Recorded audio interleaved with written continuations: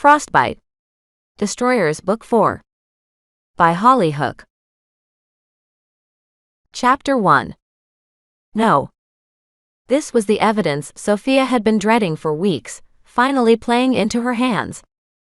Her hands tightened around the edges of Shane's laptop as his video played in front of her. A sad blue glow filled the space under the bleachers as shadows grew around her. Rain beat down on the ceiling above, followed by a crack of thunder. There was no other sound. The janitor had long since left the gym, leaving the backpacks of the film and media club forgotten. Seagulls cackled out of the laptop speakers as waves ate away at the beach on screen. It seemed innocent enough, but Shane's footage told another story, one she hoped was only her imagination. Her boyfriend had been spending his time stalking someone else. On screen, the ocean grabbed for the feet of a girl in a pink hoodie and a middle-aged man. Both stood, their backs turned, facing down the expanse of water. The guy wore a baseball cap, hiding his hair from view. The girl, his daughter, kept her hair tucked inside her hood. It was a pair of people who didn't want to be noticed, oblivious that Shane's camera was focused on them both. The camera trembled, catching the green blur of a leaf for a few seconds as it struggled to focus on the girl. Sophia paused the video and glanced at the basketball court to ensure the film and media club hadn't returned from outside. They hadn't. The gym outside the bleachers was barren, stale, and lonely. Desolate. The soccer game wouldn't finish until 6, and the coach wouldn't want them to miss catching any important plays, even in this terrible weather. Sophia wanted to return the laptop to Shane's pack and leave. It just wasn't cool to snoop in other people's stuff. This made her feel about as clean as a locker room floor. But Shane hadn't even called her much in the past few weeks. He'd even stood her up at the bowling alley yesterday, something he'd never done before. Something was up, and it was this. The two white pause lines on the monitor grew brighter and brighter in her vision, until she could close her eyes and see their afterimages. If she didn't look now, there wouldn't be another opportunity until next Friday's basketball game. The video might be gone by then, or transferred into another folder. This had to happen now. Sophia could always feel slimy about this later if she was wrong. Maybe this is just for his club. Sophia turned the volume most of the way down on the laptop, in case the janitor came back through and heard her under there. Maybe. Possibly. Her inner voice sounded like a hopeful kid asking for a Christmas motorcycle. A chill swept through her body, covering her skin and filling her veins. It soaked down to Sophia's bones, filling her marrow with the Arctic. No, she pleaded. It was coming again. The cold was always the signal for the other voice inside of her. The one she couldn't control. The one that wasn't hers. The words of a much older woman reverberated through her from somewhere deep inside a frigid void. On his personal computer, Sophia? You know where this is leading. She hated that old mean voice, but it was right. Shane transferred all his club videos to the computer lab upstairs after he finished filming. She dated him long enough to know. This definitely wasn't for school. The cold retreated a bit, leaving her toes and fingers warm, but it lingered on the edge of her senses, ready to come rushing back at any second. Sophia couldn't wait for it. She needed to see this on her own, without the other interfering. With a hammering heart and a shaking hand, she set the video to play again. Green focused in and out in front of the lens. Shane was hiding in the bushes. His victim continued to stare at the ocean. The girl turned and said something to the man, but Sophia couldn't hear it. The camera zoomed in closer, blurring and focusing again on the other girl. The other girl. Pain rose in Sophia's chest, squeezing her heart and making a lump form in her windpipe. She gripped the gold chain Shane had given her last September for their first anniversary. It felt thinner than usual, almost non-existent in her hand as the scene unfolded on the screen. The mystery girl held up her hand, palm facing the ocean. Something else was happening on screen. Something Sophia had never expected. The tightness fled from Sophia's chest as she watched, transfixed, wanting to shut the laptop and run away, but her legs refused to rise from the floor. The ocean, calm a second ago, turned into a frothing mess.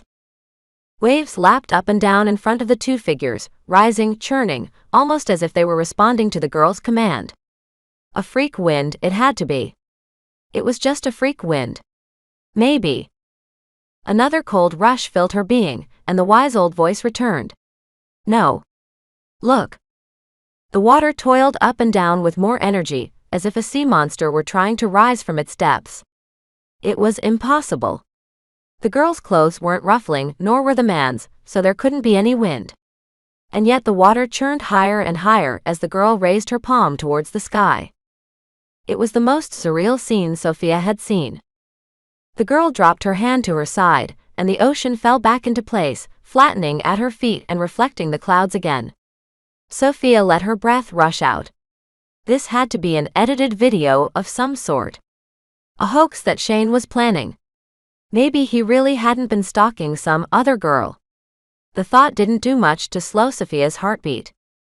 Her eyes stayed locked on the screen. The camera zoomed closer to the back of the girl's head, and a twig snapped nearby. The girl whirled around to face the noise to where Shane was hiding. Sophia held down a cry of shock. She hadn't expected this. The girl squeaked as her gaze locked on the camera. The color of her eyes spun around her pupils, gray and deep like the core of an angry tornado. Shane leapt back. The camera tilted as he turned. Leaves whipped against the lens as the view bobbed. The screen filled with static for a second, leaving black in its place. The recording had ended. Sophia sat there on the floor of the gym. Seemingly, minutes went past before she could breathe again. She wasn't sure what shocked her more, the eyes filled with swirling storm clouds, or that the girl in Shane's video was her best friend, Callie. She found him by the corner of the science and math wing, hanging with his club buddies by the drink machines. Shane laughed at someone's joke and shoved his glasses farther up on his nose. Shane. He whirled. Sophia hoped that her voice wasn't shaking. Unfortunately, it was. What was bothering her more? Shane stalking Callie, or that Callie could seemingly command ocean waves and sometimes had raging storm clouds in her eyes. That her best friend might be a freak too, like her? Hey, Shane said. Shane, she repeated, laying on the seriousness. Then he frowned, like he just knew. Shane turned away from the huddle and faced her. He seemed to have detected that something was off. His smile crinkled a bit at the corners, forced. His eyes shined with tension behind his glasses. For a second, she felt a line of nerves linking them both, growing shorter and shorter, pulling them together for the explosion that was sure to follow. Outside, the rain beat down harder. This confrontation may not be a good idea. Things could happen. But Sophia backed away, motioning him around the corner and away from his silent, confused friends. There was no stopping the argument now. It had to happen sooner or later, and she couldn't have Callie do this one for her. It was time to hope for the best. They stopped near some lockers, and Shane leaned down, kissing her lips quickly. It was plastic. False. Nervous, the way she felt inside. Sophia pulled away, shaking her head.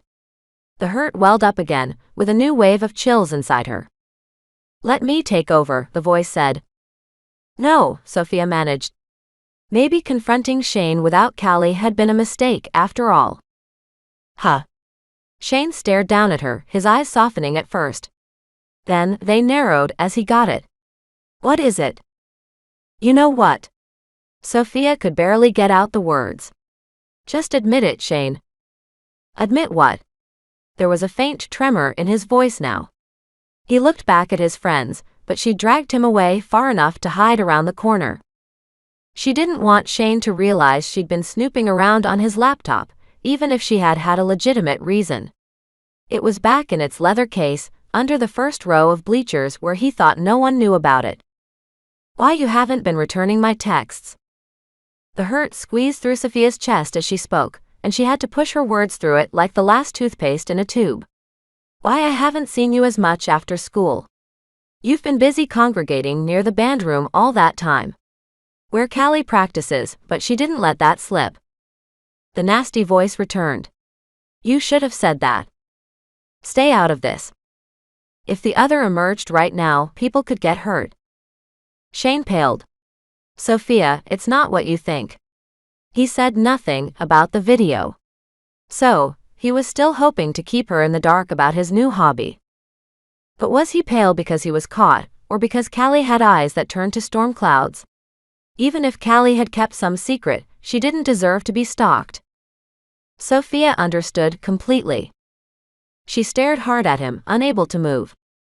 The cold inside her was creeping through her veins again, in rivulets at first, then in streams.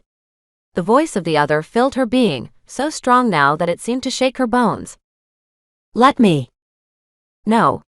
Sophia couldn't let it happen again. But it was coming. The wave of slush made its inner advance. There was no going back now. Control had already slipped away. The air around Sophia dropped at least 10 degrees, sending a cool rush over her skin that Shane would feel in seconds if she didn't move. Aye, Shane continued, fumbling for an excuse. Then he found one. He glared and something dark flooded his eyes. Sophia, you're stalking me and sneaking around behind my back. What is wrong with you? Sophia's words flew away. Things had been getting tense around Shane lately, and her stomach turned. Was she crazy? Shane might have a point, and humiliation rose into her cheeks. The other butted in, as if fed by her pain and confusion. I will kill him. Terror exploded in her chest, and Sophia turned and ran. Shane called her name and gave chase, unable to hide the desperation in his voice. His footfalls sounded deafening in her ears as they squeaked on the floor behind her. If she didn't at least get out of the building. Sophia. What the heck? Why are you jumping to weird conclusions? Shane's voice rose in anger like everything was her fault. You're insane. Just think about this, okay? Get away from me, she shouted without a glance behind. The double doors waited straight ahead. The frigid wave was exploding over her skin as the exit doors drew nearer. She would have to be outside when it let loose. Otherwise. Sophia, he called again. Shane could freeze to death. She pumped her legs, glad that these attacks never slowed her down. Shane's footfalls quickened as he used his 6-foot frame to catch up with her. And he would. Sophia was no athlete. The chances of her outrunning him were as slim as salvaging their relationship. Sophia struck the double doors, praying that Shane wouldn't see the frost forming on the glass. She let them swing shut behind her as the downpour embraced her. The lawn stretched out. The nearby intersection sounded louder than usual, as rush-hour traffic crowded it. The doors crashed open again as Shane burst through. At the same time, the North Pole itself roared out of her. Sophia stood, paralyzed, as her breath swirled through the air and the cold bit on the outsides of her ears. The grass in the schoolyard stiffened and glistened in a circular shockwave of frost that raced out, covering the ground in all directions. It was a scene that didn't belong here in coastal North Carolina. A scene she could never explain away. Behind her, Shane cursed. Sophia. What are you doing? In a split second of pure horror, she could imagine his look, wide-eyed, jaw falling open like it must have when he'd seen Callie's swirling eyes and the ocean bobbing at her command. But she didn't turn to watch him. The last of the frigid cold inside her drained as the frost circle zipped outwards, covering the grass in a thin layer of silvery gray. The rain around her turned to pellets bouncing from the ground. The cold was racing for the intersection as the rain continued to pour down. And Sophia understood what would happen with a gut punch. No. But she didn't dare scream it out loud. Sophia sucked in a breath, trying to will the frost back inside her and into that other presence, whatever it was. But it never worked. The wave of winter reached the lawn's edge. It bounced over the curb and raced straight into the intersection of grounds and main as the downpour continued bashing puddles. An invisible boa constrictor wrapped around Sophia's throat. Sophia. Shane stood beside her, wrapping his arms around himself in the cold. He stared at her with a new expression, bottom lip trembling, eyes trying to pry inside and see the shocking truth that had been in front of him for a year. Sophia? Are you listening to me? But she was in the open now. Shane wouldn't die to the other. The signal on the ground side of the intersection went red. Car slowed. A green SUV was first to the red light. It tried to stop, but its tires locked still as it slid past the stop line and straight under the signal. Its horn blasted before a loud screech, and a crash marked the first accident on the icy roads. No, she thought again. It was only the start.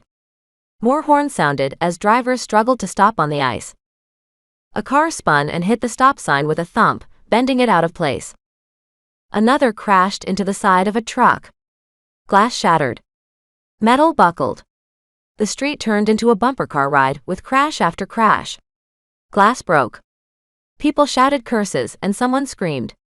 Sophia turned away with her stomach churning up the macaroni and mashed potatoes. But Shane was still there, staring at the mess on the street. He turned to face her as she started to run back inside. Sophia didn't get away fast enough to miss his expression. He was seeing her for what she was for the first time, and he didn't like what he'd found. Chapter 2. Leslie tried to ignore the nervousness rumbling in her stomach as the rental car rode over a huge pothole she'd forgotten to warn Mel about. Flint was filled with them as their driver was finding out. Mel swore as he rose and fell back into his seat. She saw his tight wrinkles as he tried to glance back at the crater they'd run over. Don't they fix the roads around here? Only where they don't need it, Janelle said. Next to her, her best friend forced a smile. She couldn't hide the nerves though. For one thing, Janelle was clawing at her pant legs, a sure sign that she was less than calm. I forgot how bad it was here since my dad and I moved. You're not missing much, Leslie said. But her mind was elsewhere, on the fact that they had only 3 more streets until they reached her house and her mother. Already, they were passing the corner market, Hal's, where her mother usually made her pick up groceries on Saturday mornings. In less than 15 minutes, she and Janelle would have to break the truth to her. Mel turned, trying to dodge an area where the road had been patched with ugly spots of black and gray. The car bounced again, making Leslie jump in her seat this time. Janelle shot her a reassuring glance, and it helped calm her stomach a little. At least they were going to reveal the truth together. Leslie couldn't do it alone. She knew it. It was Janelle's idea to come along for moral support and to help convince Leslie's mom that all of this was real. Her best friend might still feel guilty for not having much contact with her for the past several months, but Leslie was glad to have her here regardless of the reason. The car started to crawl down her street as Janelle pointed out to Mel where to go. Leslie vanished farther inside herself as she wished Paul had come along. Still, everyone, including him, knew it wasn't a good idea. Yes, Mom, this is my new boyfriend Paul. He's an outbreaker, which means he leaves his body during thunderstorms and turns into a tornado. He can't control it though, and he doesn't want to hurt people. Oh yeah, and he would have killed thousands of people in Oklahoma City by mistake if I hadn't made him give me his breath and turn me into an outbreaker too. It was the only way to drain his powers enough to stop his outbreaks for a few months. Please don't be too hard on him. She'd rehearsed the speech in her head millions of times since they'd left Mobley and more since they'd moved to the campground a few miles outside of Flint. It wouldn't go well, no matter how she said it. Her mother was going to freak out even without Paul there. That would be without telling her that Janelle was a tempest. Which unfortunately, they had to do too. Your mom knows me, Leslie, she said, fingering the vial of ocean water in her pocket. Janelle would need it to prove the reality of tempests to her mother. She wouldn't believe the rest otherwise. Her friend looked smaller than usual in her seat, even in her tan business suit. That would need some explaining too. Yes, Mom. Janelle's the Tempest leader. She got the title when her biological mother lost hers. Mel pulled into her driveway, and the familiar pots of petunias greeted them. They looked smashed down from a downpour that must have moved through earlier today. Leslie's skin grew tight, and goosebumps rose along her arms, half knowing what she would face and half thinking that there might be thunderstorms in the area. I wish there was another way. There wasn't, and Janelle didn't need to tell her that. Cordelia knew her address, and how to get to her mother. That monster would do that to get to her sooner or later. The only other way to get her mother to move would be to burn her house down, making Leslie exactly what she didn't want to be. What she might become if she didn't escape civilization before her first outbreak. A destroyer. A killer. A knife of panic stabbed through her chest. Her heart twitched around it, trying to get away. Her first outbreak. Janelle opened her door and stepped out into Leslie's yard. Leslie sucked in a breath, forcing the invisible knife out. She reached for her door, scanning the sky for anything dark. Puffy clouds floated lazily past the sun. It was a nice spring day for now. But the weather was unpredictable, ever since Cordelia had gone all storm goddess. The news seemed bleaker every day. Cordelia could appear under any storm, so long as she was out of the sunlight. Leslie had another reason to avoid storms now too. She checked her reflection in the rearview mirror again as she slid across the seat and out of the car. Paste for skin. Check. Red hair, scraggly from traveling. Check. Her eyes. Check. They were now brown with black flecks, no longer the green they had been when she'd left her house for spring break 3 weeks ago. Every time she caught them in the mirror, it felt like her soul had morphed into something else entirely. Something no longer human. Maybe it had. Leslie stood back as Janelle knocked on her door. Waiting on the porch of her house like this felt odd, like it wasn't hers anymore. Leslie, her mother breathed from the door's crack before it opened. There was only a small smear of anger in her mother's voice. Not enough anger for her to get home nearly a week late. Not nearly enough. A new gold bracelet slid down her mother's wrist and sagged around her fingers as she opened the screen door. Charlotte.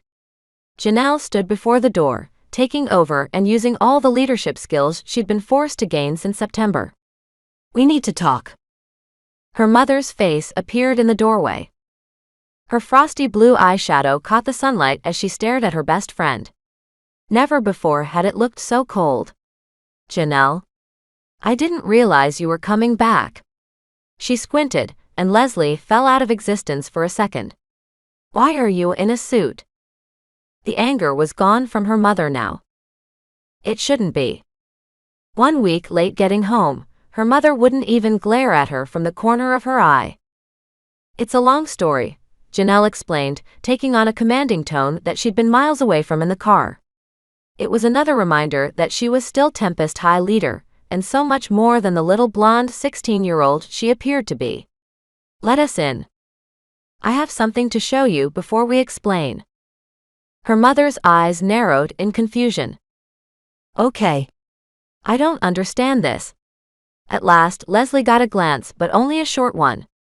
My daughter's best friend shows up on my doorstep in a suit, 1 week later than my daughter was supposed to return. Yes, do tell me your story. She batted one of her curls from her eye and waved them both inside her cave. Leslie looked down at the brick foundation of the house before Janelle could step through the threshold. The time for reassuring words was over. The first warm tears started to rim the corners of her eyes, slowly building up in a flood that threatened to spill out any second.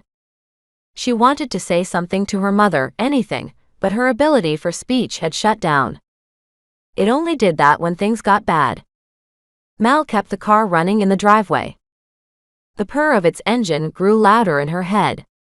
Leslie resisted an urge to return to it. Janelle vanished into the darkness of the living room before Leslie could step after her. It was one of the hardest steps she'd ever taken. She didn't want to watch her worlds merge so violently like this. But she was an outbreaker now. There was no peaceful way it was going to happen. This was the last stop before she got on the highway to her new life, and she didn't want her old one to end like this. Feet scuffled inside. Leslie's mother cried out as Janelle shoved her back. Her yells failed to mask a crash and a leather creak as she fell onto the couch. Leslie jumped at the sound. She'd expected it though. It was going as planned. Janelle had said it was best to break the news as soon as possible instead of dragging it out for minutes and minutes, and she wasn't wasting time. Blinking, Leslie rushed through the threshold and into the dark living room. Janelle stood over her mother, pinning her down with one hand and reaching into her pocket with the other. Her mother struggled against Janelle's grip, shock widening her features. "Janelle, what are you doing? Let me up." "Leslie." An empty margarita glass toppled beside her, leaving its partner on the coffee table. Her mother must have invited Brett again last night and settled before the television, all while not knowing where her daughter was. The thought squeezed every drop of sympathy out of Leslie's veins. Leslie stood, watched, took the scene in as Janelle produced the vial of ocean water, uncapped it, and poured the contents over her head. It worked at awakening her tempest powers, even here, hundreds of miles from the ocean. A stiff breeze snapped through the living room. The second margarita glass toppled to the floor and rolled across the carpet. "Les," her mother started, gaze shifting from the sudden windstorm in the room and back to Janelle. Leslie couldn't move. Janelle glanced back at her, just long enough to see the swirling storm clouds in her eyes, the hurricane eyes that revealed what every tempest truly was. But it couldn't hide the very human regret and fear trying to hide underneath them.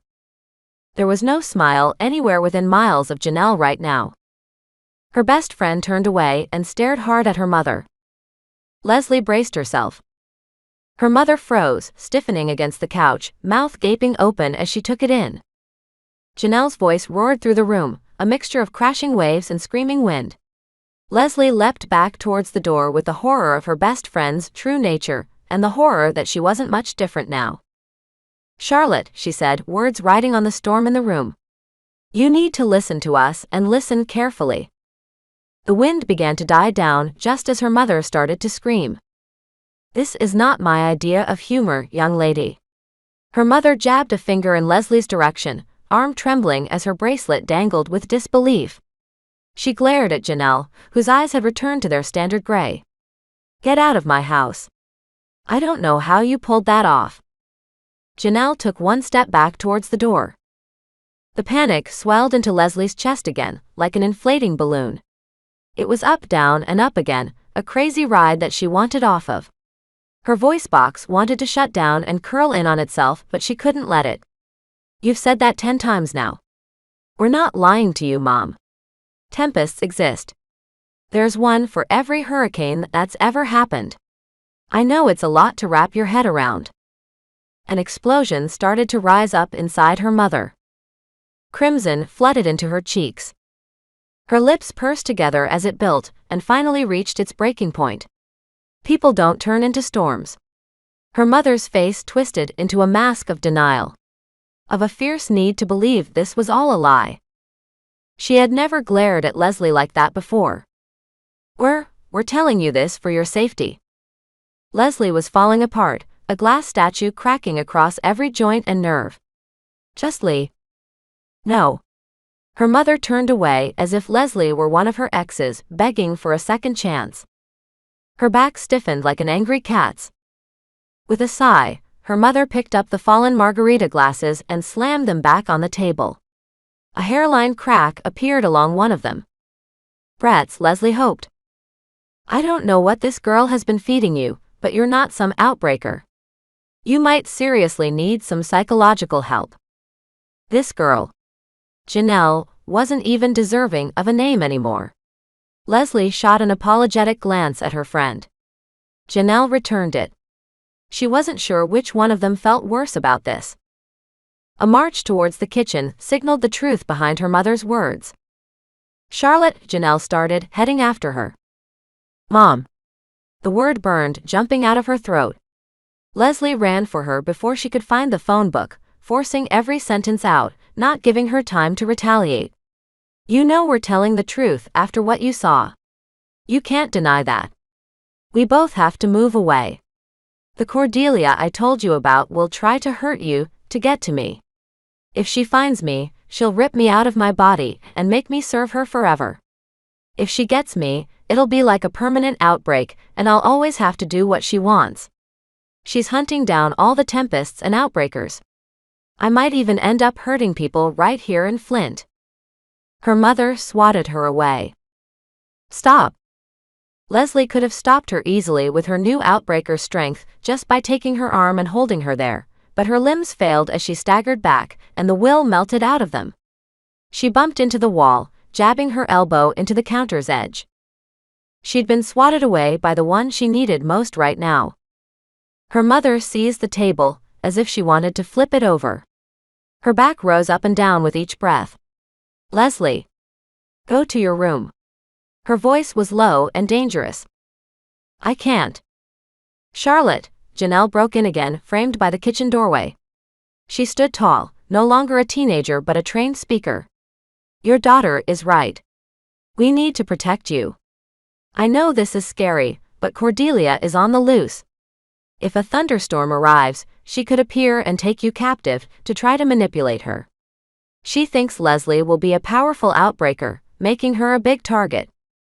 Another breath, quieter this time, came from her mother. Her back fell like a cruise ship had settled on top of it. Her mother loosened her grip on the table's edge, and the color rushed back into her hands. Leslie resisted the urge to rush over and comfort her. She wasn't sure she could take it if another swat came. "My daughter isn't a monster," she managed at last. It was a plea, not an argument. "You're right. Leslie isn't," Janelle said. "But she is an Outbreaker now, and you're going to have to work with that." Leslie flinched. Part of her wanted to melt into the wall and stay unseen. It wasn't easy hearing it out loud like that. Janelle remained focused on her mother, as if scared she would try something crazy any second. "Trust me, most of them don't try to harm anyone, and most don't. Many go their entire lives without hurting anyone. It's why most of them live out in the plains, where the human population is more spread out. But there are accidents and people do die. Leslie won't be able to control her first outbreaks. It could be a month from now when they start. Or it could be a year. I'm not sure. Both of you need to leave Flint and find a place far from other people. You're welcome to come with us." Leslie watched her mother slowly turn to face her. Her makeup smeared around her eyes, the blue like the runoff from a melting glacier. "What did that Paul do to you?" The sound was somehow worse than the anger and the denial. Leslie knew that her mother would probably never accept Paul, and wouldn't accept Janelle after this either. But all this hadn't really been Paul's fault. It was hers. Leslie was the reason for her mother's pain. Nausea gripped her throat, and she could barely speak for fear of throwing up. "I made him turn me," Leslie croaked. "It drained his powers. He was about to have an outbreak and hit a stadium that had a huge concert in it. Cordelia had him tied up, and he couldn't escape. By giving me his breath, we saved 20,000 people."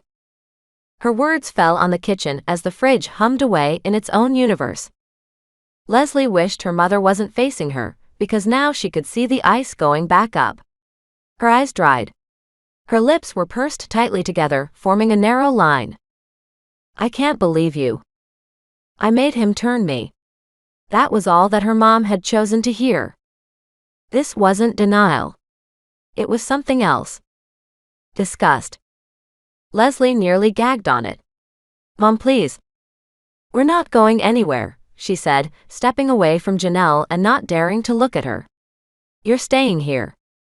We're not exactly in Tornado Alley. If you go there, do you realize what will happen to you?" She spoke as if she and Janelle had just suggested the stupidest idea in the world. Her mother wagged her finger, spittle forming at the corners of her mouth. "And I don't want you talking about this with any neighbors. This doesn't leave the room. You hear me?" The familiar flutter of panic returned to Leslie's chest. "I'm not safe from outbreaks here." She glanced at Janelle for help. This was far worse than taking Paul's breath. Watching Cordelia turn into a storm goddess. Nearly losing her physical form forever. Flint isn't safe from tornadoes. It's happened before. You know that one that happened back in the 50s? The one that killed over 100 people? If I stay, it could happen she choked as she realized what she was saying. Her mother gave her no time to recover. "I said go to your room. We're not going to discuss this anymore." She whirled around to face Janelle from the other side of the kitchen, but lowered her voice. Please. Just go. Not without you and Leslie, she demanded, stony-faced. We need to make sure that you're both safe. Her mother's pose grew lower and more defensive. Why should I trust you? She winced, probably remembering Janelle's eyes. Leslie glanced to find a few papers still on the floor. Receipts from department stores, mostly. Don't you remember the first time your daughter got kidnapped? From here. Janelle asked, waving her hand around the room. Oh yes. You wouldn't buy the explanation that some guy tried to take her across the country. Leslie shuddered. The memory of Kevin, Cordelia's henchman, cutting through her window late at night was too much. Her mother hadn't believed a word and blamed her for cutting the screen. She blinked away the panic and took a breath. She had Janelle here for backup. There wouldn't be another chance to say this. Yes, Mom. The time you said I must have run off with Trent last year. Well, I have news. The bad tempests kidnapped me and tried using me to manipulate Janelle. You know, the way Cordelia will want to use you. She was shaking, she realized. Not with panic now, but with rage. You know what? You're selfish. You only care about what others think of you. I don't give a crap if you come with us or take off with Brett. I have to leave and you need to too. A dark cloud came over her mother's face as she glanced at Janelle from the corner of her eye. At the same time, she took a small step farther away from her. I'm not getting in the car with a human hurricane. How many has she killed, Leslie? That's Janelle. She couldn't say any more. Her best friend had killed half a dozen people in hurricane form, but it hadn't been on purpose. Tempests had no choice but to transform when it was their time. If they didn't, the world's weather would fall apart and kill more people. But she didn't have time to explain that. Janelle was already backing out of the room. Her mother had found her sore spot, and the wound was throbbing. This was the last straw. Her mother, who had known Janelle for years, had completely turned on her. Leslie took her turn, standing up tall. I'm going to go pack now. Janelle, can you help me? Janelle's look of gratitude was her answer. Her mother didn't try to stop either of them. Nor did she take a single step after them or say a word. Janelle's presence probably had something to do with that. They made their way down the hall and into Leslie's room, which waited untouched, with dust collecting on her computer desk and shadows gathering in the corners. Her last homework assignment was left open in the middle of her notebook. Her chess ribbons that her mother thought didn't match the decor in the living room. Her laptop sat open, powerless. She'd take as much as she could right now. The thought of coming back here again to an empty house and her room untouched made her heart fall down to the bottom of the universe. She couldn't hold her tears back as Janelle helped her pack her clothes, now silent, as they prepared to leave the world neither of them could be a part of anymore. Chapter 3.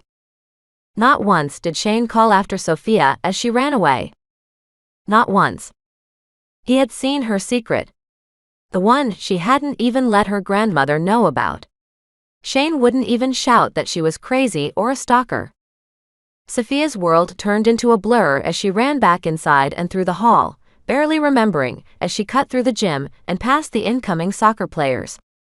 All of them were wrapping their arms around themselves, shivering and cursing. She grabbed her backpack from under the bleachers, tempted to kick Shane's laptop farther under the dusty darkness for a second. But everything was done, and there was no point. The other had sealed the end of her relationship. Oh, it is for the best. Just shut up, Sophia said. If by some miracle the other hadn't made this the end, she had by letting Shane see what a freak she was. Sophia should have gone somewhere and cooled down first before confronting him. The other only acted out when Sophia got angry.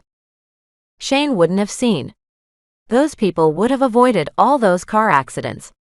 Shane wouldn't have almost died. But we wanted that. No, she told the other, disgusted. Then she thought out the rest in case the passing soccer team was listening in. Stop fighting my battles for me. You only make it worse. You never stand up for yourself. What if Callie isn't around someday? Sophia was practically shaking with rage now. I mean it. This could get me in trouble. It probably already has. She closed her eyes, imagining Shane following her with his camera and catching the ice spreading away from her. Then she pictured him uploading it onto the internet and sharing it with the world. The other presence in her had to know what the internet was, at least. It had only been with her during her whole adolescent life. The ice finally retreated, and Sophia opened her eyes, hand on her bag. She almost felt like someone had slapped her back under the bleachers. Crap, she said, not giving the other time to argue again. Only she didn't say crap. Sophia had to warn Callie. What if Shane had already uploaded that footage of her? He did have an account on YouTube with almost 1 million subscribers. If Callie's stormy eyes were circulating on YouTube, it could mean disaster for her, just as if he had ever caught Sophia's icy tantrums on tape. Ignoring the stares of the drenched soccer team, Sophia pulled out her phone and ran out of the gym, her backpack bouncing on her shoulders. It was too late to use the school computers to check. They were all shut down this time of day, and the library was locked. Sophia's phone had used all its data for the month, and she'd get in trouble if she went over. It was best to go to Callie's. Somehow, Sophia managed to pull out her phone and send her an emergency text. Call right away. Serious. Sophia burst out of the school, careful to avoid looking at the messed up intersection and the emergency lights now reflecting off the wet surface of the roads. The ice, along with the silver frost on the lawn, seemed to have disappeared. Unfortunately, her guilt hadn't. It was growing around her like a thorny shrub, coiling tighter and tighter. If there were injuries from the accidents, they were her fault. Why didn't you let me take care of him? Then this wouldn't have happened. It was as if that old voice was a stern mother who had just finished punishing her. Not that she was around anymore. Her mother had taken off 5 years ago. Soon after, this voice invaded her head as if it sensed a vulnerable soul. It was just another reason for Sophia to hate it. Shut up. Sophia yelled to the air, glad that no one was around. Whoever or whatever you are, shut up. She started to run again, ignoring the burning in her lungs. Sophia reached up and seized the gold chain, Shane's gift that had been a lie, and yanked so hard that it dug into her neck. At last it gave and snapped. She tossed it to the sidewalk, hoping Shane would find it broken in the rain. The other laughed. Now that's more like it. Sophia took the city bus to Callie's house instead of hers, using up almost all her allowance money. Callie never returned her text. Neither did she call back. It wasn't a good sign. Her best friend never blew off a text unless something was wrong. She never skipped band practice either.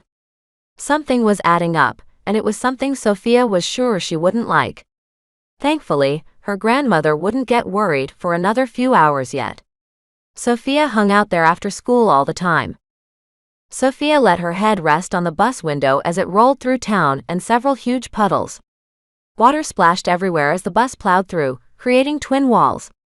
Another downpour beat on the roof, and the poor driver had to turn the wipers up from super fast to could decapitate somebody. What was with all the rain in the past week?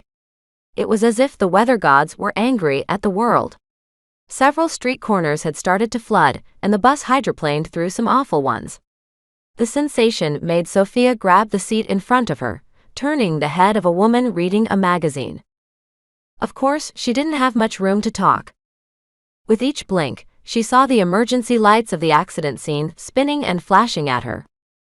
Shane's fault, remember? Her thoughts sounded childish compared to the other, who had now gone very silent. Sophia had done the best that she could.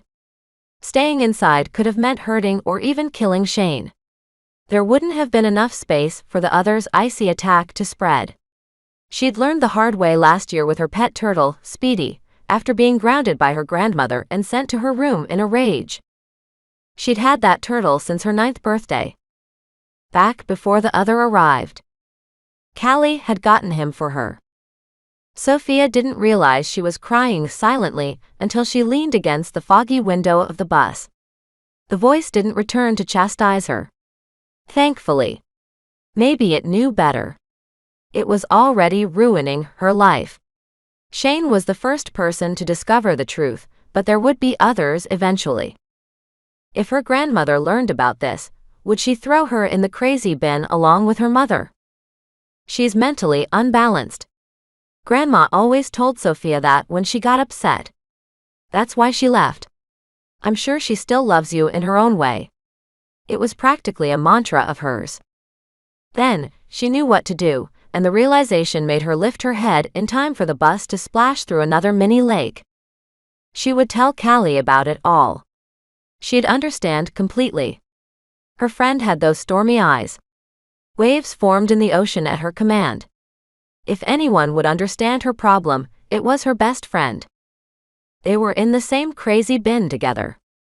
A laugh emerged, drawing a stare from a couple of boys across the aisle. But Sophia could care less. A door had opened, and she was going to leap through it. Sophia sucked down the last of the tears. There would be more later, no matter how much she told herself Shane was such a jerk, or how much Callie was about to tell her the same thing. It was inevitable. For a while, she really felt that she loved Shane. This wasn't going to go away quietly. But right now, a million questions started to close in, and all of them had to do with Callie and her stormy eyes. And just how far that other presence inside of her would go. The bus rolled through another half-flooded intersection, where water bubbled around a storm drain. Rain continued to roar on the roof. Thankfully, the voice showed no signs of coming back. As long as she stayed calm, it seemed to stay at bay. Rarely did she ever hear it when she wasn't emotional. At last, they stopped at the corner near Callie's house. A small crowd of college students were gathered inside the glass bus stop kiosk, crowding out as Sophia descended the steps. She ran the last quarter mile to Callie Street, unable to wait to get out of the rain and crash on her couch. Her hair stuck to her forehead. Never before had enduring 2 hours of Fall Out Boy and Weezer sounded so good. There was an orange moving truck backed into Callie's yard. At first, Sophia could only stand there in the rain and stare. Callie's father carried a stack of 3 boxes that must have weighed a couple 100 pounds in his arms, descending the steps to their house without so much as wobbling. He turned a bit as he climbed up the ramp, turning his back to her. He couldn't have lifted all that by himself. But he had. Sophia shook her head. That wasn't what she should be freaked out about. A gut punch followed. The Hollisters were moving. Callie was moving without telling her. That was what she needed to freak out over. Sophia ran again, ignoring the ache in her sides and the panic rising. Callie had never said anything about this to her. Not today. Not ever. She would have for certain. This had to be due to Shane's video. Her family was fleeing because of it. There was no other explanation. A new, smoldering hatred for Shane started to burn inside her, but she swallowed it. If she let it take over, that voice could return. It was the last thing she needed right now. "Where's Callie?" she demanded as Mr. Hollister descended the ramp, showing no signs that the boxes must have almost broken his back. Mr. Hollister wrinkled his mustache and gave her a nervous glance. "She's packing." "I'm sorry, Sophia. I know she's your friend, but things have come up and we must leave for a while. I got transferred at work." It was just as much of a lie as Shane's, but Sophia wouldn't say so if she wanted to get in. She spoke, trying to hold down the panic as much as possible. "I need to see her.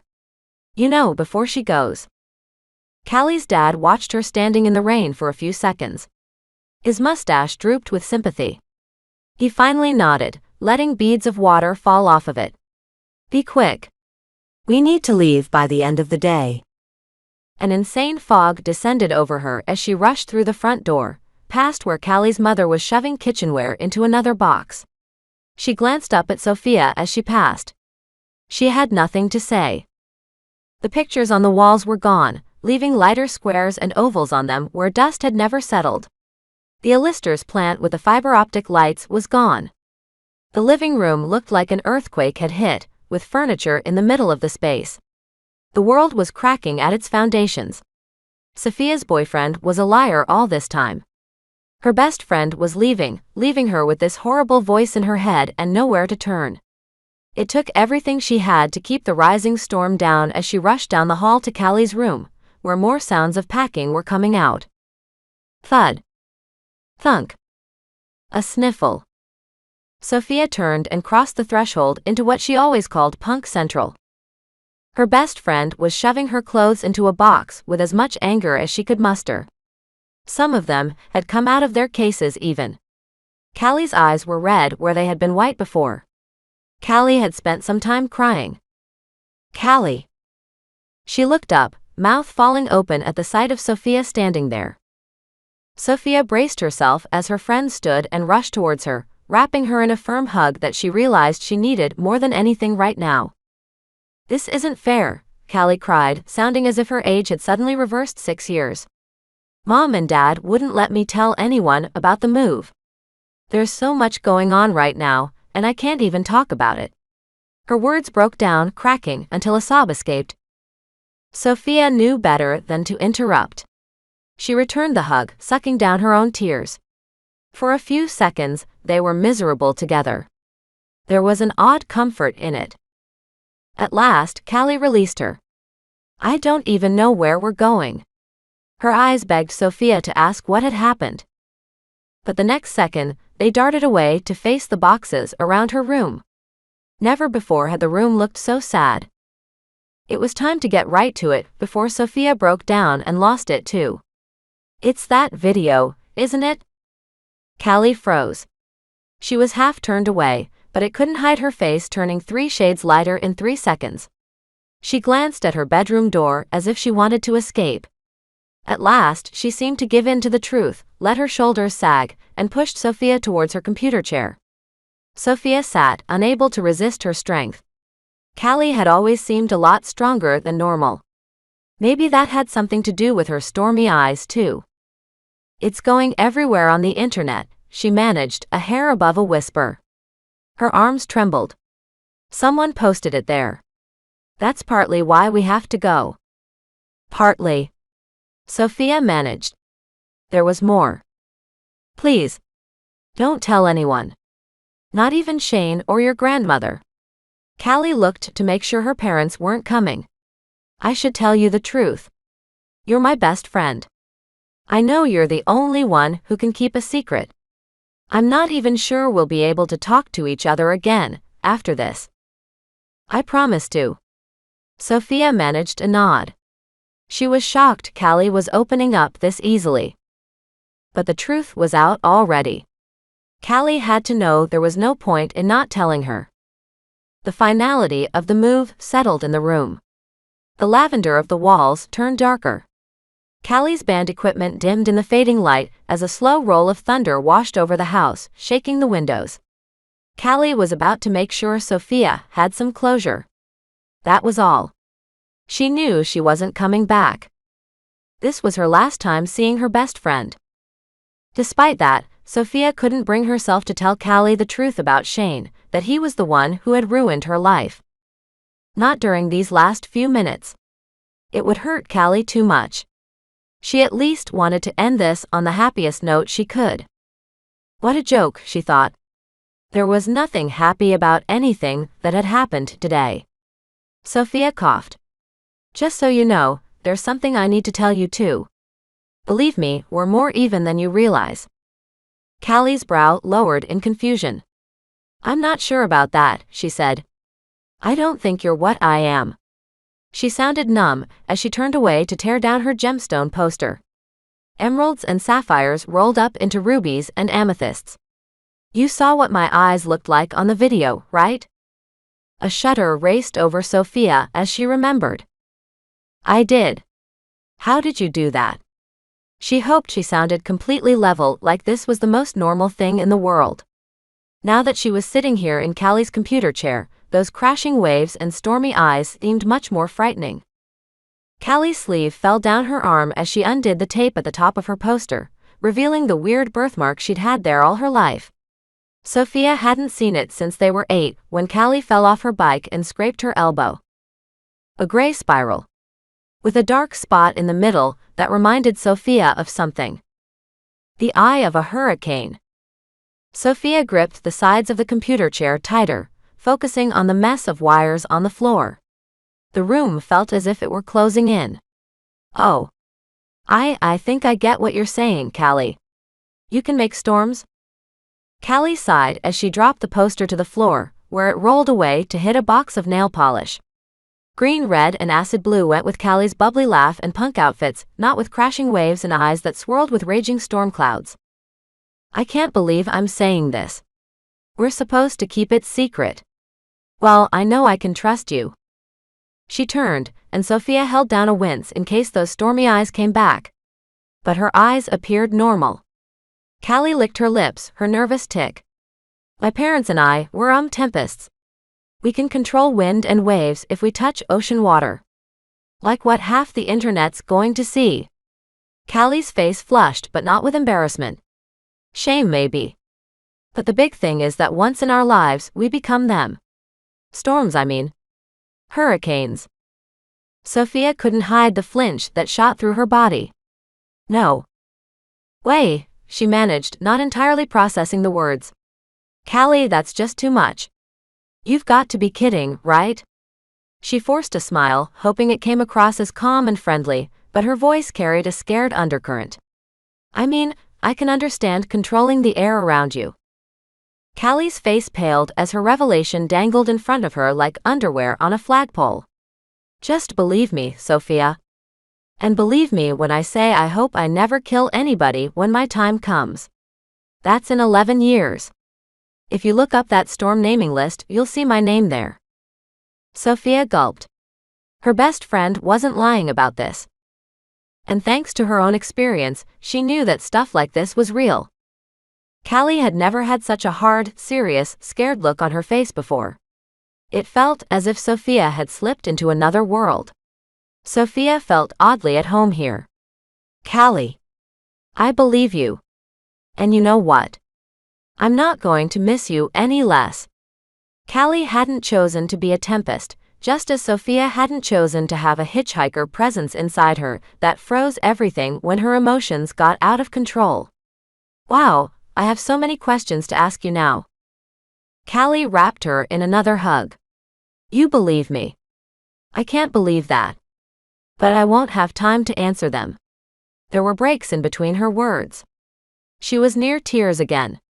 And it sucks. This ruined my life. Whoever got me on camera has no idea what they did. The hatred for Shane returned, threatening to spill over again. He was the reason Callie was never going to come back. The ice water shot through her veins, making her start. Tell her you'll take care of Shane. I'll help. No, she muttered, regretting it right away. A flash of hurt crossed Callie's features. Sophia. I wasn't talking about you, she said, waving her hands and shoving Shane from her mind. The coldness faded along with it. The questions would have to wait. I'm okay with this tempest thing. Really, I am. I get what you're saying. Look, I have something that I have to tell you too. It'll be so great to get it off my chest. But first, what's the other thing you guys must run from? Other thing. The hurt disappeared as Callie brushed her pink-striped bangs away from her face. You said the video was only partly why you were leaving. Sophia could barely control the shaking in her limbs. Another ominous crack of thunder rolled over the house. Callie leaned over and started to pile clothes into a garbage bag as if it were commanding her. Shirts. Jeans with pre-made holes in the knees. You're right. Even without the video, we'd still probably have to go. A shirt slapped against the garbage bag as Callie tossed it in. There's something out there going after all the tempests, and these people called outbreakers too. Because of the video. No. Something different. The first real traces of horror spread over her friend's face. Sophia, you have to promise not to tell anyone I was ever even here. A chill that had nothing to do with the presence inside her washed down Sophia's back. If this was true, Callie had far more to worry about than she did. Lightning flashed. The storm was intensifying, and Callie flinched at the thunder that followed. Sophia was just about to ask why a human hurricane was scared of thunderstorms when a knock on the front door came, and Callie let out a little scream. Then, something outside crashed with a deafening roar, and Callie's dad yelled something across the house. Her best friend's face lost color as her mouth fell open. She's here. Chapter 4. It took Leslie seemingly a week to pack. Time had stopped functioning in her universe. Janelle said nothing for several minutes as she helped. Her mother's accusation was still lingering in the room, making the air heavy. Leslie wanted to apologize to Janelle, but couldn't bring herself to do it. Janelle had killed people, even though she had managed to restrain herself on the other side of her transformation. Leslie had pushed that thought aside for several months, waving it away whenever it came. But she couldn't anymore. One day, she might kill too. Tempests usually only had to transform once in their lives. Outbreakers faced a lifetime of it, according to Paul. When Leslie checked her door to ensure her mom wasn't barging in, Janelle finally spoke. She's afraid of me. She won't come in here. Her voice or face had no emotion, but the gray in her eyes had deepened as if the ocean water hadn't worn off yet. I don't think she's going to come with us willingly. I don't want to kidnap my own mother. Leslie was glad the subject had changed to something else. I don't either. This Brett. Her new boyfriend, Leslie finished for her. Well, sugar daddy. He's always buying her stuff. I'm sure he might take her in. She hoped.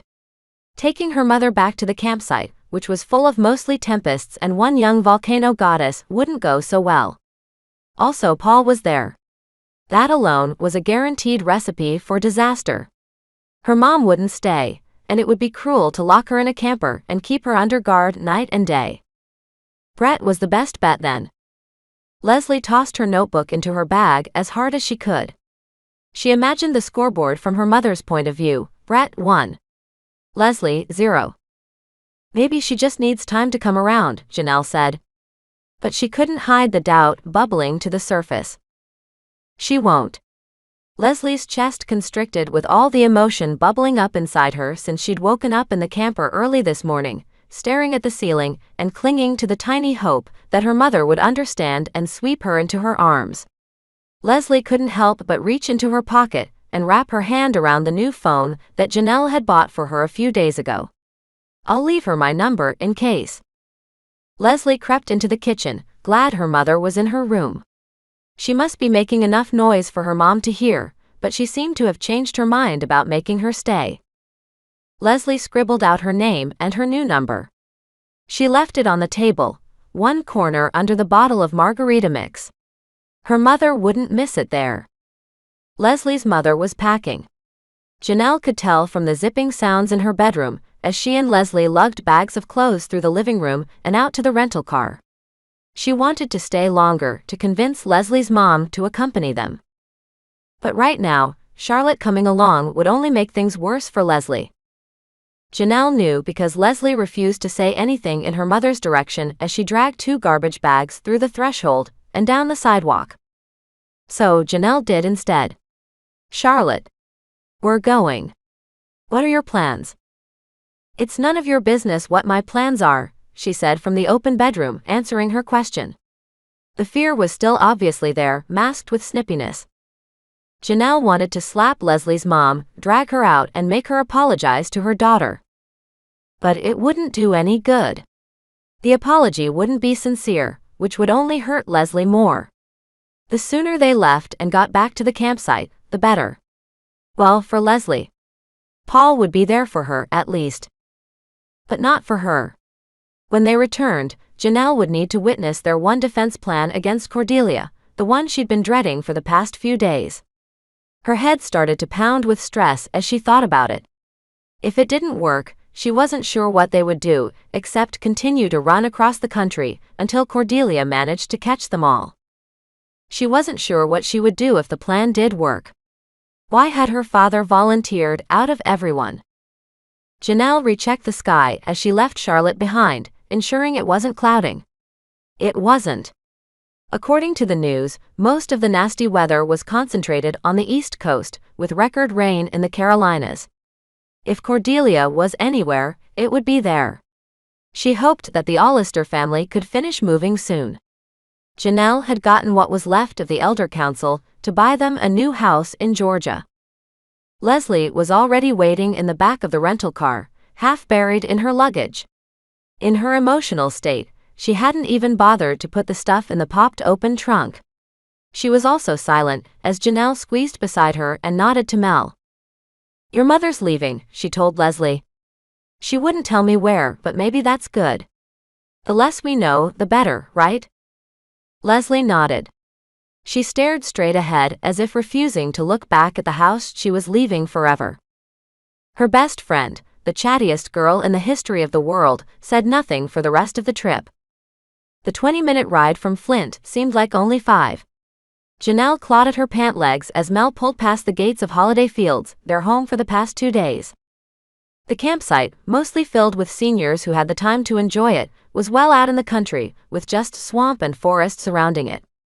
It was the second campsite her band of 36 Tempests had settled in the past week. Her father had suggested this place. He used to work with someone who spent a lot of time here before the move to Florida, and her exiting from a normal life. Mel slowly drove around a golf cart, wheeling its way past vacation trailers and towards the artificial lake.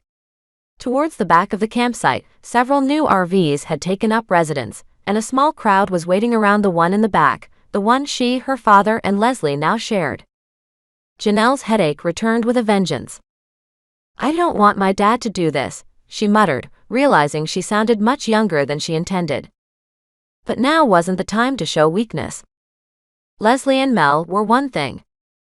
The Elder Council members and the Tempests, who were mostly older than her, weren't. Leslie spoke her first words since leaving her house. "I'm sorry." Mel stopped and turned the ignition off. She couldn't procrastinate anymore. Thankfully, it was Gareth who came and opened the door for her. Even his black bangs couldn't hide the nerves in his hazel eyes. They were there for her sake. Thomas Kurt and his sister showed up around an hour ago. "We've been waiting for you," he said, taking her hand. Janelle stood, resisting the urge to leap up and throw herself into Gareth's arms. She could tell from the corner of her vision that Paul was embracing Leslie. Leslie, thankfully, didn't have to worry about looking strong in front of all these people. Janelle did. And she hated it. The noose of the remaining Elder Council members seemed to tighten as Eric, the oldest, nodded his readiness to begin. Gareth held her hand tight as she forced her legs to carry her towards the camper, where her father awaited. Janelle was never more thankful for his presence. They walked past the assembled crowd of 36, who waited in silence. Eric opened the door of the camper for her. She resisted a glare at him. He'd been working for Cordelia just a week ago. Now he'd come back to their side after she'd gone all storm goddess, and decided to rip every Tempest and Outbreaker in the world out of their human forms forever. No one wanted to be on Cordelia's side right now. Her version of keeping Tempests and Outbreakers safe from the rest of the world didn't sit well with anyone. Inside the camper, her father sat on his bunk, forcing a smile at her. Behind his glasses, stress lines had formed. Janelle could suddenly appreciate just how much he'd done for her. Now, she was about to lose him. She squeezed Gareth's hand tighter and he returned it. Beside her father stood Thomas Kurt, Mobley's former mayor, and a woman that was definitely his sister. They both had the same stocky build and sandy hair. Janelle hated Thomas Kurt's presence here. She checked to ensure Leslie and Paul hadn't entered the camper. They hadn't. That was good. Leslie had been forced to let Paul turn her partly because of him. The thought of them knowing he'd personally brought his sister here made her ill. But this was an emergency. There were only 2 sides now, Cordelia and those who weren't Cordelia. And there was only one possible way to stop a goddess. They needed another like her. "Hi honey," her father said. He smiled again. "Hi." She wouldn't cry. It's not like he's going to die, Janelle thought. But would he be the same after this? I can't give you my breath, Thomas Kurt explained to her father. He gripped the counter. He refused to look at Janelle as he spoke. Outbreakers have to wait several months before they can do it again. My powers are drained after giving my breath to Cordelia. He spoke with hurt and regret, and Janelle could hear the sincerity in his words. He was the reason Cordelia had become a goddess. A tempest had taken Outbreaker breath, merging both powers into a terrible result. And then Cordelia betrayed Thomas. Thomas Kurt coughed. But my sister has never turned anyone. She's volunteered. Nice to meet you, the female Thomas Kurt said, shaking her father's hand. And you, Tempest High Leader. She shook Janelle's hand, and Janelle couldn't resist squeezing it a little too hard. I'm Angie. Janelle nodded. Words had left her. Gareth pulled her closer. Her father would be a storm god after this. He would have to fight Cordelia, and would never be able to tolerate direct sunlight again. She could only see him while it was storming. If he didn't get consumed with power like her biological mother had. If he remembered that Janelle was a person, and not a pawn in this game. Who knew what becoming a deity did to you? With a crinkle of bedsheets, her father lay down on his bunk and nodded. No, Janelle cried, rushing forward and letting the professional mask disappear. Dad, don't do this. Let someone else take care of it. He sprang up, wrapping her in a hug. I need to, he insisted. It's my responsibility. Not yours. You have enough on your plate. You didn't choose your biological mother. I did. Because your mother pushed you into marrying her. He was silent as he released her from his hug. Then he spoke. I did love her once. Her father wasn't going to back down. He was accepting all fault in this. It wasn't fair. There was no way he could have known what Cordelia would become all those years ago. Janelle backed away, sucking down tears. Thomas Kurt nodded, stiffening. This was an awkward situation for him. Janelle hoped this was hurting him as much as it was her. Angie stepped forward and her father settled on his back. Janelle backed into Gareth, who took her shoulder. He said nothing. Gareth wasn't the sugar-coating type. Nothing he could say here would help her feel better. The Outbreaker leaned over her father, prepared to give her breath. She leaned down. But a flash of grayish-blue light filled the room like a camera flash, throwing her back. Janelle jumped out of Gareth's grasp. Angie hit the counter with enough force to shake the camper. She screamed and let out a torrent of curses, curling down to cradle her thigh. Her brother, just inches away, helped her to stand. Janelle's father blinked in shock as he sat up. Angie hadn't given her his breath. Something had stopped her. Then a voice filled the room, a horribly familiar one that reverberated from everywhere at once and inside her head simultaneously. No, you don't, Lucas. And it was gone as fast as it had come, leaving the camper silent and dead. Terror seized Janelle. It was seconds before Janelle could move. She glanced around the camper, ensuring that Cordelia had yet to appear. Gareth lifted an eyebrow at her. She hadn't. What was that? Gareth asked. Somehow, her voice and reach had projected across hundreds of miles to where they were standing. I can't give him my breath, Angie managed, rubbing her back and standing up from the counter. Something pushed me back. It was her, wasn't it? The Outbreaker couldn't stop glancing around the camper and out the tiny windows, her brown and black eyes wide with horror. A heavy weight settled on top of Janelle's shoulders. It felt like Mount Everest pressing down on top of her more with each second. It was, Janelle said, collecting herself. She should feel relieved that her father wouldn't leave her yet. But she didn't. This had a new implication. Cordelia's done something. It looks like she's made it so nobody else can become like her. She didn't want to finish the thought, but she had to. I'm the only one she wants. She only wants me to join her and become a goddess. Janelle couldn't quite relax in the late afternoon sun as she sat on the folding lawn chair, hand in hand with Gareth and next to the fire. On the other side of the rippling air, Paul and Leslie had scooted their chairs close enough together to touch. Paul had his arm around Leslie, and it seemed she'd relaxed and opened up. However, Leslie kept checking her phone for a message from her mother, and the disappointment on her face each time she did was obvious. On the other hand, Janelle couldn't hide the growing tension inside. It turned into a monster, slowly eating inside her stomach and pounding at the sides of her temples, making a headache rear up. It would be aspirin time soon. "It's okay," Gareth said. He kissed her on the side of her forehead, which helped the headache ease. "Your dad's not going anywhere. I tried to talk him out of that plan, by the way." "I know you did." "Thank you." So had she. Janelle watched the fire flicker up and down for a long time. "There's only one person Cordelia's going to allow to turn," she managed at last. Only silence greeted her from across the fire. Gareth hugged her tighter. Footsteps approached as Kenna took a seat in the spare lawn chair, much closer to the fire than the rest. It reflected off her eyes, making them look like portals to a fiery pit. It was pretty close to the mark. "Why hasn't anyone asked me to help?" Kenna asked, leaning closer to the fire.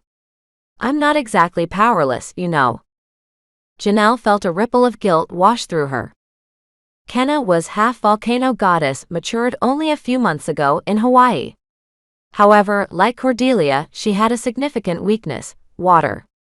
Even touching it would paralyze her. Cordelia had way too much of the stuff at her disposal. Pitting Kenna against her might be disastrous. "Kenna, I don't think it's a good idea." "I'm sorry I haven't asked you about that." "Really, I am. But we all need you here." "In case of an emergency," Kenna finished, poking at the fire with a stick.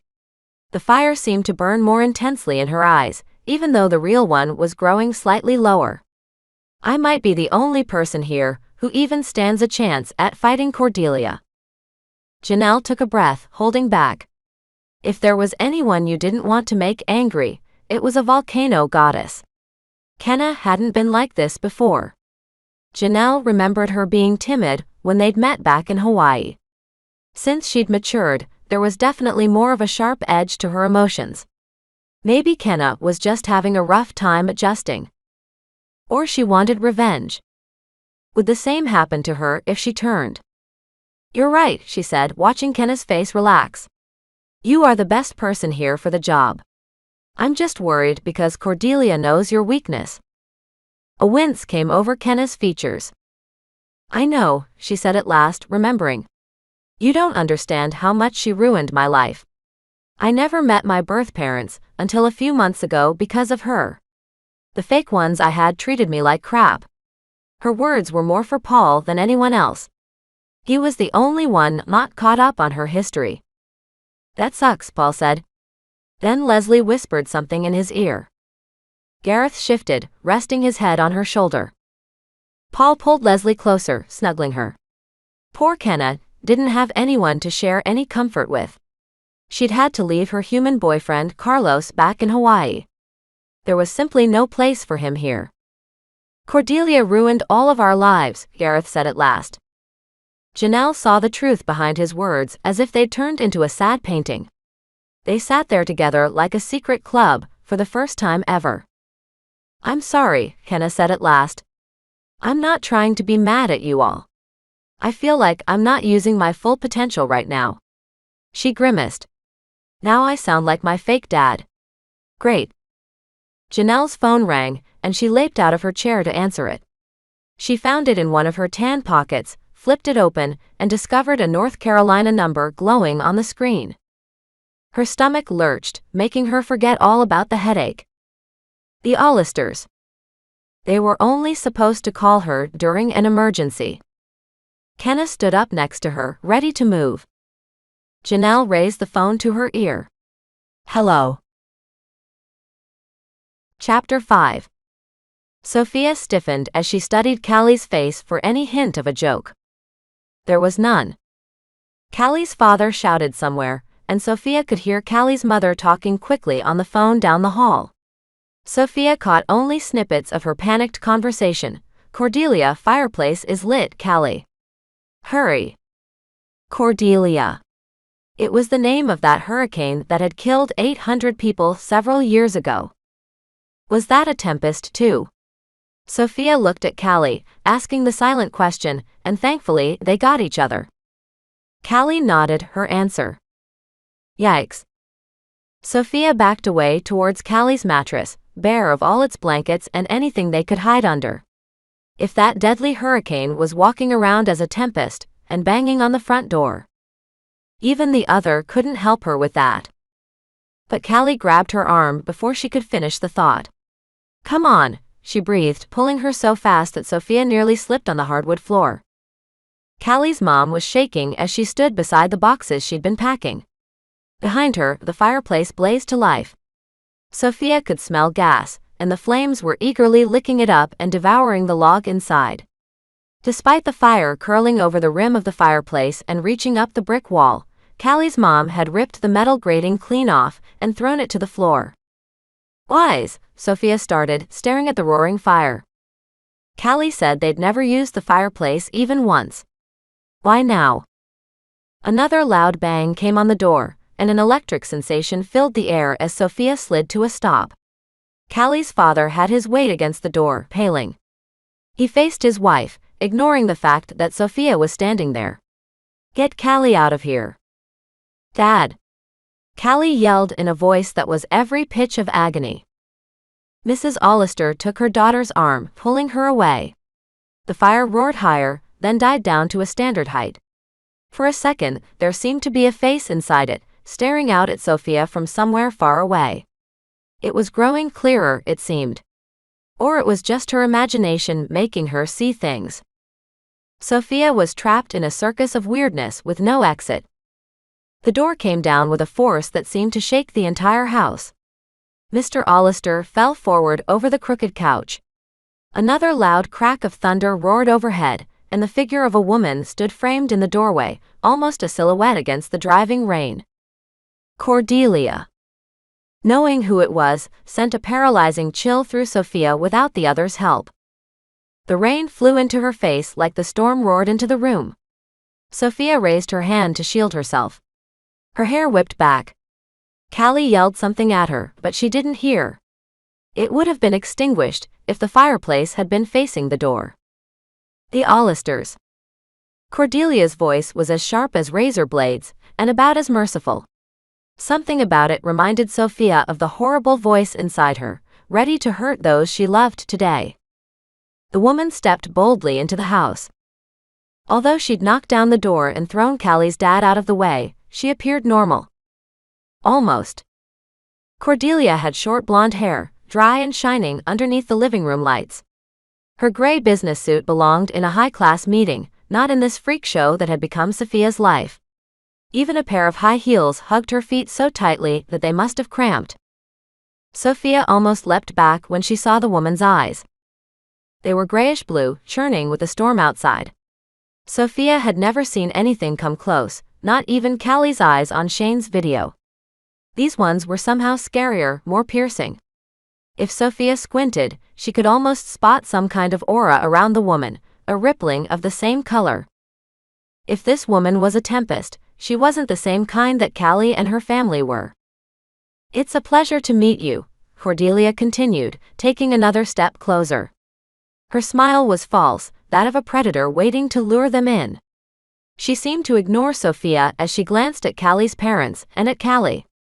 None of them were moving. Mr. Hollister stood frozen by the couch, hand on his arm. Callie's mom still had her daughter's shirt sleeve in her hand, as if she'd turned to stone under Medusa's gaze. Callie shot her a horrified glance. It seemed she could barely turn her head, and her eyes were trying to move farther than they normally could. Sophia realized. Callie and her parents couldn't move. Something this woman was doing was paralyzing them. Cordelia slowly walked in a circle around the room. "I see that the three of you have landed in trouble." Her pitch eased up, but there was still a scary undertone. It's a shame that tempests are no longer safe from the world's eyes. For one wild moment, Sophia thought this woman would reassure them that she'd go after Shane. But as much as she hated him now, she didn't want this creature to go after him. It would make her no better than whatever presence was inside her skin. But Cordelia didn't mention Shane at all. Instead, she faced Callie's father. "I will ensure your family is safe from any threat like this again." Callie sucked in a deep breath as if it was her last. Was this creature planning to kill them? Cordelia was facing away from them, approaching Callie's shuddering father. Sophia's mind spun. She could grab Callie and run out the back door if she could even get her to move. Cordelia reached out and put her palm on Mr. Hollister's forehead. Callie screamed. It was a horrible sound, one that couldn't be more human.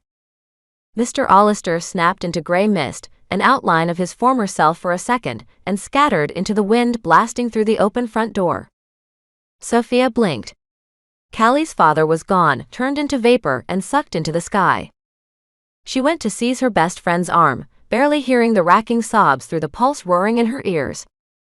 But the other seemed to have a different idea. It's about time. Sophia's arm stopped midway to Callie's.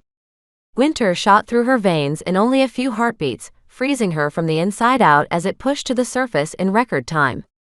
This felt different. The other wasn't using her anger to rush to the surface this time. This time she rode on desperation. Cordelia turned to face them, as Sophia felt her lips move against her will. And the voice of the other filled the room, reverberating off the walls. "Goddess," it said, like an ancient but powerful woman trapped in a cage for 1,000 years. "Help me." The world turned gray around Sophia. She couldn't move on her own. The other had turned her into a puppet, and nothing more. Her legs betrayed her, keeping her there while Cordelia stared, her eyes widening in surprise. "Release me," the presence said through Sophia's lips. "Like you did to the man. Do that and I will help you." Callie moved next to her, breaking out of her spell and turning to stare. Cordelia continued to do the same. Terror seized Sophia. The other was in charge now. At last, Cordelia managed to speak. She stared hard at Sophia. "Who are you?" Sophia's lips started to move again, but they never got the chance. A burst of heat filled the room as the fireplace exploded outwards. The cold presence retreated from the heat. Sophia leapt back from the flames as another figure materialized inside and stepped out. Neither Callie nor her mother tried to back away. The figure stepping out of the flames was a girl with long black hair and a brown face straight out of the Polynesian islands. The flames licked at her, but she wasn't burning except for her eyes. They blazed with fire around the pupils. Callie's mother pointed to her daughter and motioned to the newcomer. "Take her. Now." The fire girl nodded, leapt forward and took Callie's arm. Callie didn't resist. Instead, she faced Sophia and grabbed her shoulder with her free hand. "Hold on." The other hid deep inside her again with no signs of resurfacing. The girl from the fire looked terrifying in every way possible. Still, Callie kept a firm grip on Sophia's shoulder with her tempest strength. "No," Cordelia yelled, rushing forward. It was more a command than anything. But the fire girl wasn't affected by it. Callie's feet scraped against the floor as the new girl pulled the two of them away from her and closer to the roaring flames in the fireplace. A new horror exploded. The fire girl was going to pull them both right in. Sophia managed to dig her feet into the floor, staring at Mrs. Hollister for help. But she stood frozen under Cordelia's spell as the girl leaped into the flames, dragging Callie. No screams followed. Only the cracking of the fire and the hissing of the flames met Sophia's ears as she got pulled forward into the fireplace. All she remembered before blacking out was the orange tongues licking around her ears and at her face, warm but not burning, as she fell after her best friend into an endless tunnel of fire deep under the earth's surface. Chapter 6. When Sophia woke up, she was surrounded by folding lawn chairs, legs and jean pant legs, stubby grass and a campfire. The sun shined overhead, and the long shadows from the small crowd around her indicated that it was late afternoon wherever she was. Disoriented, Sophia blinked the sun out of her eyes. "Are you okay?" a girl asked somewhere. There was definite anxiety in that voice. "Huh." Sophia followed the voice with her gaze and remembered everything. The fire girl stood there over her, features wide with concern. Her eyes had turned into an ordinary brown, but it was definitely her because she had the same hair and face. The same flat nose, too. Only now, the fire girl looked utterly normal in her t-shirt and jeans. She wouldn't have given her a second glance if Sophia had passed her on the street. Sophia managed. The fire girl sighed in relief. "That's good. I didn't realize the Alistair's daughter had taken you along. I've never transported two people at a time before. I was scared you'd burn to death in the tunnel." Tunnel. The fireplace. The scary goddess, Cordelia. The other taking over and asking for help. Sophia dimly remembered the passage, lined with fire and molten lava. Had she actually been pulled through that, to wherever she was now? Sophia should be dead. Not only that, but she should have been as crispy as her grandmother's attempt at cinnamon rolls last week. And Callie. Sophia managed to sit up. A bunch of people stood around her, all teenagers around her age, judging from the holey jeans and the hands stuffed in pockets.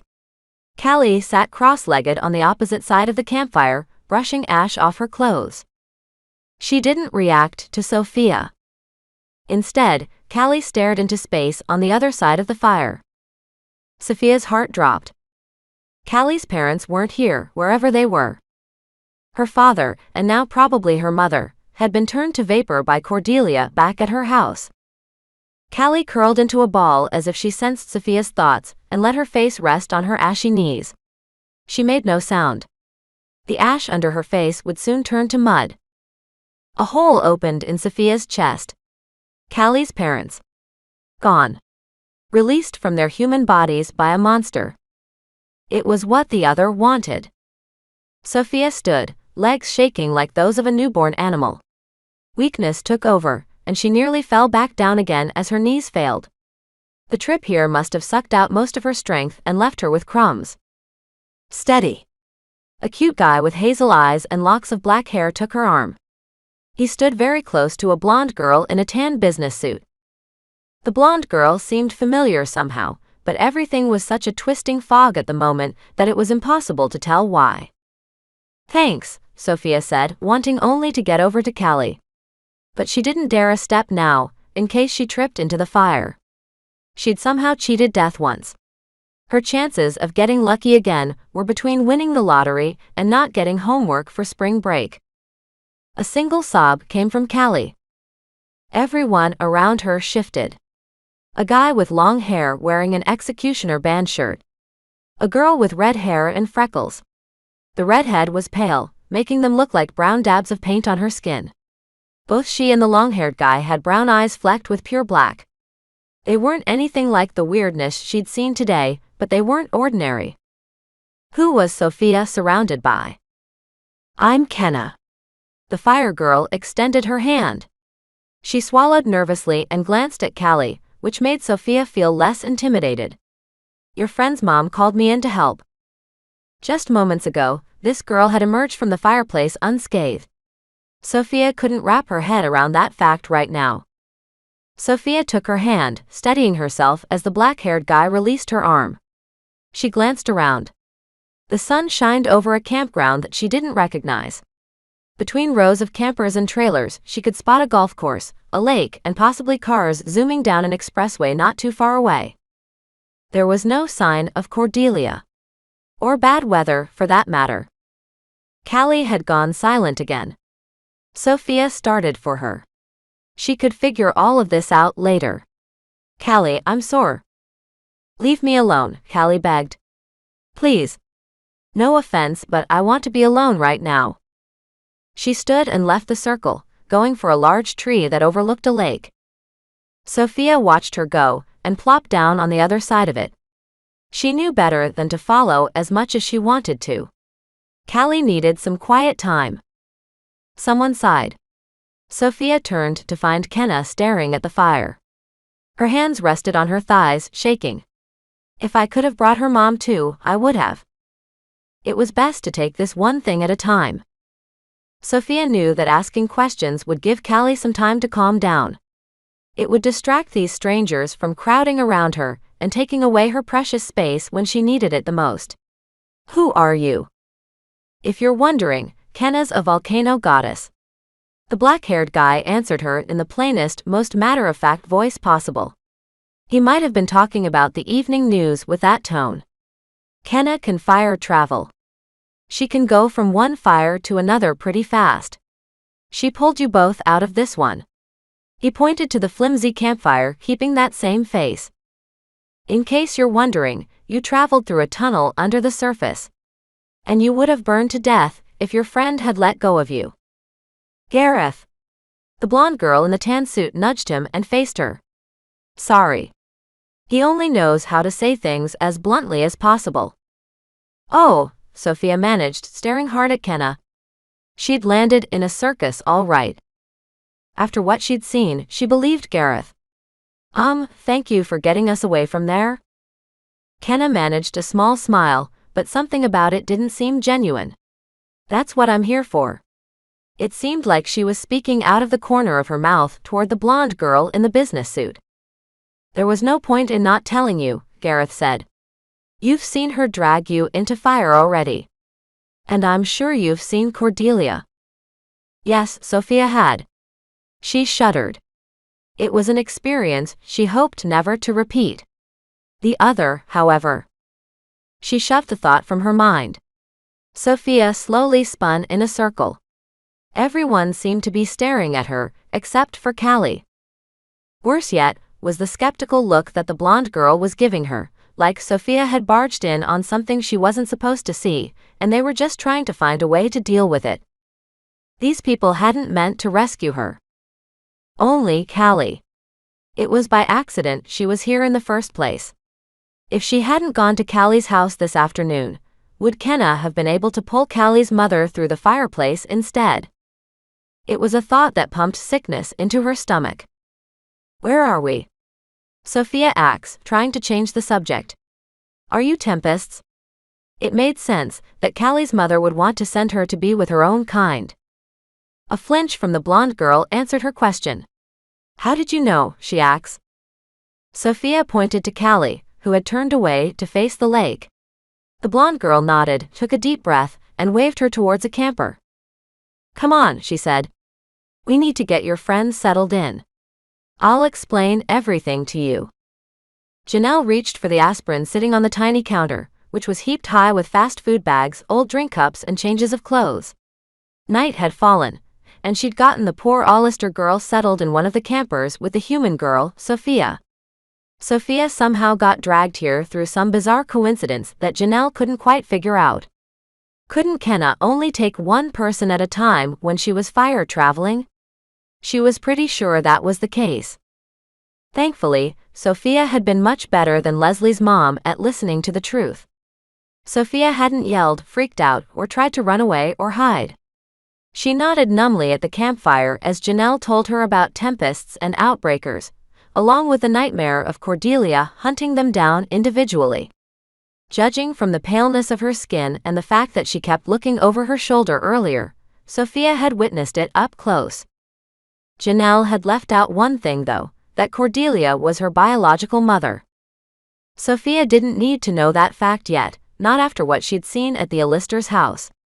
Being thrust into a campsite of walking disasters would be frightening enough for a girl like her. Janelle turned to the window and glanced at the camper across from hers, where lights shone from inside, and a figure walked past the window casting a shadow. Callie or Sophia? Probably Sophia. Callie probably wouldn't feel like walking around right now. Sadly, there was nothing Janelle could do for Callie right now except provide a place to sleep.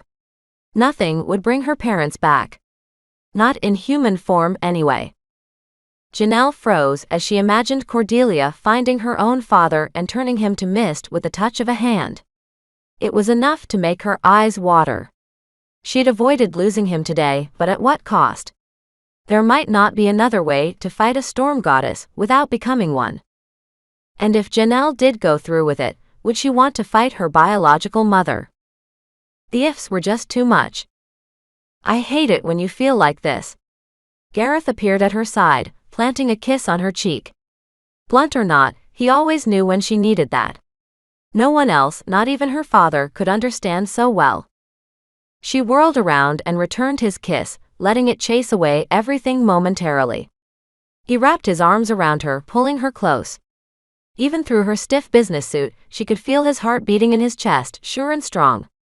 Her own beat with it, synchronizing until they became one. A knock on the camper door made her start. They broke apart, separate beings once again. That was close, Gareth said. Come in, Janelle said, running her hand through her hair. It squeaked open, and Kenna climbed up the entry steps. Judging from how she marched up the steps, she clearly had something to tell them. What do you think about that Sophia girl? Kenna asked, leaning against the counter, as the camper didn't offer much standing room. Janelle relaxed. Right now, Kenna was just a typical high school sophomore spreading some gossip. All traces of her jealous, quick-to-anger mother were gone for now. It was welcome. This was the Kenna she'd met in Hawaii. Maybe her new status hadn't changed her too much after all. I don't know, Janelle said honestly. She seems okay to me. She took my explanation well, because she already knew some of it. Kenna twirled a stray rubber band around the counter, watching it intently as if trying to make it burn. Which Janelle thought she probably could. I know she shouldn't have survived the trip through the tunnel. My mother told me I could only take one person at a time, and I had to be holding on to them. I had two people this time, and Callie was holding on to Sophia. It just doesn't work any other way. When I had to pick Gareth up from Midway Island, I had to take you both back one at a time. Remember? She punctuated her sentence by staring at Janelle. Gareth's face darkened. Well, maybe your mother was wrong. He shot a glance at Janelle. Change the subject, it meant. He hated going there. Kenna's mom, a certain famous Hawaiian volcano goddess, had nearly had him killed. She's not. She's been alive about a few thousand more years than me. Kenna shook her head. I think she's probably right on what she said. Kenna had a point. Are you sure you weren't actually holding on to Sophia? Janelle asked. I'm sure. Sophia definitely shouldn't have made it. Kenna shrugged, but the nerves danced in her eyes. Gareth opened the fridge and pulled out some milk. Well, that adds a bit more to everything, he said, pouring a glass. I think the only thing that could survive a trip through Lava Express without keeping contact with Kenna would be another goddess, right? Kenna laughed. The mood in the camper lightened up a little bit. Lava Express. I like that. That's the official name from now on. But Sophia doesn't seem like one. Janelle faced the camper across from them again. Her father walked past it, along with Thomas Kurt, who she hoped left tomorrow for Paul and Leslie's sake. There was no need to have him here anymore. First thing in the morning, she'd march down to the camper he was borrowing and order him out. But if Gareth was right, could Sophia help them against Cordelia? Kenna didn't have the right abilities, and no Tempest was allowed to take an Outbreaker's breath now. Well, except for her, and that might worsen the problem. Sophia was their only lead right now, and they had better take it. She didn't tell us all of her story, Gareth said, taking a drink and leaving a commercial milk mustache behind. I think we really need to talk to her tomorrow. Oh no. Sophia fished a plastic melted blob from her pocket. Is that your phone? Callie asked from her bunk, speaking for the first time in an hour. She nodded, fighting a strange urge to laugh. Hearing her speak and having her back was a relief, even though it probably wouldn't last. Her best friend spent most of her time staring into faraway places now. Sophia felt helpless, unable to do anything besides sit next to her and stare at the wall with her. And now, staring at the blob in her hand, she felt helpless that she couldn't call her grandmother and let her know where she was. She asked the other inside of her a quick, angry question. Will you even let me call her? But it didn't respond. It never did when Sophia wanted it to. If you want, Callie said, fishing her own pockets, you can use my phone to call your grandma.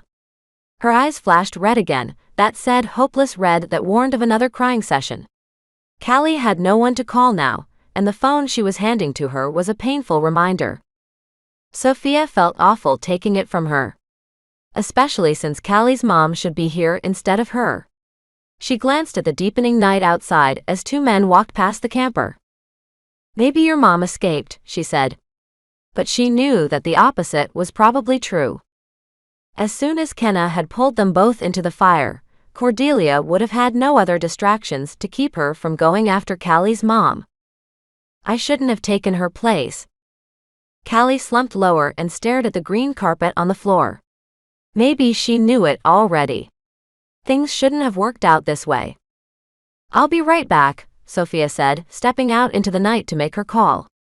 It would kill Callie to listen to her talk to her grandmother, while she had no one. It probably already was. The night was starting to get chilly. Chillier than what she was used to back home, but nothing like what the other made her feel when it came out and took over. Sophia ignored the cold breeze on her skin, hoping that the voice inside her wouldn't decide to come back. She didn't know what to say to her grandmother, and she still didn't when she answered on the other end. Sophia. Is that you? Her grandmother asked, voice all worry and stress. The television wasn't even on in the background. You could always hear the TV on the other end. Her grandmother was the last person on the face of the world to have a landline in the living room. Where are you? Are you at Shane's? It's late. No, Sophia muttered. Then, without even realizing it, she blurted, why did my mom leave a few years ago? Silence filled the other end for a few seconds, but it felt like a year. She didn't get why she had just asked that question. It had just flown out. Of course, Sophia knew why her mother had left. Her boyfriend had taken the #1 slot in her life long ago, overtaking the endless TV watching. Her mom hadn't been around that much even before she'd left. Sophia, you've asked that so many times before, her grandmother asked at last. She was mentally unbalanced, and knew it wouldn't be good for you. That's why she had to leave. And knew it wouldn't be good for you. The other had started its invasions after her mother had left.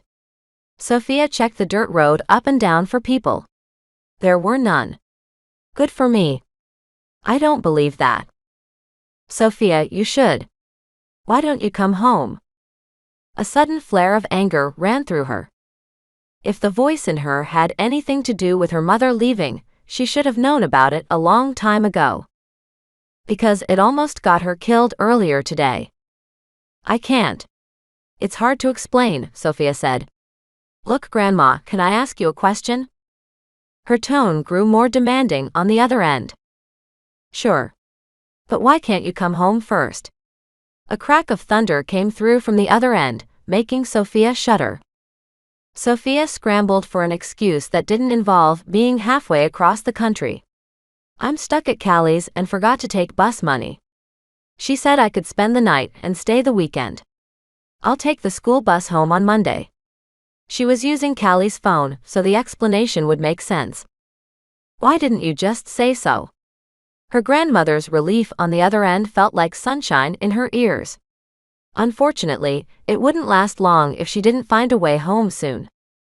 That's not what I was talking about, Sophia said, bracing herself. But voices approached, along with the crunch of gravel and shoes scraping on dirt. The power's flickering over here, her grandmother said. Hold on. Wait, it's back on. She sighed. All it's done all day is storm. I don't blame you for not wanting to go back out in this. You know what, Sophia? Definitely stay put. Sophia felt the tension creeping into her limbs. Grandma. The click on the other end told her that the power had gone out and wasn't coming back on for quite a while. Sophia listened to Callie tossing and turning all night as she settled into her own bunk, dressed in pajamas that the redhead, Leslie, had let her borrow. Once in a while, a car's headlights would bob past the camper as someone went out on a late-night beer run. Sometime past midnight, a group of people, humans, tempests, outbreakers, walked past talking loudly. Did she belong with any of them? Callie's form rolled over again on the bunk opposite her. Her friend definitely belonged here, with these refugees who might or might not stay here for a long time. It was sad, but at least it was somewhere. Her best friend groaned. Sophia could imagine her nightmares.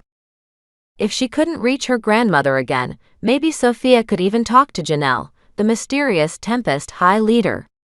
She might be able to give her some answers about the other, unlike her grandmother, who was trapped behind some failed power grid. If anyone would understand, it was these people. When sleep finally came, Sophia plummeted into her own hell, where an insane storm goddess named Cordelia scowled at her as she placed her hand on her forehead. She could feel herself breaking apart, dying and dissipating into the air around her, as the other broke free in a storm of ice, laughing and ready to punish the world for its time in its fleshy prison. Chapter 7.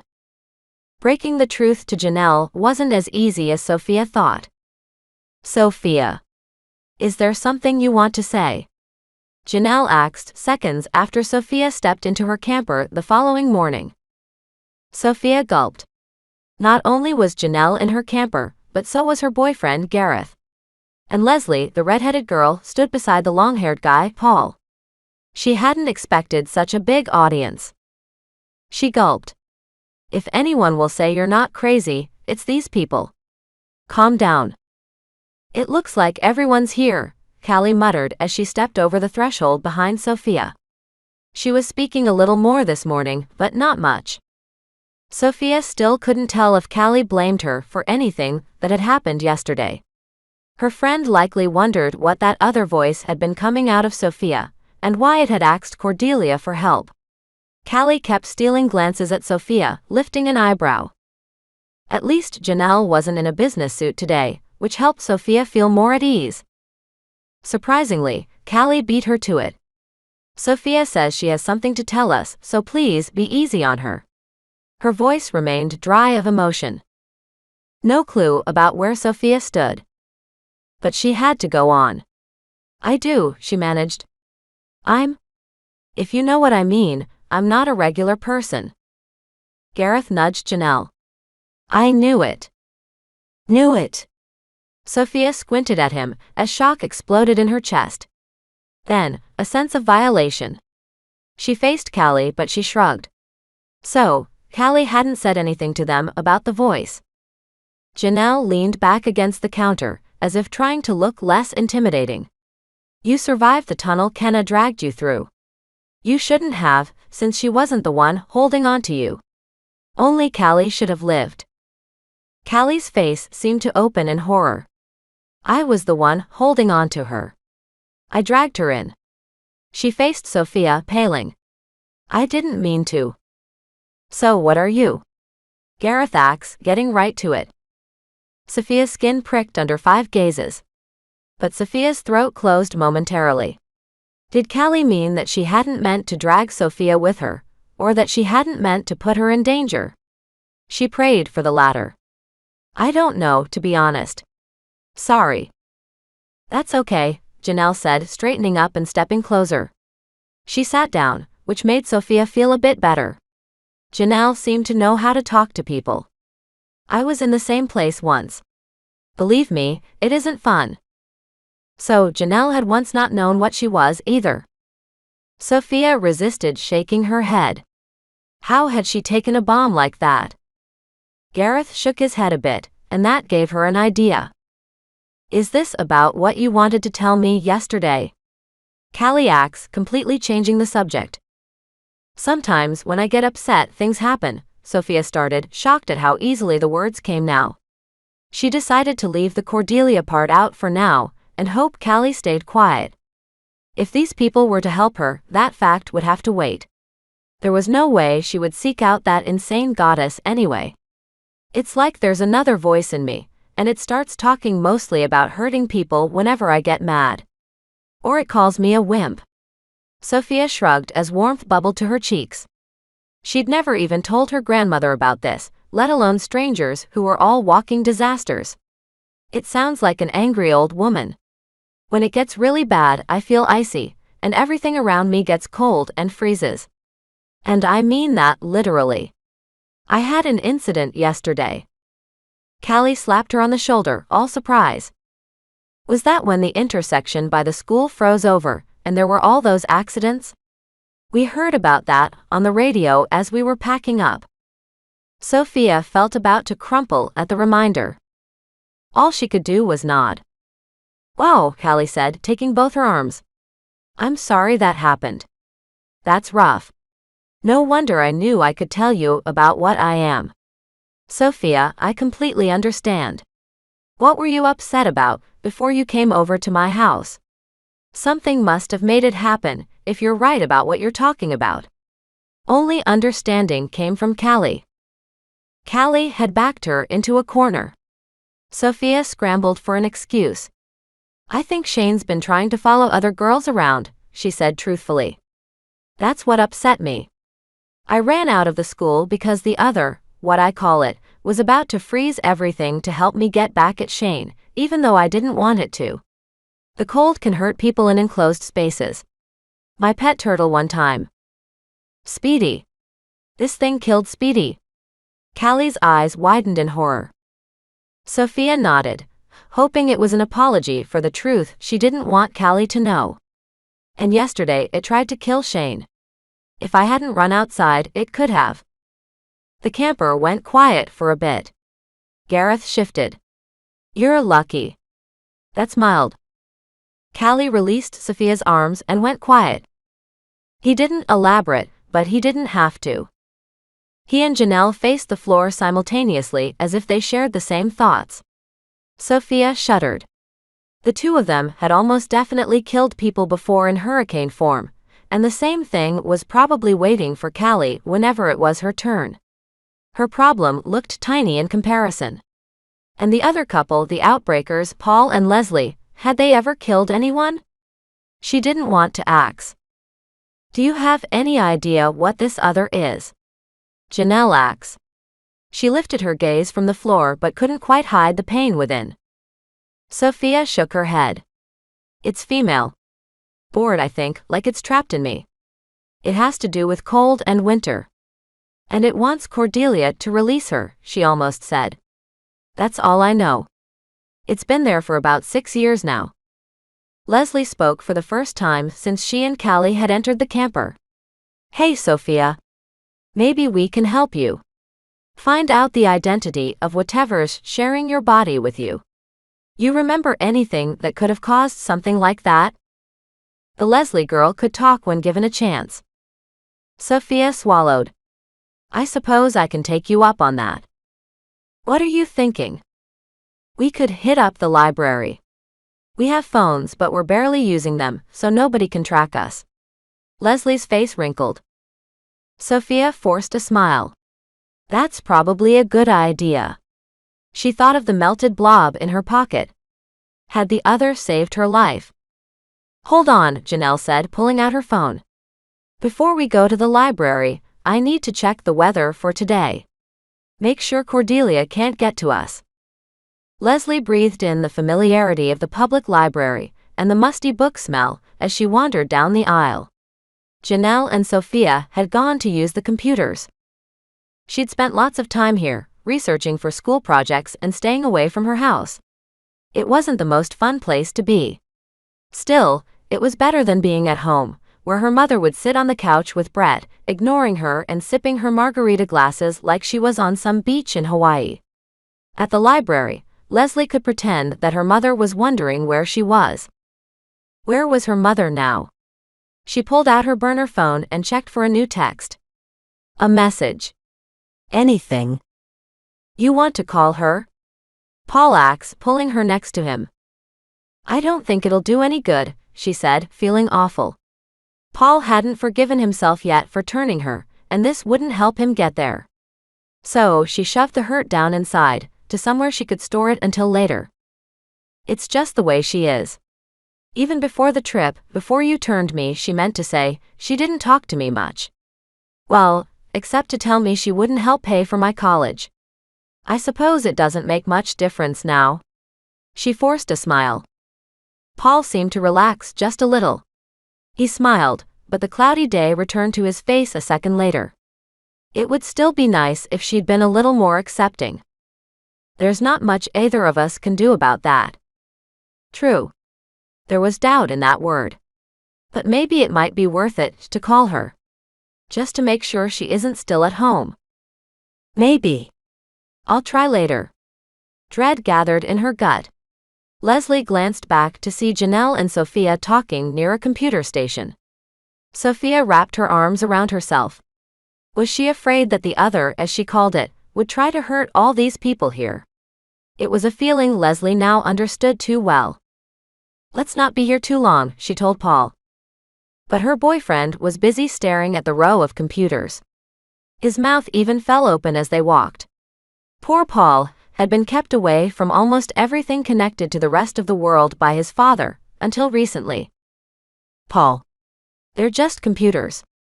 She couldn't resist smiling at him. We need to go find a couple of stations close together. I can get us in on one. I have a library card. We can surf the net.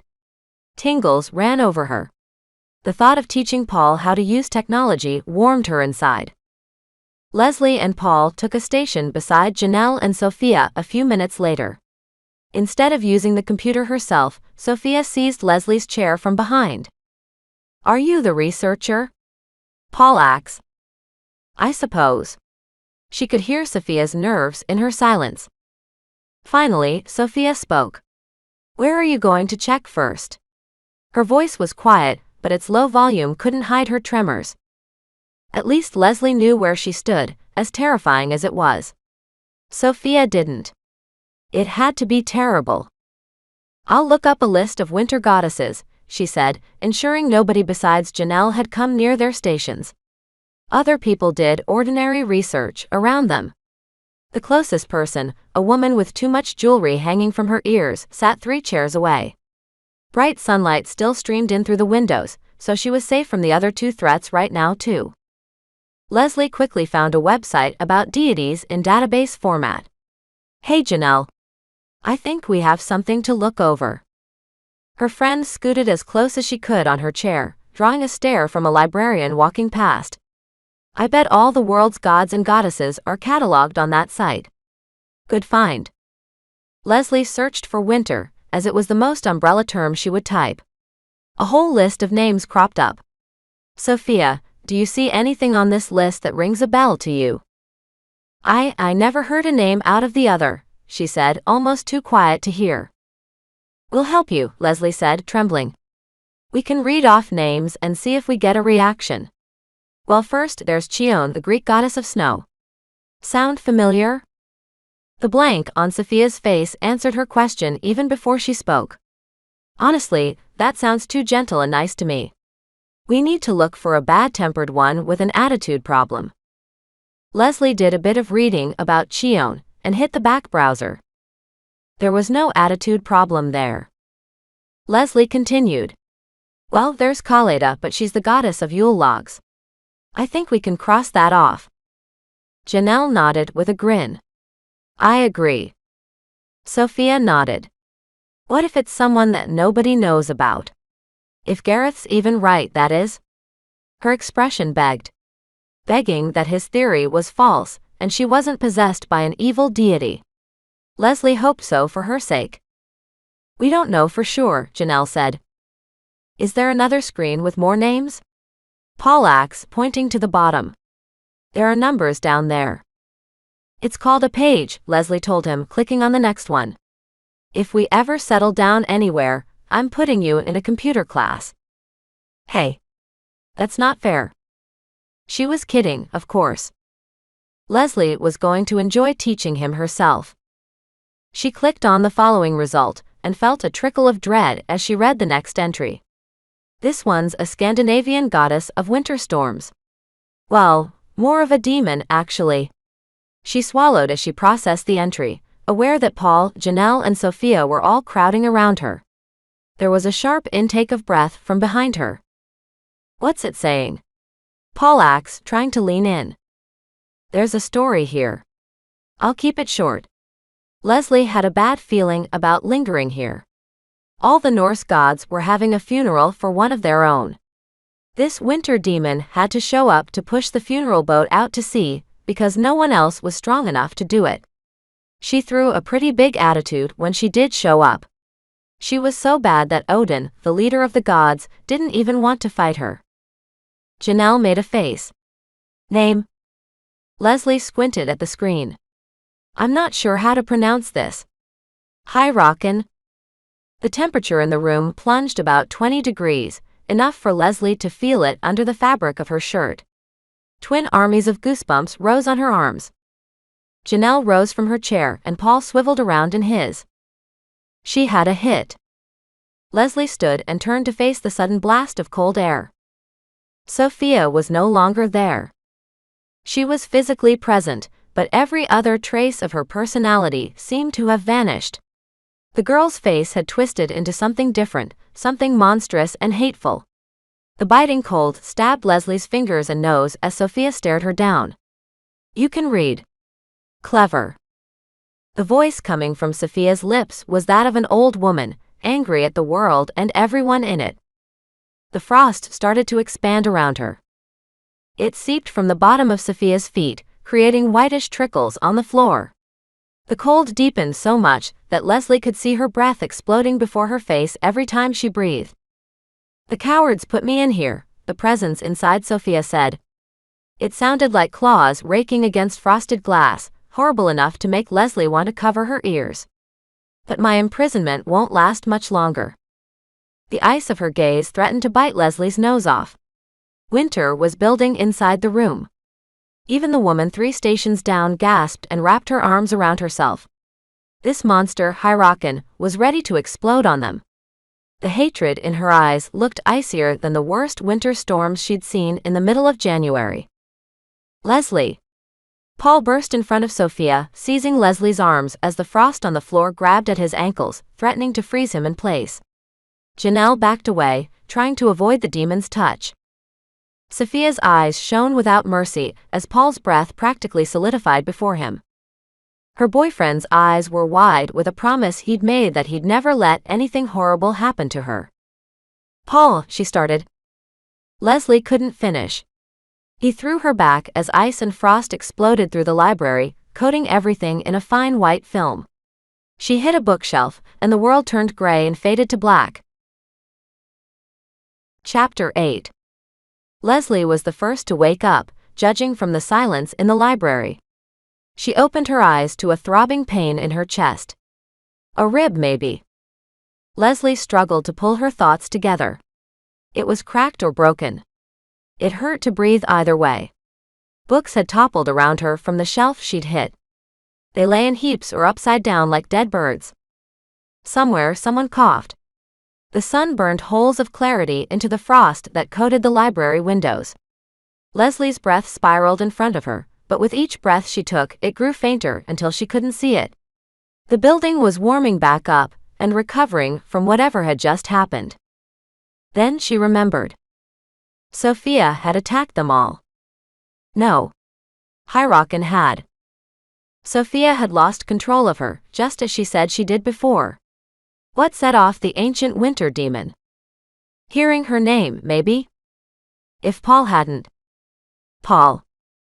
He had thrown her to safety. Paul. And Janelle. She hadn't been too far from Sophia when the icy explosion happened.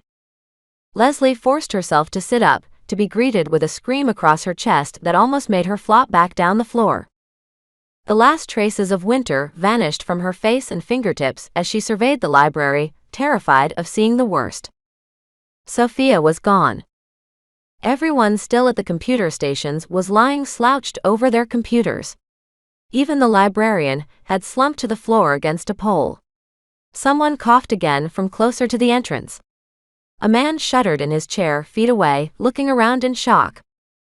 The monster in Sophia had attempted to freeze all of these people alive. Judging from the number of people still slouched over, it might have succeeded. Paul was lying on the floor, only feet from where Janelle shivered against the wall. Leslie sucked in a deep breath, making unbearable pain flare across her chest again. She ignored it, rushing down to Paul's side. Her chest closed at the sight of him. He was blue around his nose and his cheeks. He'd taken the full brunt of HollyHook'sBooks' wrath, so she could escape it. "Leslie," he started. His teeth chattered so loud she had no problem hearing it. "Are you okay?" "Am I okay?" Leslie took his shoulders and rolled him from his side onto his back. They were cool to the touch. Too cool. She rubbed them, hoping to restore some circulation. Leslie held down a wince to hide the injured rib. Paul would find out sooner or later and probably kill himself for it, but she didn't have time to worry about that now. He no doubt had hypothermia, but how severe? He needed medical attention. Janelle didn't look much better, trying to push herself up off the floor. Her hand slid across the wall, and she stood, facing the frost on her now-off computer screen as if she'd never seen any before. She wasn't as bad off as Paul. "Dad." Paul asked, glancing around the library. "Uncle Tanner?" The sounds of stirring filled the library. "They're not here," Leslie said. Was he hallucinating? Chairs squeaked. People muttered and rubbed their arms. The noises were far away, in another universe. Those farther away from Sophia seemed to have gotten off better. Not Paul. Not Janelle. They had taken the full blast. "Paul. Stay awake," Leslie said, shaking him. Another eruption of pain spread across her chest as she spoke. Tears fought their way out, but she blinked them away. Would Paul see them? She didn't know. "Why did you have to do that?" "Because I had to," he said, trying to sit up. Paul fell back down to the still stiff carpet. Already, his gaze was shifting to the ceiling. Janelle. He needs help. Now. Leslie rose, forcing her pain to the side as panic took over. She dug into her pocket, produced her burner phone, and made the call that she prayed would save Paul's life. Sophia stood and watched the traffic pass through the trees ahead as the other's icy presence faded away, leaving her in control of her limbs again. A chain-link fence stretched beside her, bordering what looked like a college campus. Where had she been before? This made no sense. She'd been in the library, everything went gray, and then she woke outside. Where was the library? Sophia could only remember one thing. The other had spoken through her lips again, for the second time in 24 hours. Sophia gripped the fence as the rest spilled back. The library. The other's name was HollyHook'sBooks, and she was some Norse winter demon that even the gods feared. Her body was this monster's prison, screaming for release. What if it killed her new friends? No. Sophia let her forehead fall to the fence, as the first sirens met her ears from some distance away. How far was the library? She didn't know. All she knew was that she couldn't risk going back there right now. HollyHook'sBooks could easily act up again. Ice flowed through her veins. Calm down. They are not dead. Only a little cold. This was necessary. The voice sounded more like nails scratching down a board than ever. Necessary for what? Sophia asked out loud, glad that the college campus was empty on this weekend day. You'll see. I hate you, was all she could manage, holding back tears. HollyHook'sBooks was trying her best to take everything from her. Could she even face Janelle and the others again? After this, they definitely might not tolerate her now. Sophia stared at the blue sky, half wishing Cordelia would appear and vaporize her. She climbed over the fence and ran across the campus. She didn't look back, in case the beast inside her came back and tried to hurt someone again. Leslie only remembered parts of the ride to the hospital in the rental car, trailing the ambulance with Paul inside. She could barely drive. The lights flashed and flashed. Behind those back doors, Paul was on life support and surrounded by complete strangers. The fact grew bigger and bigger inside her head, until it threatened to explode. Next to her, Janelle seemed to be recovering. She could walk, at least. Her friend had also declined the ambulance and knew where she was. It was definitely Paul that needed to be in there. He'd gotten the brunt of HollyHook's's attack. If it hadn't been for him, Leslie might have taken his place in the ambulance or worse. Bracing herself for the chest pain, Leslie asked, "Did you see where Sophia went?" Nobody had seen her in the madness, as paramedics had stormed the library with stretchers and gloves. "You should have gone in an ambulance," Janelle told her, rubbing her arms. "I'm okay," she lied. "You probably busted a rib." "I can go the emergency room." Leslie barely held back the tears. They were just talking to take her mind off the real issue. If I lose Paul, then I became an outbreaker for nothing. Janelle hugged her from the side, careful not to constrict her. "I know how you feel, Leslie. Believe me, I do. Paul's awesome. He'd do anything for you." Something about her words made the tears spill out of Leslie at last. They waited for hours in hard hospital chairs. The stretching of the shadows across the hall was agony.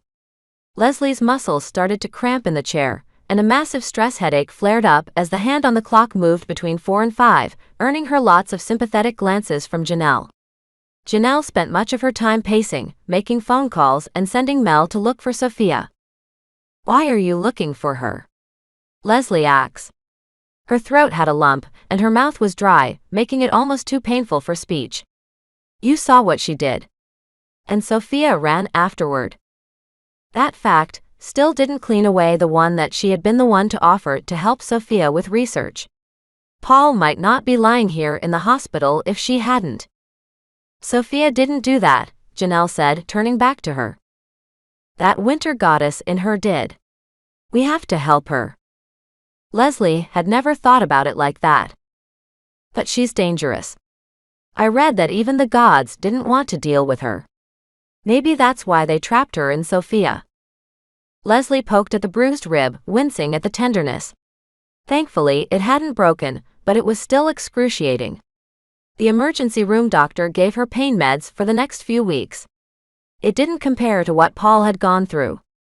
Moderate hypothermia, from what the baffled doctor had told them. Usually, it happened to homeless people in the winter, not people browsing through the library in the spring. Any more, the doctor had told them, and Paul's heart might have stopped right there in the library. If her boyfriend hadn't pushed her out of the way, Leslie would have been lying in the hospital bed or worse, in the morgue. Would her mother have come up to see her if that was the case? Unfortunately, she didn't know. "I don't know if we should try to find Sophia," Leslie said. "She could always do that again and not be able to help it." Janelle shook her head in confusion. "You just said that Sophia did it on purpose." "I didn't. But it felt that way when she'd found Paul on the floor." "Well, you implied it." "Not that I'm blaming you," Janelle added quickly. "I wanted to put the blame on her too. But she might have run because she wanted to protect us." Janelle walked into the hall, standing at the window outside the visitors' lounge. She was staring out at the Flint skyline, Leslie realized. Its stubby buildings looked drearier than ever. The sun couldn't help it at all. Sophia was out there. Leslie stared at the ceiling, overcome with guilt for hating Sophia. Maybe Mel would find her wandering around. When night fell, she at least needed a place to sleep, even if it was in some motel somewhere away from everyone else. "What are you going to do if he finds her?" Janelle hesitated before answering. "I'm not sure." Leslie had just decided to pipe in with her motel idea. At least HollyHook's didn't seem to be able to hurt anyone outside of the room Sophia was in, when a nurse came to tell them that Paul was stable and ready for visitors on the next floor. Her heart felt so big and happy as she led them to his room, that she forgot about Sophia for almost an hour.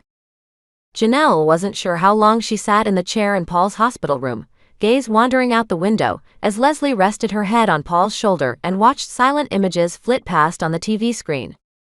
Paul looked much paler than usual, and an IV machine was hooked up to his arm, feeding him warm liquids. It was still better than he'd looked back at the library. A nurse had brought him a warm drink to sip on, but he ignored it, running his hand down Leslie's hair. She hadn't told him about her bruised rib yet, and Janelle felt she wouldn't. "Wow," Paul muttered, lifting the remote and studying its buttons.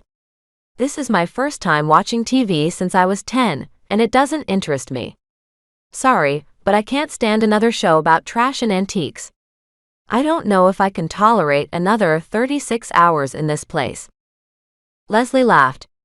It was nice to see her back. Janelle couldn't believe she'd ever been angry at Paul. Nothing better had ever happened to Leslie. Turning Leslie hadn't really been Paul's fault. She had to keep telling herself that for Leslie's sake. Paul flipped to another channel and dropped the remote. He squinted, sitting up and nearly spilling his drink on his lap. Leslie joined him, paling as she stared at the screen. "Janelle," she started, glancing away. "Sorry, but you need to look. Even if you don't want to look." Janelle's stomach lurched as she twisted in her chair, knowing what she'd see. Rare off-season typhoon roars towards Japan. Waves crashed against the shore of a fishing village, slamming the pavement just behind a car speeding through the gray apocalypse. Janelle turned away. She couldn't watch anymore. Once she had done the same.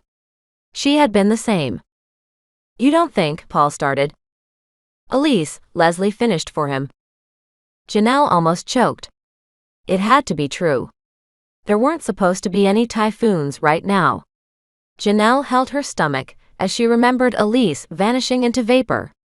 Cordelia liberated her from her human form, and this was the result. Now, she was forced to obey the new storm goddess's will. Or maybe this was Mr. Hollister or his wife even. They were the only 3 tempests she knew who had suffered this fate. Janelle wanted to run from the room. What does Cordelia have against Japan? Paul asked, letting his hand slap onto the plain white hospital sheets. Ouch. He winced. They said I have frostbite on my fingers. She hates everyone, Janelle muttered. The pressure seemed to build on her, slowly coming down and crushing every second. If she didn't go goddess and fight her, this would continue. More people would die. And more. And more. And if she did go through with it, she might go insane with power and help to make it worse. Everyone she cared about would eventually die, leaving her alone. Her father. Leslie. Gareth. I need to go to the bathroom, Janelle lied, rising from her chair. Paul and Leslie deserved some alone time anyway. Well, as alone as they could get with nurses and orderlies going in and out. Leslie nodded, but she didn't seem to get the real meaning. The hospital blurred around her.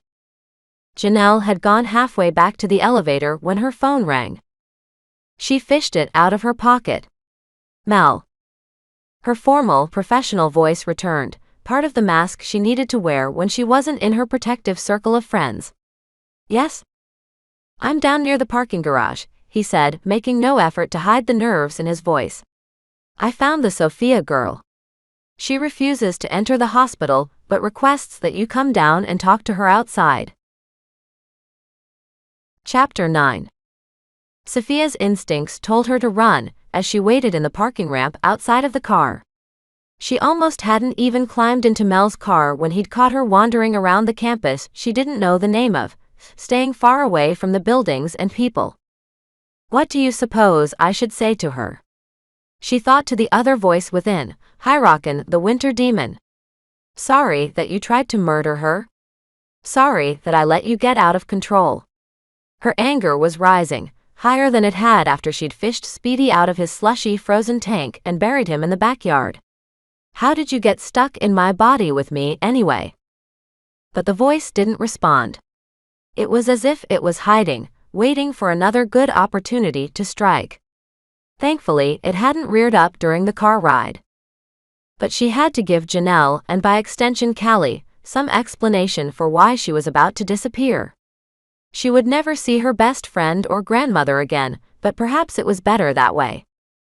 Sophia knew it wasn't safe to step inside the hospital. It was best to meet Janelle outdoors. The open air lessened the effects, even if Hyrockin went all ice monster again. Shane had survived it just fine, and the roads were dry now, There wouldn't be any accidents, at least. Do you think Janelle will want to fight me? She asked Mel. He shook his head, which made the butterflies calm in her stomach. Sophia hated confrontations so much that she often let Callie take care of them back in junior high. It was necessary when you had a winter demon sharing your skin. Our high leader is very understanding, he told her, speaking slowly on each word and rubbing his hand through his silver hair. She will hear you out. Do warn us if you feel another attack coming on. I must ensure her safety. It's my duty. He finished by side-eyeing her. Sophia felt like a rabid animal on a leash. Even the Tempests were afraid of her. They had a right to be. Tempests and Outbreakers had no resistance to Hyrocken's wrath. Only Kenna, the volcano goddess, had chased it away when she came out through Callie's fireplace. An idea started to form in her head, but she shoved it to the side when she spotted Janelle exiting the stairwell. Sophia, she breathed, her now professional voice a huge contrast to the t-shirt and jeans she wore. You wanted to speak with me. Janelle hadn't spoken to her like this in the car. Distance had shoved its way in between them. Yeah, she said, suddenly hating how immature she sounded compared to Janelle. I was coming to say goodbye. She stared down at the pavement and her hot pink shoelaces. Her face felt like a dam holding back all her emotions, and she squeezed her eyes shut, trying to keep it from breaking. I didn't mean to run. I was afraid she'd come back. Her voice quivered. Sophia wanted to fall to her knees. Even Shane's betrayal hadn't made her insides coil as tight. I didn't mean any of it. I know you didn't. Sophia didn't realize she held every muscle in her body rigid until then. She opened her eyes, and spots flashed at the sides of her vision as blood flowed back into her head. Janelle hadn't moved closer but hadn't turned away either. Is there anything we can do for you? How are Paul and Leslie? If Janelle wasn't trying to strangle her, they were probably okay. It was the question she dreaded asking the most, but she had to know. Paul's recovering. Leslie has a bruised rib, but that's mostly Paul's fault. He was trying to keep her from me, Sophia said. The sinking feeling returned, a horrible, sickly green color that filled her gut. I remember a little. Leslie was standing the closest to me when it took over. It would have been worse if Paul hadn't pushed her out of the way. Janelle nodded. There was no denying it then. That's why I need to leave. I can only tell when an attack will happen once it's too late. It's getting worse. Are you sure? Janelle's voice carried the hope that Sophia would say yes, and also that she would say no. There's nothing that can help keep all this under control. Kenna was the only lead, but how much would that help? It still might be better than a life on the streets, which was sadly the best-case scenario for her if she took off now. Maybe there's one thing. But it might still be too dangerous for me to be around. Her misery threatened to pull her down to the ground. Sophia could be making a horrible mistake. When Kenna came through the fireplace, it chased the other, Sophia held back from saying her name. Seemed to back off. It was almost like the other feared Kenna. Well, I suppose fire would be her weakness, right? Every goddess I've heard of has one, Janelle said, nodding and dropping her shoulders. They're not as invulnerable as they'd like to be. Kenna's weakness is water, by the way. Goddess. Sophia swallowed. She had to say it. The other asked Cordelia for help. Huh. Mel asked that question, turning his head to face her with big scared eyes. The presence. Sophia tensed again, waiting for it to return, but it didn't. When it saw her, releasing Callie's dad, it took me over and asked Cordelia for help. It spoke through my lips. And it promised it would help her in return, if she released it from me. Janelle was already pulling out her phone. Her lips were pursed tight, her hands shaking. What are you doing? Sophia asked. She backed away, ready to run if she had to. Sophia's heart thudded. Maybe she had broken some code, or somehow gotten the insane goddess to start coming this way. Had she put the entire Tempest people in danger? I'm calling Kenna and getting her to come out here right away, she explained. You should have told us that sooner. Shame bubbled up inside her. I'm sorry, Janelle. Really, I am. But I needed somewhere to go until I can get back home. You do, Sophia. Janelle held the phone to her ear as it rang. The sound seemed to drag out for an eternity as Sophia waited for her sentence, whatever it was. She'd deserve it. Paul and Leslie were lying in that hospital for the crime of trying to help her. The Tempests could let her off and have Kenna take her back home so she couldn't hurt them again. Kenna, the Tempest High leader ordered into the phone. Have my father drive you out to the hospital. He'll know where it is. From now on, we keep Sophia with us, and you must always stay around her. Janelle prayed on the way back that she'd made the right decision. It didn't make her feel better about the whole situation, treating Sophia like a prisoner for something that likely wasn't her fault. Mel had no advice to offer her as he drove down the freeway. But deep down, she knew there was no better choice. Not now, anyway. Sophia hadn't argued with her plan either. Kenna didn't seem too happy with her new job as a babysitter. Still, Janelle figured it all was due to her resentment at not being the one who got to fight Cordelia. Janelle would have loved to trade with her. She put her face down in her hands as Mel paid attention to the freeway. He couldn't see her in the backseat, ready to break down. Her father, Kenna, and Sophia rode in the camper behind them. Leslie had stayed at the hospital with Paul. Right now, she was protected by 4 walls of metal and glass, shut away from the world. As Tempest High leader, she didn't know what to do. About Sophia. About Cordelia. About anything. The endless freeway clunking under the rental car was just another reminder of that fact. Paul, how are you feeling? Better. Leslie snuggled up to him, watching the sky start to grow darker. She gave him a quick kiss on the cheek, and it was still a bit cool, but Paul was returning to life. But soon, visiting hours would end, and she'd have to go down to the front of the hospital to be picked up. Mel would return at 8 to take her back to the campsite. Did I really call for my dad? Paul asked, facing her. His eyes were so soft now that Leslie could barely see the black flecks in them. They looked almost human. You did. Right when you tried to sit up, Leslie said. And your uncle. She tried to smile, but it was hard, thinking of the family Paul had lost. You weren't with it. I guess my brain was frozen, Paul said. He too forced a smile. Kind of like it was when we were trying to watch that reality show earlier. Leslie chuckled. Paul hadn't missed much in the years his father had kept him away from TV and computers. A few stray raindrops splattered down the window. Leslie tensed. Paul seemed to sense it because he tightened his grip around her. It's not a thunderstorm, he said. Besides, it's too early for you to start having outbreaks. I've never heard of anyone having one less than 3 months after they were turned. And even that's rare. It's usually closer to a year. She gulped as dread rose in her insides. 3 months. Her first could be only that far away. Leslie's gaze fell on the Flint skyline. She'd never been able to wrap her brain around the fact that a monster F5 tornado had roared through here once. Now she and Paul were sitting here, capable of making it happen again if they stayed too long. Paul kissed her forehead, his breath warm against her hair. I'm sorry I brought that up.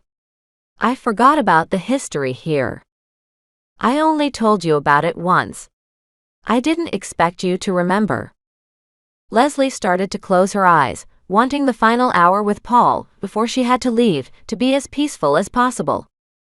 Rain pattered against the window as Paul's chest rose and fell as if nothing was wrong in their world.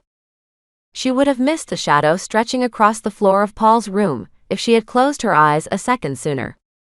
But definitely not the horrible electric feeling that filled their space as it did so. The one she hadn't felt since that awful night in the Masonic temple where things had worsened. Paul swore before he saw the figure walking into the room to greet them. Leslie sat upright, positioning herself in front of Paul. Her bruised rib yelled out in pain, but it was the least of her worries. With a click of high heels and the swishing of formal business clothes, Cordelia stepped in and stopped at the foot of Paul's bed, smiling her shark smile. Her grayish-blue eyes bore into her own as they swirled and raged with hatred for the world. She tightened one fist, and the lights in the hospital hallway went out. Machines beeped and a ringing phone went dead.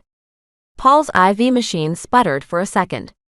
The emergency power came on a second later, making everything beat back to life and casting the hallway outside in an eerie white glow.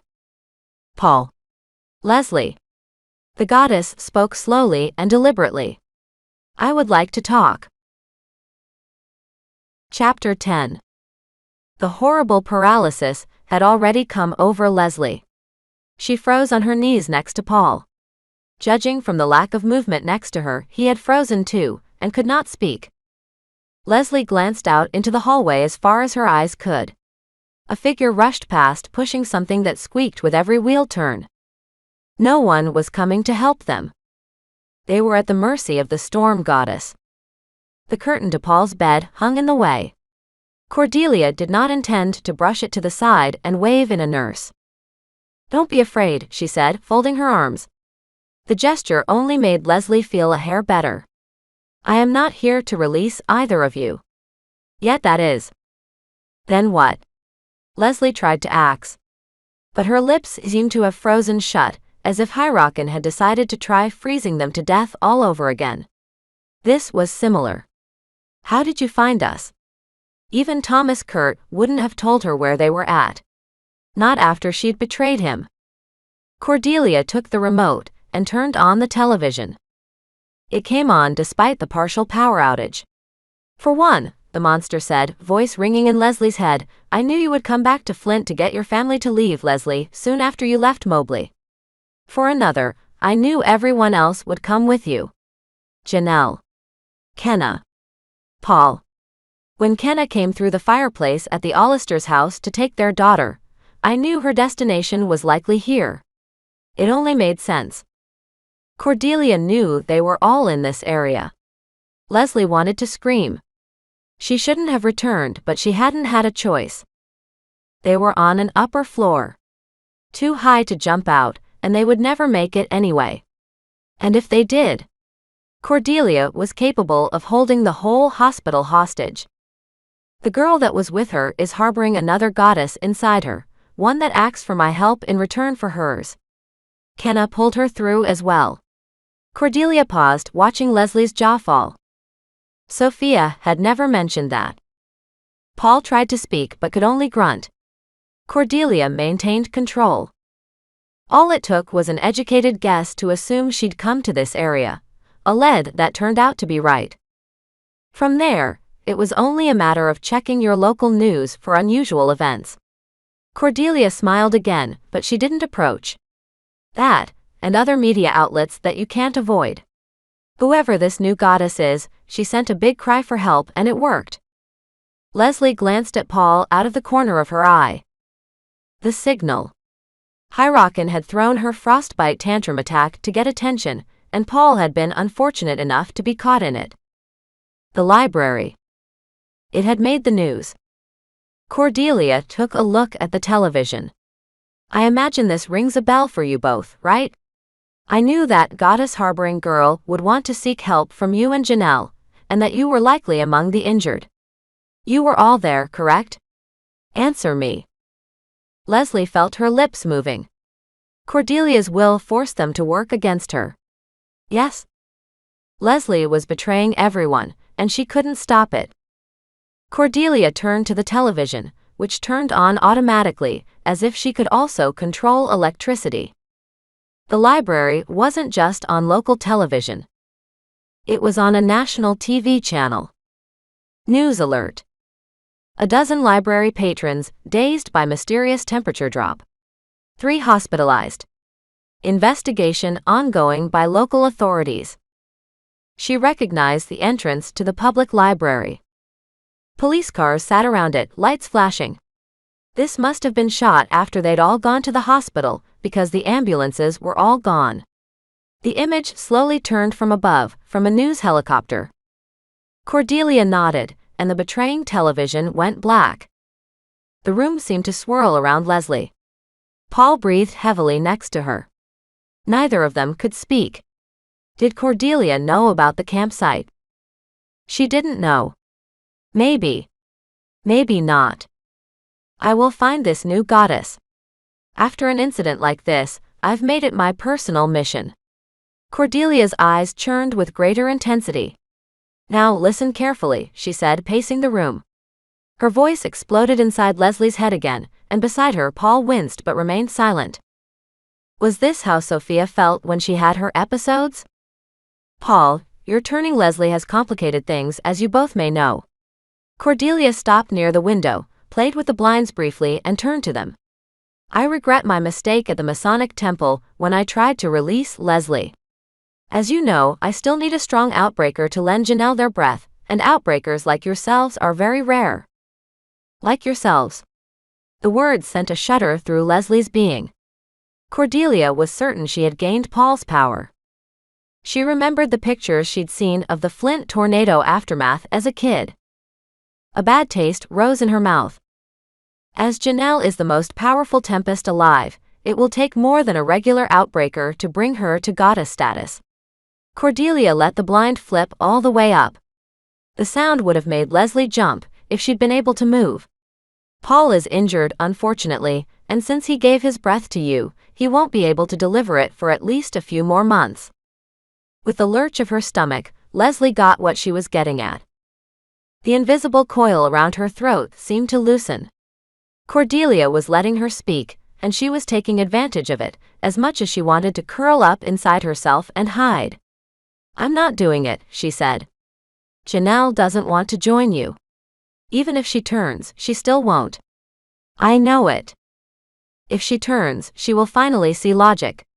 We have no place in this world running around inside human bodies, Cordelia said, the anger and the hurt in her voice very clear, as she seized the back of the chair like she wanted to throw it at both of them. She could, but Leslie knew she wouldn't. Besides, I did not say that you will do it now. As a newly turned outbreaker, you haven't gained the ability to give someone your breath quite yet.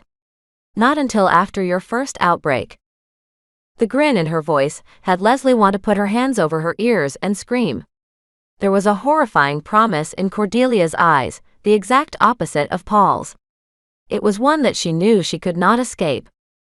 As my daughter's best friend, you will play your part in doing what's best for her, she finished, drawing closer and putting her hand on Leslie's shoulder. Leslie tried to recoil, but she couldn't. The paralysis seemed more intense now, and the goddess's contact made her dizzy, sending horrible tingles through every cell of her being. I may not like you, Leslie, but I know you will do your duty.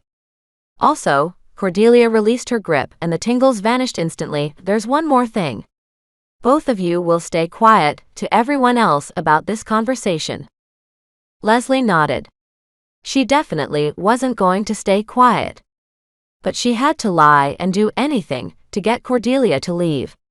The phone on Paul's table would work overtime as soon as that happened, but she made sure not to glance at it. She blinked, but Cordelia was backing away now past the curtain, and with a blur that didn't look quite real, she was gone, flying silently through the halls and probably back out into the rain outside where she belonged. With another concert beeping, the regular lights came back on, leaving Paul and her alone. Cordelia had planned ahead. The phone in Paul's room no longer worked. Leslie's burner phone battery was also drained so much that it wouldn't even come on. She would have to wait until Janelle and her driver picked her up to tell her what had happened. You have to go, Paul insisted. She won't come for us yet. We have time, but Janelle might not. Leslie didn't want to leave Paul, but kissed him and stalled before leaving the room. She considered staying all night, hiding from the nurses in his bathroom if necessary. I don't want to leave you. Paul got serious. Go. This is more important than just me. If Cordelia wanted to release me, she would have done it here. He lay back in his bed as he seemed to think. Besides, if I vaporize, it'll alert everyone else that she's around here. I don't think she's dumb enough to do that, especially since she wants to keep all this quiet.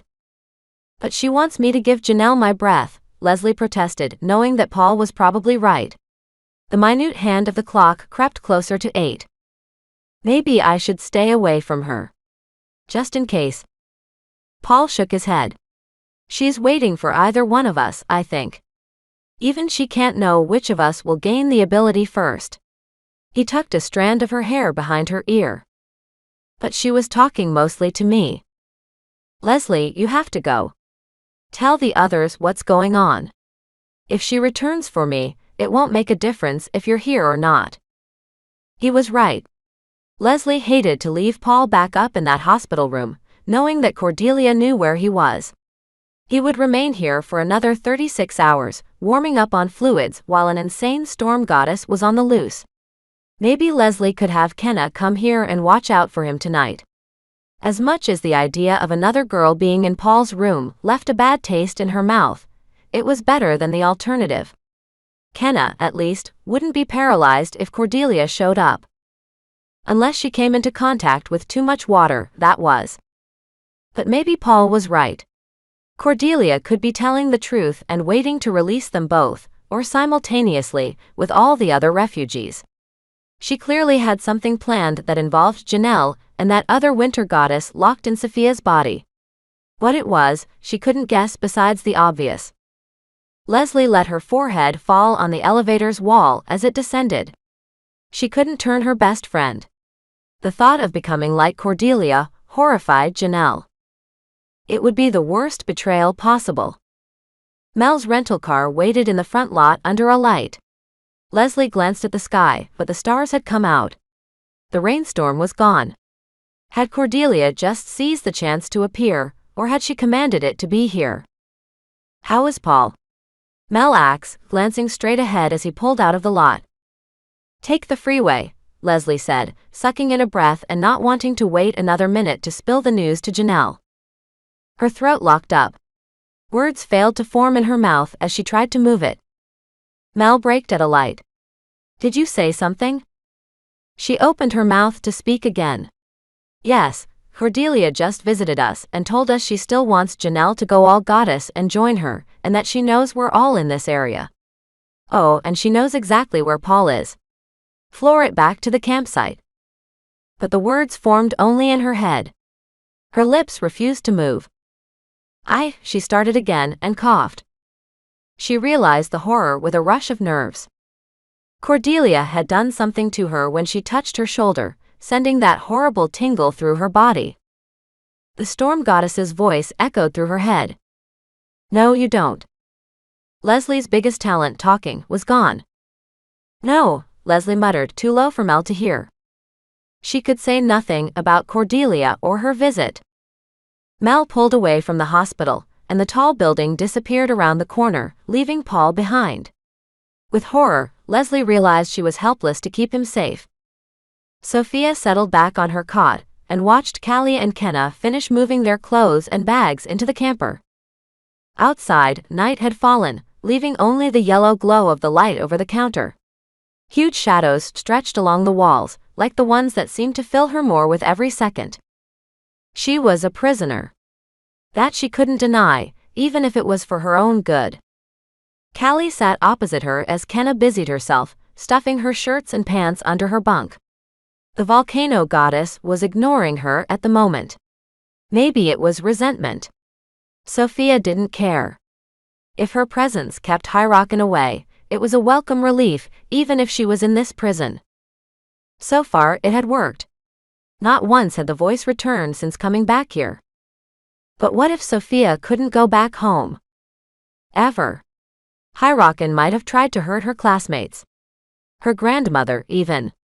That was all to be considered if the Tempest High leader decided not to take any other action against her. I heard what happened, Callie said carefully. She kept her hands on her lap, like she was afraid she would have to get up and run any second. Oh. Sophia felt exposed and scrutinized. Callie, I didn't know. Janelle told me not to stay in here with you. I told her to stuff it, Callie said. She smiled. Hey, you put up with my secret. I can put up with yours. She resisted the urge to hug Callie. She was mostly back to normal, at least on the outside. But I could hurt you, Sophia added. Which is why I'm staying in here, Kenna interrupted. Enough light was in her voice to convince Sophia that she wasn't directing any anger right at her. Either that, or Kenna was just very good at masking her emotions. Sophia felt bad that Kenna had to guard her 24/7 until she found a way to get home. You didn't get a chance to call your grandmother again, Callie asked. I tried again when I got back. She has no power, Sophia said, staring at Callie's pink-bordered cell phone lying on the bed beside her. It's almost like Cordelia knocked out the power to keep me from calling her. Callie twisted the blanket of her cot around, forming a tight braid. I'm sure she doesn't know your grandmother. She doesn't even know your name. How could she? I don't know. Somehow, Sophia didn't feel any better. Do you think Janelle will want to keep me here much longer? That I can't answer. Kenna slipped off one of her shoes, kicking it under the bunk. I doubt she'll want to hurt you or anything. But we do need to find a way to keep your other personality under control when I'm not around. I'm sure you don't want me tethered to you all the time like the Secret Service. No, I don't. And I'm sure you wouldn't like that either. And that monster is not my other personality. Just saying. Kenna smiled. It went miles toward melting the tension in the room. Leslie said her name was HollyHook'sBooks. Don't say, Sophia cringed. She waited for the winter demon to come to the surface at the sound of her name. A tiny chill rushed through her, more of a whimper really, but it vanished a second later. She relaxed. Her theory might be right. HollyHook'sBooks was afraid of Kenna, and wouldn't dare show her face in front of her. Sophia smiled while Kenna and Callie watched. Hey. This works. Kenna straightened up, and finished stuffing her clothes under her bunk. I had to test it, before I got too comfortable staying here. From what Janelle told me, she likes to show up when someone says her name. That only happened once. She glanced at Callie, who stopped strangling the blanket. She thought of Janelle slumping over her table and Paul falling to the floor, going from tan to blue. That swampy green guilt feeling poured through her again. None of us knew. Did her grandmother know? The question was growing hungrier, gnawing at her insides increasingly all day. And did her missing mother know? That was an answer she'd probably never have. Sophia, I will free you if you only let her free me. She spun around to take in the barren landscape, trying to keep her face down against the frigid wind that seemed to blow into her face from all sides. White covered the air around her, blowing around rocks and trees that looked like gray blobs even from feet away. She stood in an endless blizzard sea that extended above her, around her and under her feet. It whistled in her ears. Sucked the breath right out of her mouth. Huh, she managed, wrapping her arms around herself. It was the first time she had felt cold like this before. It was biting. Painful. Not just there but threatening to take her away. It had never bothered her during all of HollyHook'sBooks' attacks. Not physically, anyway. Sophia. I am over here. She turned and for the first time, realized that she and the winter demon were not one and the same now.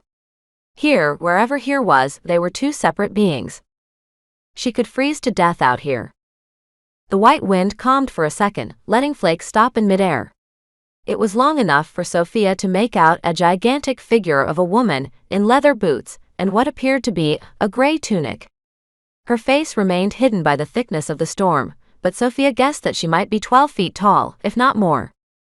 This was what she shared her body with. Something more monstrous than she had imagined. Something she couldn't possibly fight back against or control. All the anger she was ready to throw at HollyHook'sBooks retreated deep inside her, like a mouse retreating into a hole. She'd imagined a crouched, nasty old woman stuck somewhere in the back of her head, waiting for years to get out. Not a giant demon capable of covering everything around her in a storm for ages. I've waited a long time to escape my prison. Or prisons, I should say, the giant said. Her voice cut down through the whistling wind like a knife slicing right through it. But the storm picked back up, nearly knocking Sophia off her feet. She staggered, feet sinking into what felt like miles of white powder. It stung her calves, soaking her jeans and filling her shoes. Biting back a cry, she faced the monster in front of her again.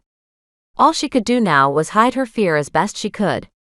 If she didn't, the demon would only become more of a bully, constantly growing louder and louder inside her. Prison, she forced herself to ask. The demon stepped to the side and turned as if facing the sky. The gods feared me, she said into the storm. The cowards. Instead of facing me themselves, they locked me away. She turned back. Inside one of your ancestors, Sophia. Sophia's head spun as if the wind was pushing it in circles. She took another step back, sinking deeper. It took all of her strength to avoid going down on her butt. The bitter air soaked down to her bones, as another wind gust sucked the air out of her lungs like an evil spirit reaching down her throat for her soul. At last, it died down a little. She looked around for a place to run to, but the skinny trees about 50 feet away didn't promise any protection. Neither did the boulders nearby. Or were they boulders? They didn't seem like the right shape. If Hyrockin wanted to slaughter her now, she could do it. Provided the cold didn't get her first. It has been hundreds and hundreds of years, she explained above. Mortal body after mortal body. The first took her own life, and I thought I was free, but your family's blood binds me. You are the last of your line, Sophia. I will become dormant for eternity if you die before you have children.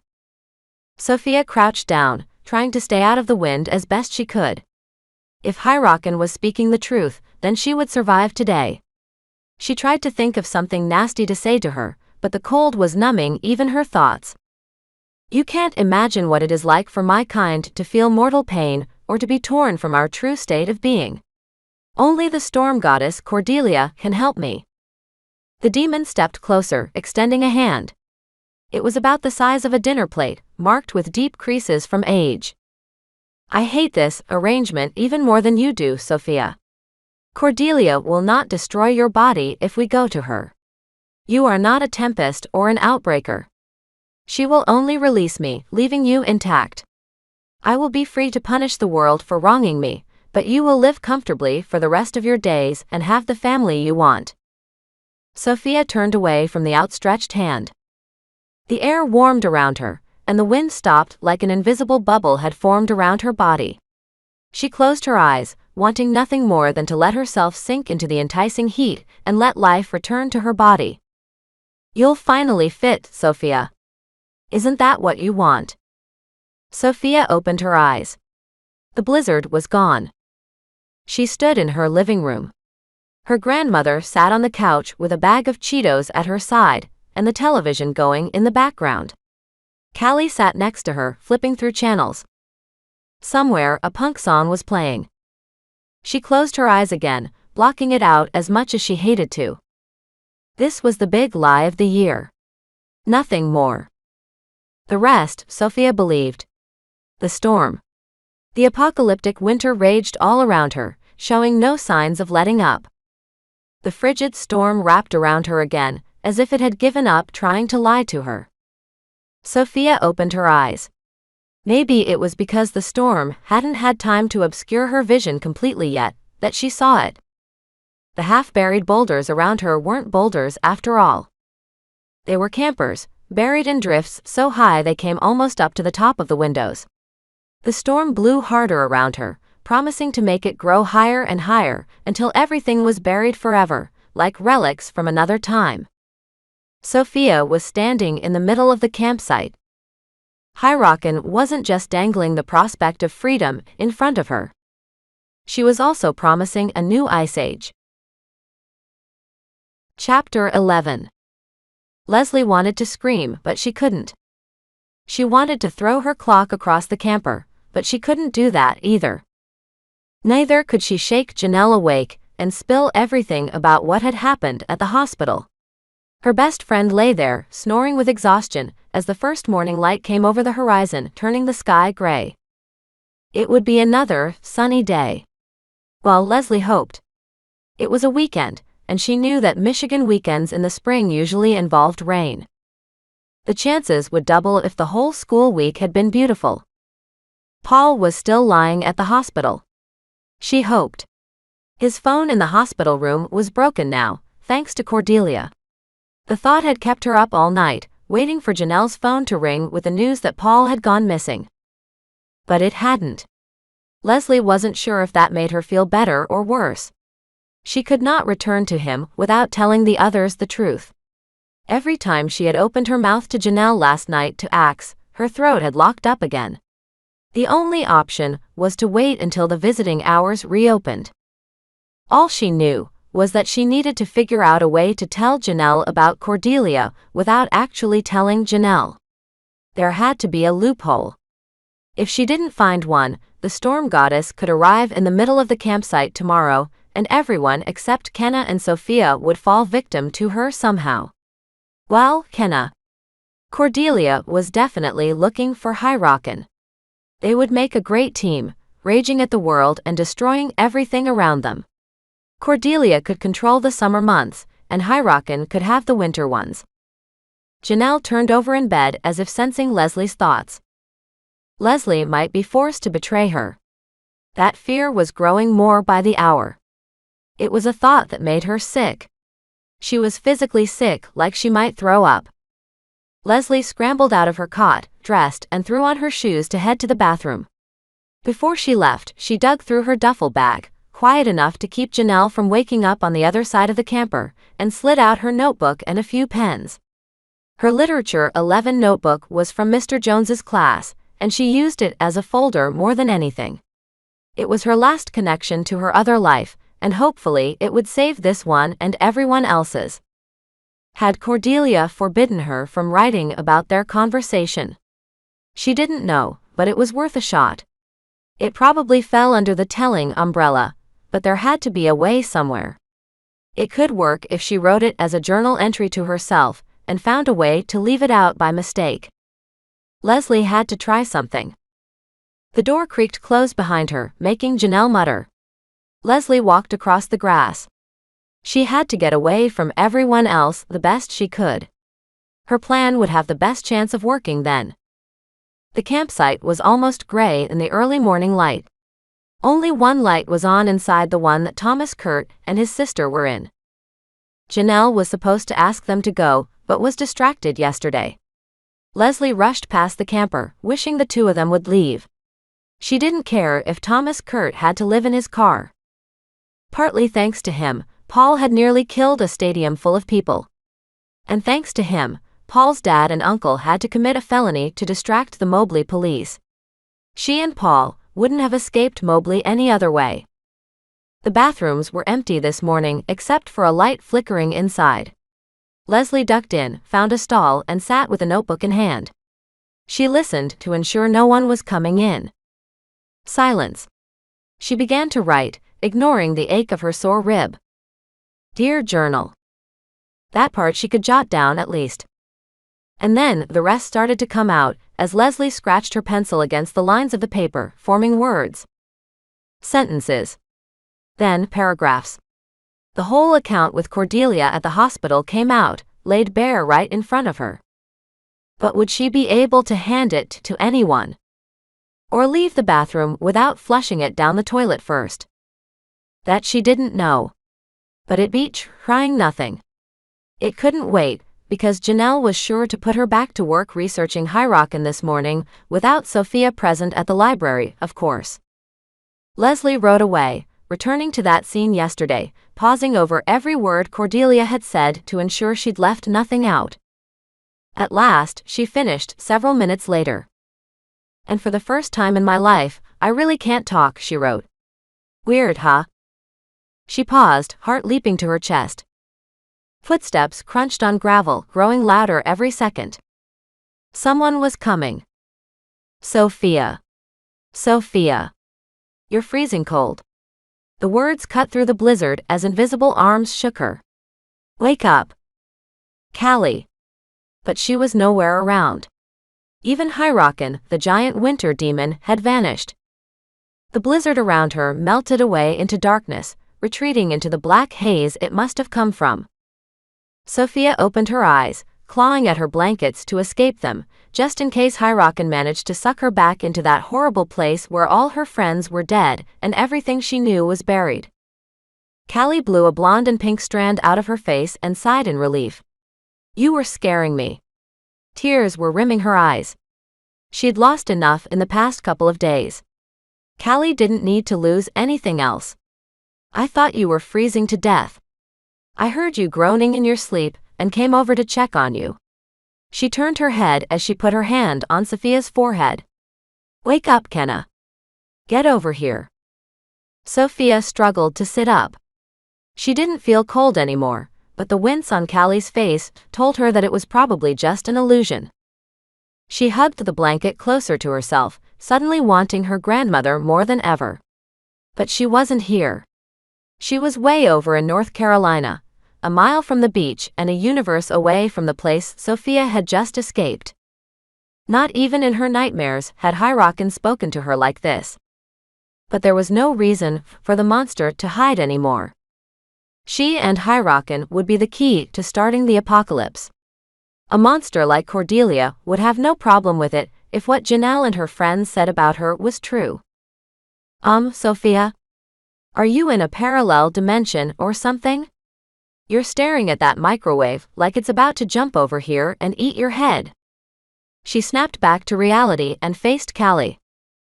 Her friend managed to smile, but it couldn't conceal the worry growing inside her, the grief or the fatigue. The need to just go outside and scream. Yes, she lied. What was she supposed to say? Sophia slid out of bed and rushed outside toward the bathrooms. Her stomach threatened to go over the line from queasy to going to throw up at any second. But the thing she needed to escape was always there, following her closer than her breath trailing in her wake. The footfalls behind her grew fainter. Someone tripped. Sophia realized too late she had put too much distance between her and Kenna.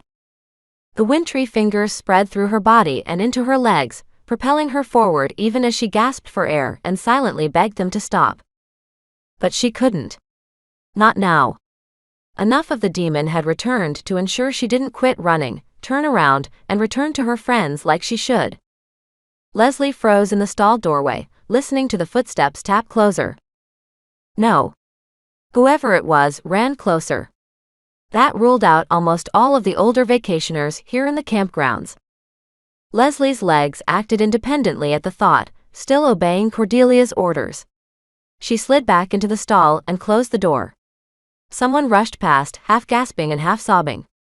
Whoever it was ran past the stalls and into the shower area. She thought the girl might run farther, towards the pool, but she didn't. The footsteps stopped. A second later, the hissing sound of water hitting linoleum echoed into the bathroom. Then more and more.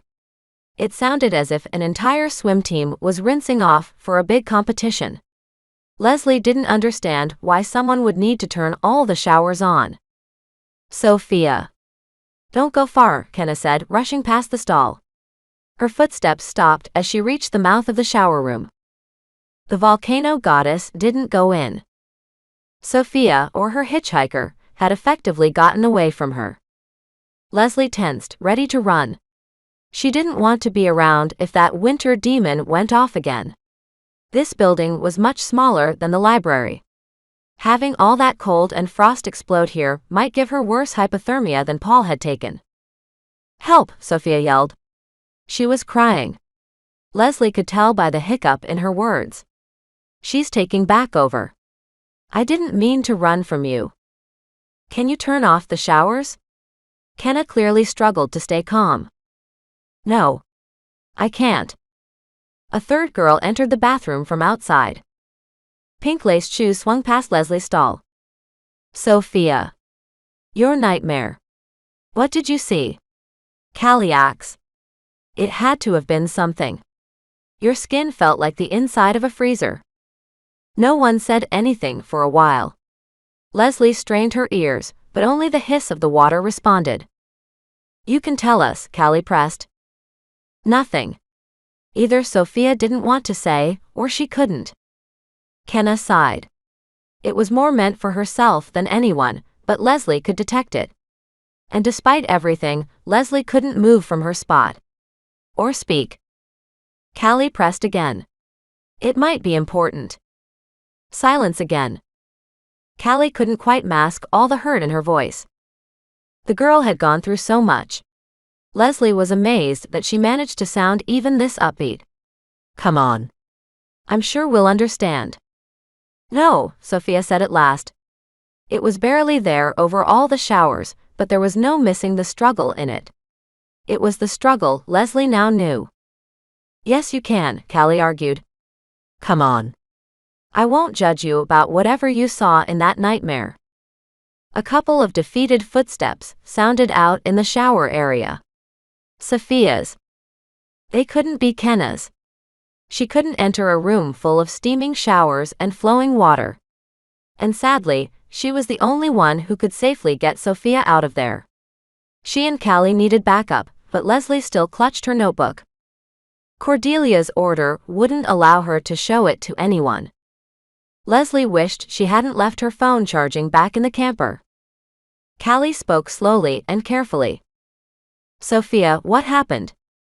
Silence followed for a second. Sophia coughed. I think she'll let me tell you. She cleared her throat. The end of the world. The other, wants to help end the world. All I could see was a huge blizzard burying everything. Here, even. The drifts were about 10 feet deep. If she finds Cordelia, they'll work together. Leslie backed into the wall, making an almost silent thump. And yet, she couldn't cry out. The invisible cord tightened once again. Oh great. Kenna whirled around and walked past the stall door. Leslie heard a slap, as if she'd just let her face fall to her hand. I knew you wouldn't understand, Sophia managed.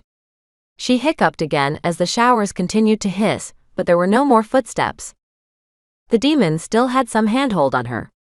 How much though? Leslie could smell the hot vapor now, creeping in under the stall door. Moisture started to form in rivulets on the red paint. Kenna whirled around on her socks, marching back towards the showers.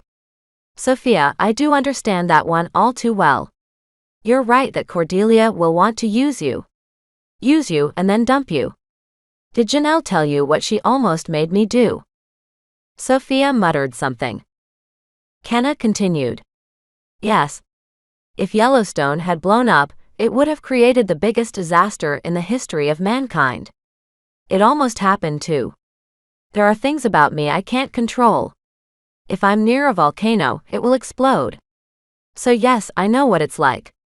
All we have to do to keep it from happening is keep you with me. You'll have to make up an excuse for your grandmother. For the first time, Leslie noticed the trembling in her limbs. Cordelia finding them could mean the world's end, not just a war on civilization. Leslie knew how close that was and still couldn't say anything. Her silence could mean millions or billions of deaths. Nausea gripped her throat, and she turned to start retching. Because of that, she dropped the notebook to the floor by mistake. It slid to the edge of the stall, stopping with its bottom half out the door. Leslie had forgotten about it until now, and about what it contained. Callie gasped. Kenna went silent. The showers kept running outside as Leslie held back her retching fit, very aware that someone's footsteps were drawing closer, and that the same person's eyes were undoubtedly on the notebook with everything she needed to spill to the rest of the campsite. This had to work. Who's in here? Kenna asked, her voice growing high with concern. Leslie. But her limbs were starting to move on their own, following Cordelia's commands and turning her around so that she could grab the notebook. It was still lying open to her journal entry. Already, an urge to seize the notebook swept over her. Can you? She started before the now familiar tightness wrapped around her throat again. Leslie reached for the notebook. But Kenna was faster. A tan hand came down and seized the notebook. It slid under the stall door as Leslie's hand closed on nothing. This it? Kenna asked. Leslie wanted to laugh with relief. Kenna had the notebook. She'd see it now and tell the others. But the feeling only lasted a second or so. Leslie fumbled with the stall lock as her body reverted to its puppet state. More horror exploded.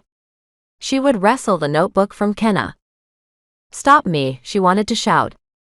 But it was pointless as it was trying to stop her hand from pushing open the stall door on Kenna. The volcano goddess was already squinting at Leslie's scrawl. It would be hard to make out in the dim light, too hard to make out. Kenna had less than a second before Leslie ripped the page away.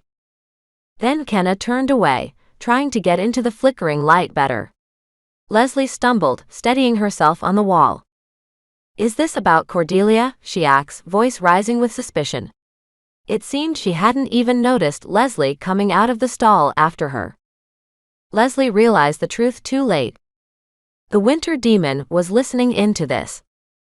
The temperature in the bathroom plummeted, and the hissing noise of the showers changed somehow as if they were suddenly hitting a different surface. Out in the shower area, the mist dropped to the floor and formed an eerie fog around Sophia's feet as she stared on, her eyes hard and cold with desperation. Leslie stopped, distracted. Kenna let the notebook fall to her side. Water continued spilling everywhere, keeping the barrier between Sophia and her. "Sophia." Callie asked. She backed away a couple of steps. "Run," Leslie told her, forgetting all about the notebook. It would mean nothing if she and Callie didn't leave the building in the next few seconds. HollyHook'sBooks was back. Chapter 12. "Kenna, come on," Leslie managed, heart thudding. She didn't turn. Instead, Kenna stared down HollyHook'sBooks, who had shoved Sophia to the side and come to the forefront again. Most of the mist had cleared now, scattering as if in terror, and the gleam on the linoleum told Leslie that the shower floor had turned to ice. The demon spoke, moving Sophia's lips as if she were nothing but a ventriloquist's puppet. Was Sophia still conscious, helpless to watch this scene play out before her? "Give me that paper," HollyHook'sBooks demanded. She growled, creating a horrible noise that must match that of a rabid wolf. It was the sound of the coldest, most brutal Arctic storm ever imagined. But she didn't dare take a step closer to Kenna, her one weakness. "Sophia," Callie started next to her. "Don't," Leslie said. She knew she should run, but she couldn't. If HollyHook'sBooks got the notebook, she'd know where to find Cordelia. The hospital, where Paul was still imprisoned. Leslie couldn't risk her showing up there or anywhere else. The demon might never let Sophia go again if she got the news. Leslie found the words. "Whatever you do, don't give it to her." Kenna started to glance back down at the paper, curious.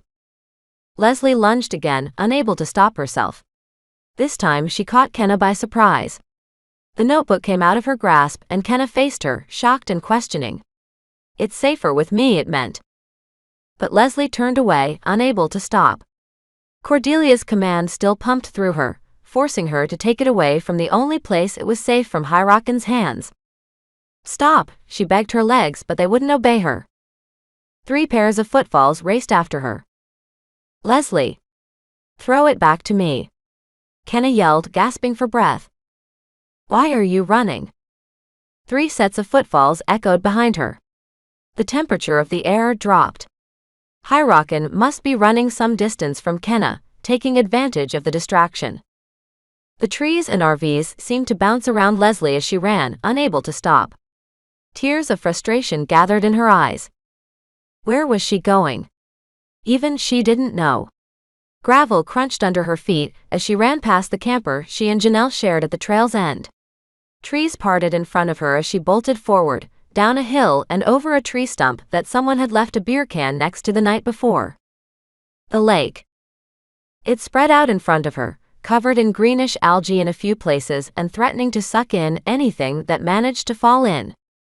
She was going to destroy the notebook in about 4 or 5 seconds.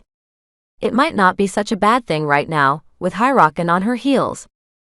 "No," the demon cried. Callie gasped somewhere behind her. A frigid snap of wind stole over Leslie from behind, throwing her forward towards the water. She raised the notebook as she stumbled, letting it fly on the wind towards the water. Its papers flapped like wings as it sailed through the air, up at first, then down towards the mirror below it. Leslie landed on the hardening ground, wrapping her arms around herself for protection against the cold. It bit her ears and fingertips like a monster wanting to chew them off. The notebook landed on the lake and slid. Leslie blinked as Callie and Kenna reached her. One of them pulled her up, but Leslie ignored who it was. She was too transfixed, watching her notebook dart across the lake's surface as the wind died. Finally, it stopped, its cover flipping back down as it remained on the surface, neither bobbing nor sinking. Leslie blinked. The entire lake had frozen over. And HollyHook'sBooks was already rushing out to claim her prize, controlling Sophia's body like Cordelia's command had controlled hers. Sophia bolted across the ice gracefully without slipping. She scooped up the mass of paper, as if it were a winning lottery ticket. It felt as if Leslie's heart were being crushed in a stony fist. HollyHook'sBooks had the notebook, and it could spell doom for them all. Leslie expected her body to run out there to reclaim the notebook. This time, it didn't. She begged her legs to move, her throat to work. Anything. But Cordelia wanted this, so her command stood. Kenna, Leslie managed as Sophia's hands greedily tore the book open, eager to find answers about Cordelia.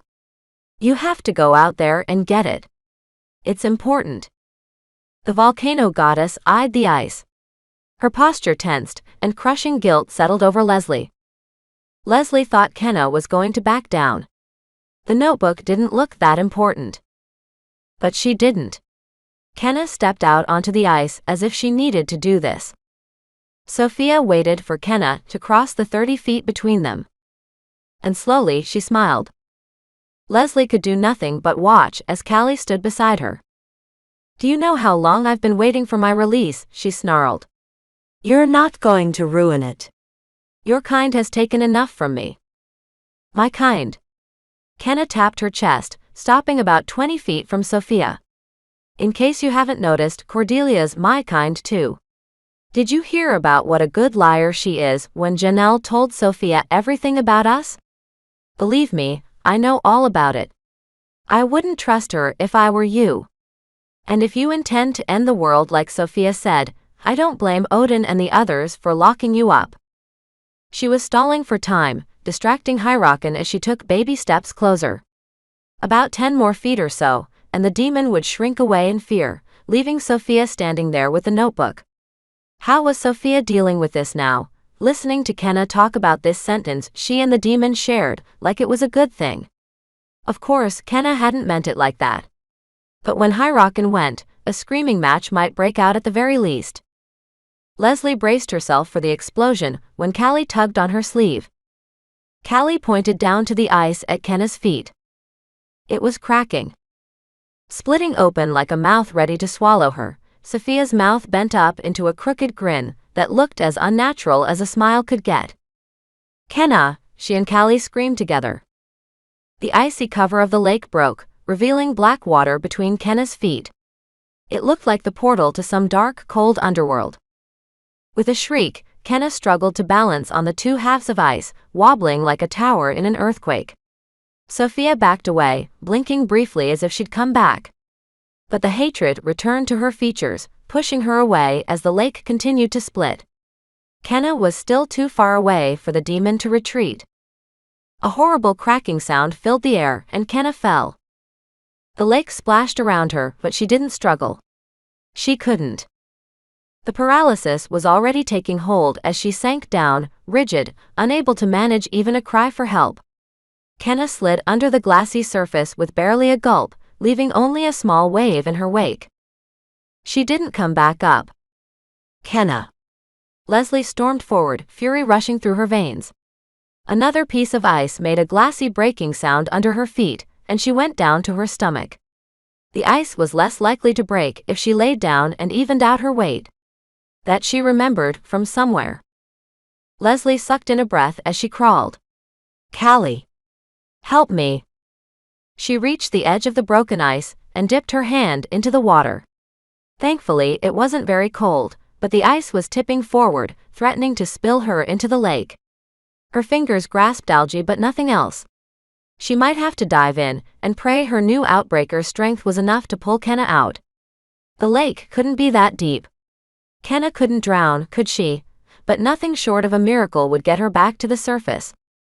"Callie," she shouted again. Sophia's friend kneeled on the ice opposite her, but her gaze was elsewhere. Sophia ran away across the icy lake, not slipping or sliding like any average person would. Her best friend was hostage to a monster that grew stronger. Leslie's hand scraped hair. Kenna was still upright, at least. The water must be about 6 feet deep. They could do this. "I sent her out here. We have to grab her and pull her towards shore, where it's shallower," Leslie said, eyeing the sandy line near the water. "It must be 20 feet away." Sophia was getting even farther away with Leslie's notebook in tow. But Kenna had to come first. If they didn't get her out, there would be no point in going after Sophia. Leslie could never stop her alone. And what was Kenna enduring? Leslie pulled but only yanked out a clod of dark hair, which hung in her hand, dripping. "Callie, go get help." Leslie didn't want to hurt anyone. The girl nodded, and with a flash of pink laces, Callie bolted back towards the campsite. Leslie lay on the ice, alone. Meanwhile, Hyrockin continued to run farther away, now just a blue blur near the forest line until she disappeared. She took Sophia and the truth with her. Hopelessness grasped at Leslie's chest. Leslie leaned over again, hand grabbing a fistful of hair. If Kenna could move, she probably would have screamed. She pulled again, and Kenna came up a few inches, enough for Leslie to see her billowing mane. Leslie managed to pull her a few inches closer to shore with her trembling arm, but down again Kenna went, unable to move. Leslie rested for a second, daring a glance at the campsite and at Janelle, who ran towards them with Callie and her father on her heels. Leslie thought that writing everything down would save all the tempests here, and prevent Cordelia from turning Janelle to her side. Now, she had probably doomed them all. Janelle paced back and forth past the tree where Kenna now sat, wrapped in an old My Little Pony blanket that Leslie had packed at her house 2 days before. Thankfully, Kenna couldn't drown, but being fully immersed in water had taken a toll on her. Poor Kenna had staggered up the shore, helped by her and Leslie, until they'd reached a point where she could sit down without rolling back into the water. It had taken the 4 of them 15 minutes to pull her out without anyone else in the campsite noticing. "What happened?" Janelle breathed at last, wringing out the sleeve of her sweater. Her wet clothes clung to her skin, sending a chill through her. The melting ice on the lake gave her an idea of what had occurred. A great leader she was, sleeping while this was going on. If Elise were still here, she'd be chastised for not posting an extra guard or 2 outside of the camper Kenna was to share with Sophia. Hyrockin escaped. She completely took over Sophia. Kenna tried to go after her to stop her, but the lake froze and Leslie coughed as if choking on her words. And it cracked when Kenna went after her. Janelle nodded, numb. Hyrockin wasn't as weak to Kenna as she'd hoped. She straightened up, trying to project confidence that she didn't have. She could do that, right? How did she get out of the camper in the first place? Callie crossed her legs. Sophia was having a nightmare. She said she saw Hyrockin ending the world in a massive blizzard. She panicked and ran to the showers before Kenna could catch her. Then she turned all the water on so Kenna couldn't go in after her. The words swirled around Janelle. On the ground, Kenna nodded and hugged the blanket closer to her. Parts were dark with moisture now, as it soaked up the numbing water from her skin. While she knew that Kenna was the only thing to help her. Janelle acts. All of a sudden, she wanted to slap Sophia. It was a dumb move. But then again, Janelle had made some dumb moves before too. So instead, she faced Leslie. "Okay. Your story's a bit jumbled up. Why did you guys end up on the lake? I think that freezing it was a little unnecessary." "It was to catch Leslie's notebook," Kenna piped in. There was still a shudder to her voice, as if the lake had crept inside her. "Leslie wrote something down about Cordelia in it, and that demon wanted to have a look. Leslie tried to throw it in the lake so she couldn't, but it didn't work." Leslie shifted again, quiet. Something was wrong. Janelle faced her, hoping that her look was questioning enough. It didn't seem to be because she coughed again, but said nothing. "What did you write?" she finally asks, heart thudding. Her lips pursed together like they were fighting Leslie's ability to speak. "MMMPH," Leslie managed. Her friend's jaw trembled harder and harder until at last she unhinged it. "I can't say." "Can't say. It's okay. You can tell us whatever was on it." Janelle couldn't imagine anything that Leslie wouldn't want to tell them. Her first outbreak maybe, but she hadn't had one yet. But still, she didn't. Leslie shook her head, staring down at the ground. Janelle didn't miss the reddening of her eyes, or the shine starting to fill them. Janelle wrapped her in a hug as the others backed away. Leslie returned it, trembling. She could feel the frustration running through her best friend, a monster wanting to be released. Something was very, very wrong here. Especially if Leslie wanted to speak but couldn't. "Kenna, do you know what's going on?" she asked over Leslie's shoulder. She shook her head, standing and shaking like someone who had just thrown away their wheelchair for the first time. "Come on," Janelle said, leading Leslie back to the camper. "We'll try to figure this out." At last, Leslie sniffed and loosened her embrace. "Thank you," she said, the noose gone from her words. "Also, we need to get to the hospital and see Paul as soon as possible." Chapter 13. Trees slapped at Sophia as Hyrockin continued to pump her legs.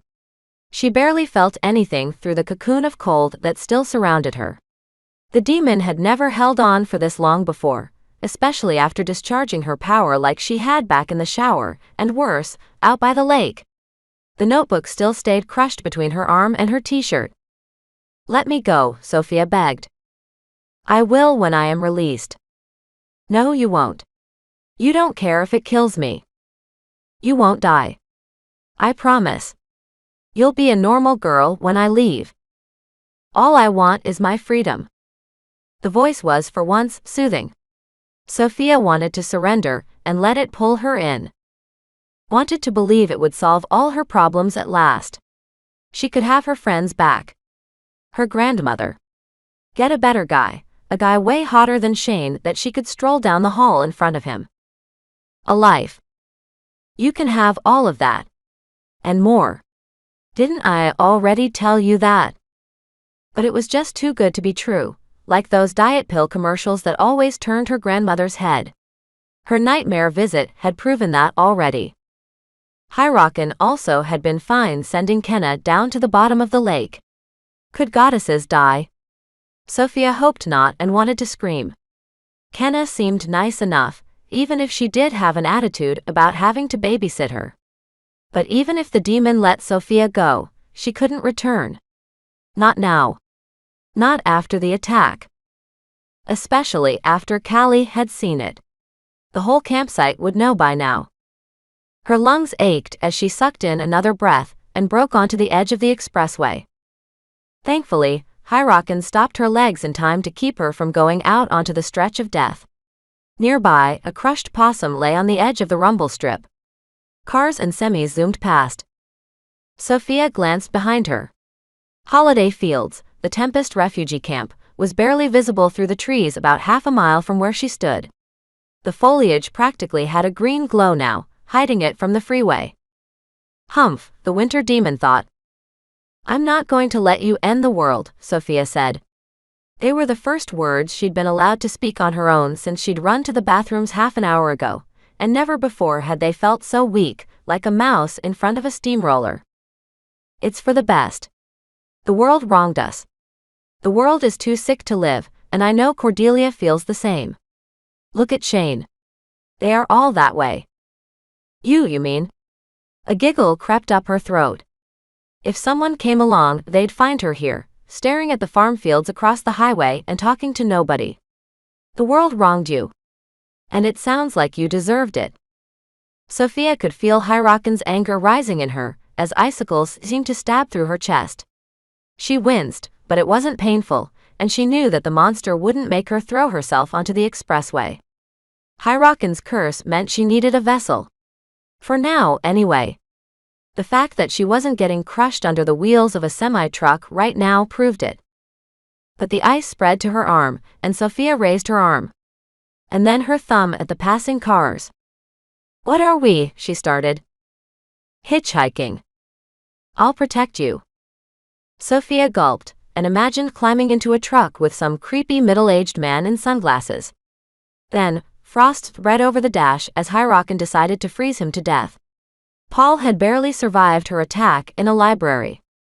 No one would be able to handle one in an enclosed vehicle. "No. Let's walk."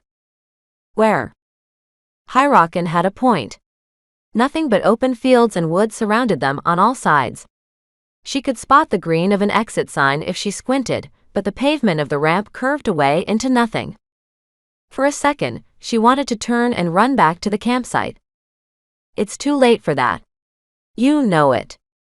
Sophia nodded, the tears welling up and preventing her voice box from working quite right. She'd blown it there.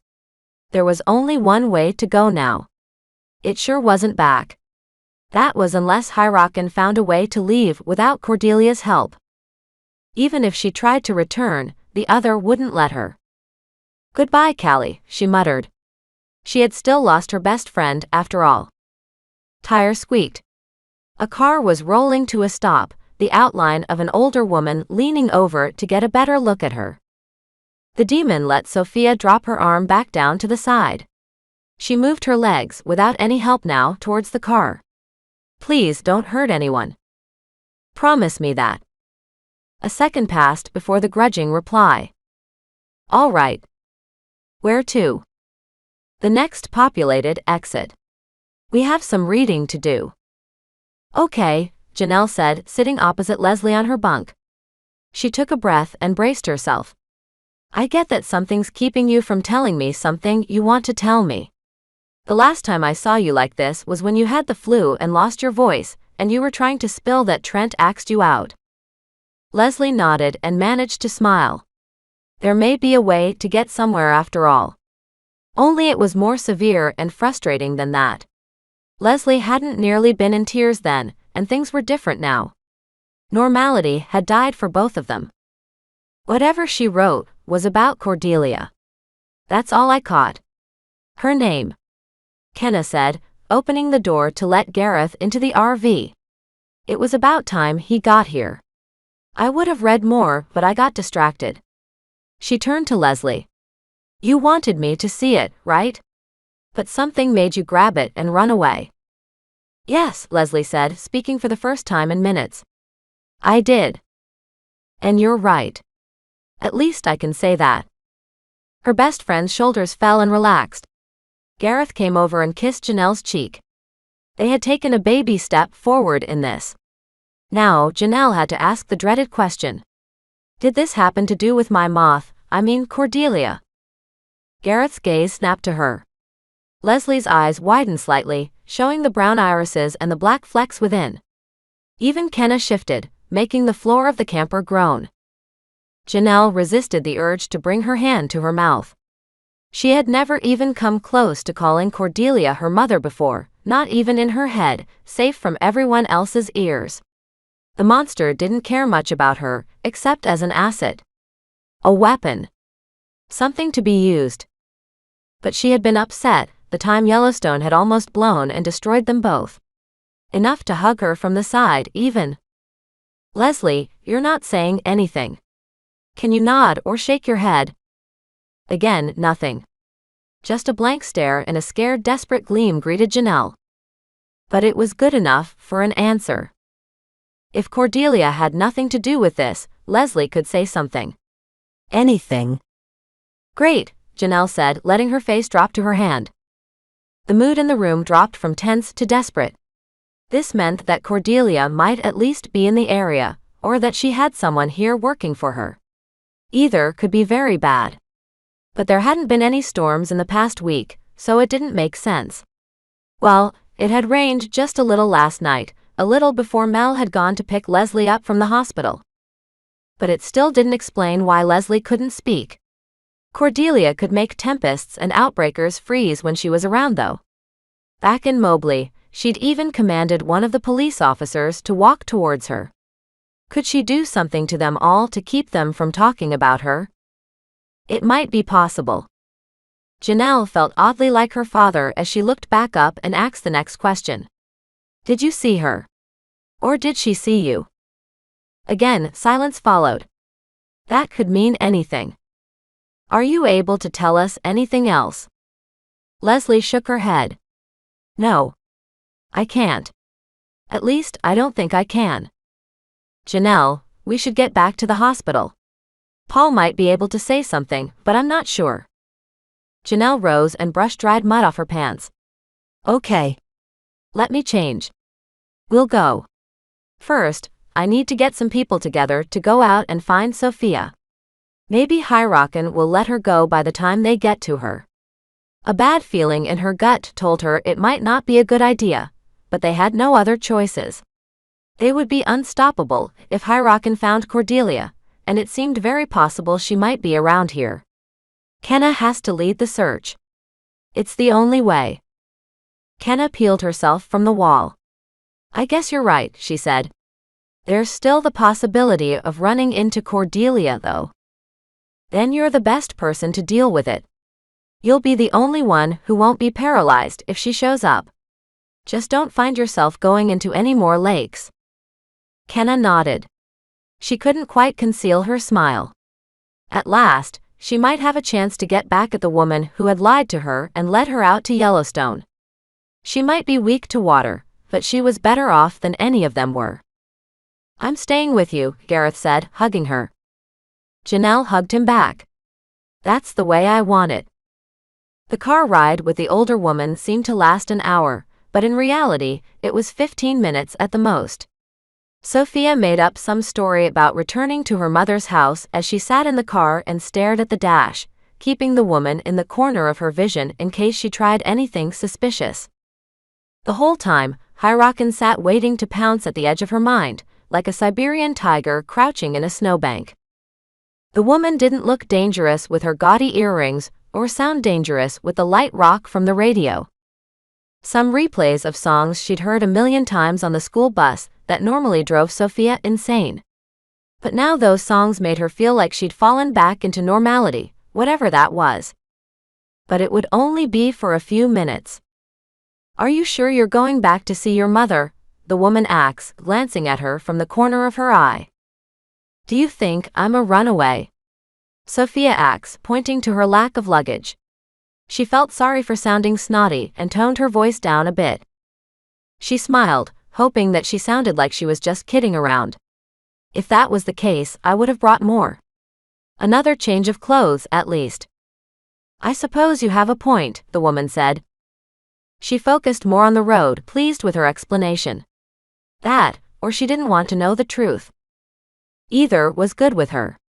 Sophia would leave her company in a few minutes and never see her again. Sophia chose a random exit that apparently led to an airport. She'd seen airplanes going over the campsite for the past couple of days, close enough to the ground to hear, so there must be one very close by. If she could get HollyHook'sBooks to behave, she could call her grandmother from there and have her send some money to return home. Right now, she didn't want to see anyone else. Sophia suddenly realized how much she missed the smell of her vanilla candles burning and the low drone of the always-on television. She missed her grandmother's crackling laugh and even how she lit her cigarettes in the laundry room. The tiger stood inside her, growling. You can go back to her when I'm released. Only then will I make sure she is not harmed. No. You want this as much as I do. Sophia didn't have an answer for that one. It was true. She did want to be rid of HollyHook'sBooks more than anything, to have her life to herself for the first time in 6 years. But it would mean stealing the lives of so many others.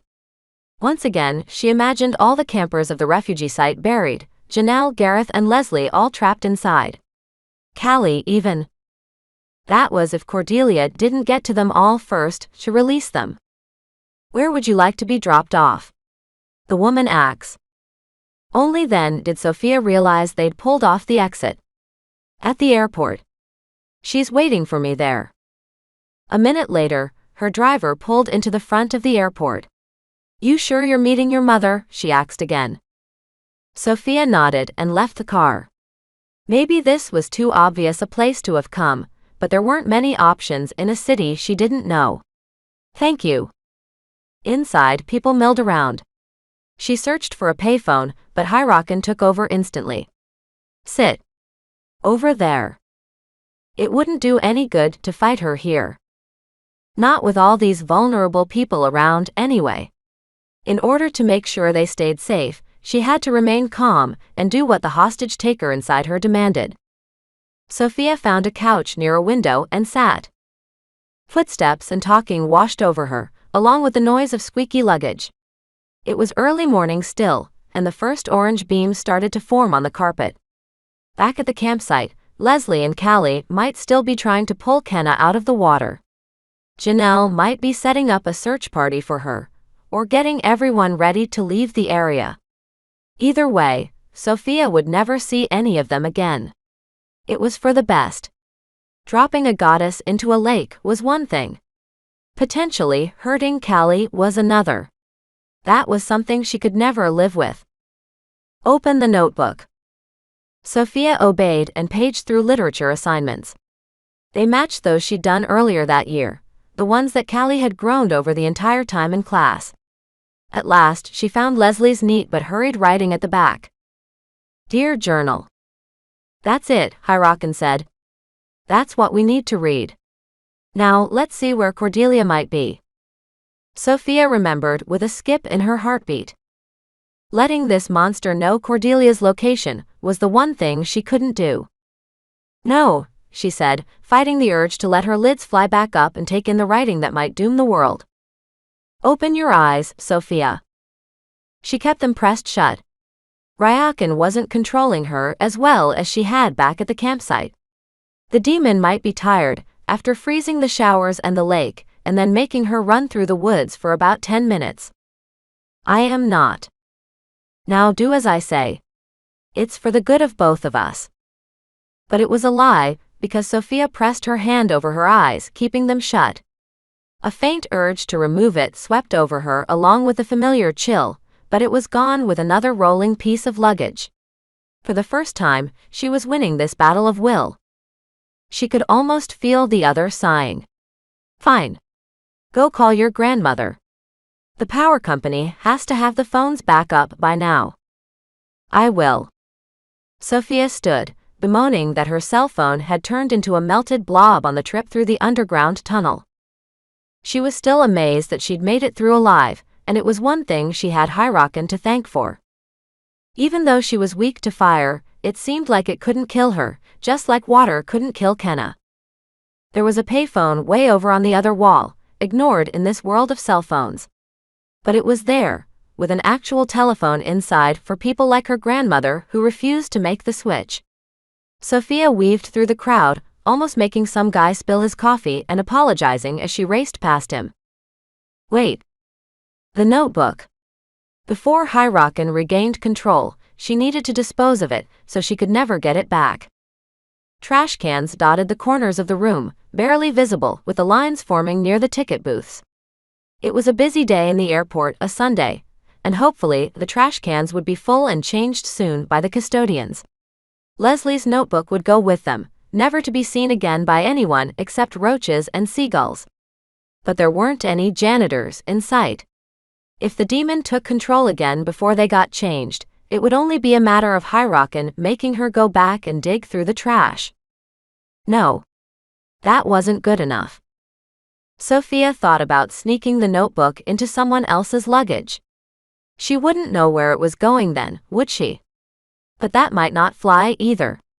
Planting information about Cordelia might endanger whoever was unlucky enough to read it, the same way Shane's video had endangered Callie and her family.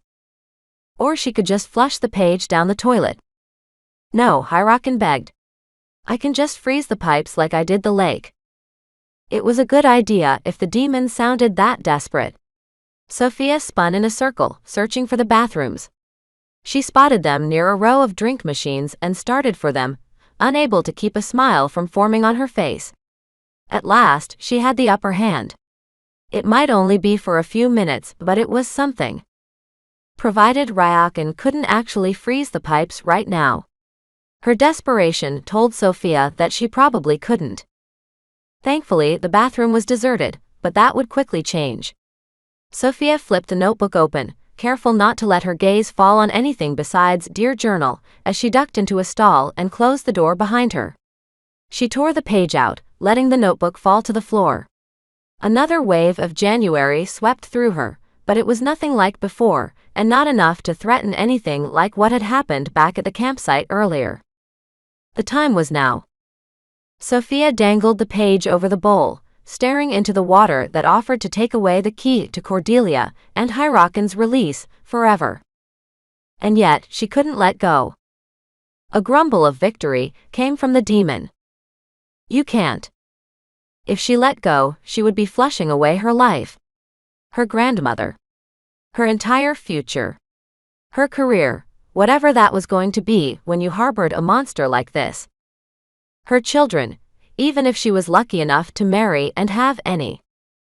And if she held on, she would be destroying the lives of millions. How far would the demon's ice age expand? If it even came this far south, the results would be the most devastating disaster the world had ever seen. Sophia's vision blurred. She had to do the right thing, which wasn't the best for her. At least she would go through life knowing that her sacrifice had saved the lives of millions like the other destroyers, the ones she'd left back at the campsite, had. Perhaps she belonged there after all. Sophia loosened her grip on the paper. If you do it, I will take you back to North Carolina, and you will watch as I kill your grandmother. The words froze her by themselves. The growling anger in Hyrockin's thoughts was enough to tell her that she meant every word. No, you won't. Sophia sounded weak again, like an ant trying to shout at a dinosaur. She's dispensable to me now. You're the only one I need. Sophia tightened her grip on the paper. I hate you. I know. I don't blame you. The faster we're separated, the better. Sophia let the note crumple in her hand as she shoved it back into her pocket. She wanted to collapse in the stall and have the crying jag she'd wanted the moment she'd discovered Shane's betrayal. It was all way overdue. But it couldn't come now. The demon wanted her to surrender and break down. And then I'll be dispensable to you. Hyrockin had no answer to that, which was answer enough for Sophia. Now read the paper. I will keep to my threat if you don't. With a crushing wall of despair, Sophia realized she had no choice in the matter. The demon was back in control, even without taking over Sophia's limbs and tongue. If Sophia didn't do as she said, it would soon be strong enough to take over that way again and send her marching right back into her grandmother's house. She took the paper back out of her pocket and read. Though she only caught snippets in the sheet folds, she knew that Hyrockin wasn't missing a thing, judging from the icy excitement coming from her. Cordelia knows that we're in the area, showed up at the hospital. A news story showed what Hyrockin did at the library. That's how Cordelia knew we were here. With a sinking feeling of dread, Sophia realized what this meant. Hyrockin beat her to it. Oh, this is so helpful, Sophia. It's good to know that the scene I created yesterday worked. So that was why she had attacked those people in the library, to gain Cordelia's attention. The frigid storm spread through her veins again, riding on the demon's victory and chasing away its exhaustion. Outside the bathroom, people chatted and milled around the airport, which seemed busier every minute. It was Sophia's turn to beg. No. Don't even think about it. She tried to sound tough, but it did no good. Hyrockin was taking control back more every second, energized by the hope of finally meeting Cordelia. But she knows I'm here, somewhere. I need to send another signal. No. Before Sophia could find something to hold on to keep from moving, the demon retook command of her legs. It propelled her out into the airport's central area and the oblivious crowd. Chapter 14. Leslie was both horrified when she got to the hospital and relieved. Paul was still lying in his hospital bed when she, Janelle, and Gareth got to his room.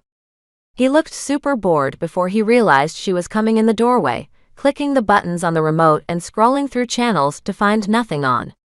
That was the good part. Cordelia had yet to return. The new goddess still didn't know which one could give Janelle their breath first. Neither one of them was expendable right now. Paul. Leslie couldn't resist wrapping her arms around him. She had to tell him so much, and his wide eyes told her he knew that already. They exchanged a quick kiss, which made her calm down a bit enough to ask him the next question. She was all too aware that Janelle and Gareth were standing at the foot of his bed, waiting to see if Paul could help them with their situation. Paul, I couldn't tell them anything. I still can't. I tried to write it down, but that demon took my notebook. It felt so good to be able to speak. Leslie could say whatever she wanted, if she was careful, and didn't give anything away. Huh. Paul dropped the remote, which clattered to the floor. The television stayed locked on the local morning news. Leslie glanced at it, but they were busy talking about some fire that had happened overnight at an abandoned house. Typical Flint news. The story ended, and the anchors talked about more job loss at a factory. She wished more than anything that the library story would come on again. She hadn't even been able to tell Janelle that it had gotten onto the national news. If she could find that out, she'd realize how much danger they all might be in. And there was the risk that HollyHook'sBooks would do it again, with Sophia running around without Kenna to keep her in check. Paul, Leslie said. Can you tell them anything? Because I can't. The choke returned as she was about to say, she did something to me that keeps me from telling. It's like I'm under her command or something. Why don't you sit up here with me? Paul asked, patting the bed next to him. He scooted over. It's not like I'm that bad off. The nurse told me I should leave today since my temperature was so good. They just have to make sure I'm here so long for observation. Leslie did, settling into the uncomfortable mattress next to him. If the nurse came in and yelled at her, she didn't care. Paul deserved to have her here after what he'd been through. She was his only lifeline. It wasn't like he had anyone else. His father and uncle probably didn't even realize he was in the hospital, and neither one was in a position to visit. It was an awful thought. Okay, Paul started. He couldn't mask the worry in his voice, and Leslie hated to have to lay all this on him. Since Leslie's having trouble, I'll tell. He coughed, and Leslie realized she was staring at her hands in despair before he finished.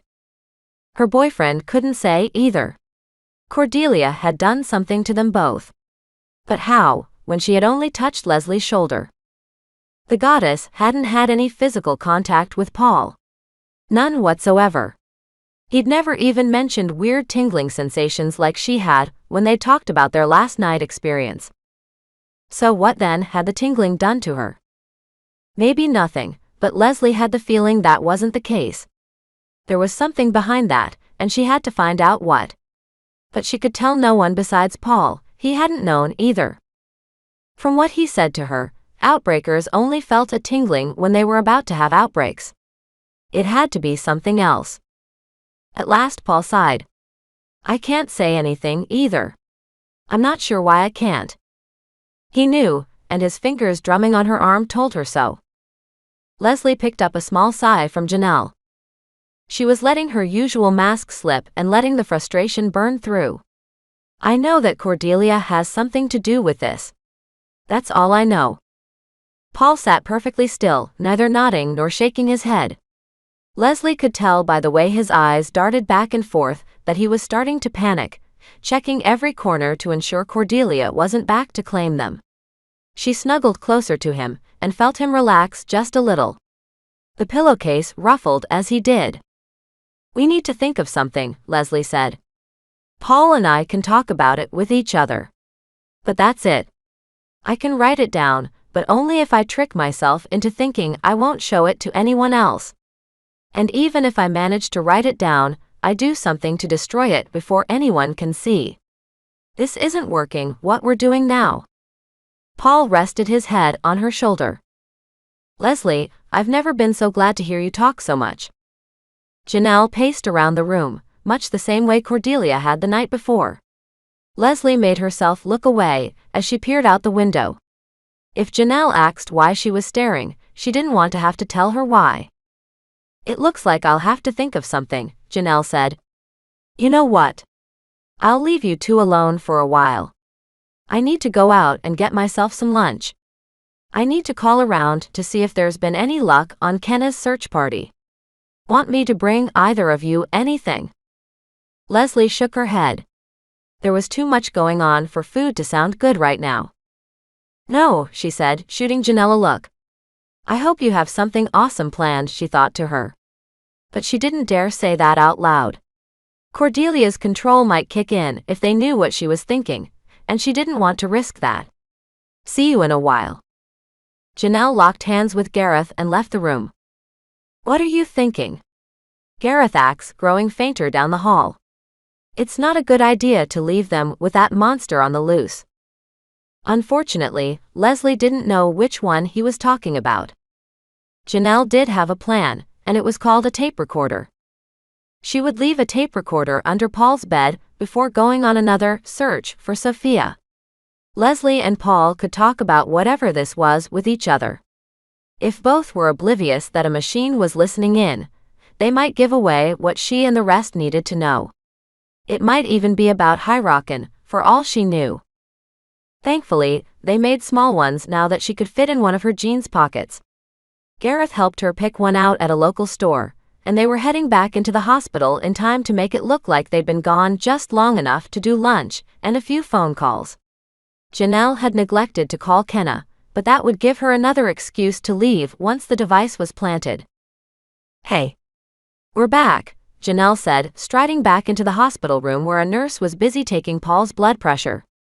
Leslie stood up against the window to let her do so. "Where did you guys eat?" Paul asked. "Arby's," Gareth supplied quickly. His stomach rumbled just then. Thankfully, neither Paul nor Leslie had heard it over the beeping of the IV machine. Janelle waited for the nurse to leave before speaking again. "We're just back for a minute to check up on you guys.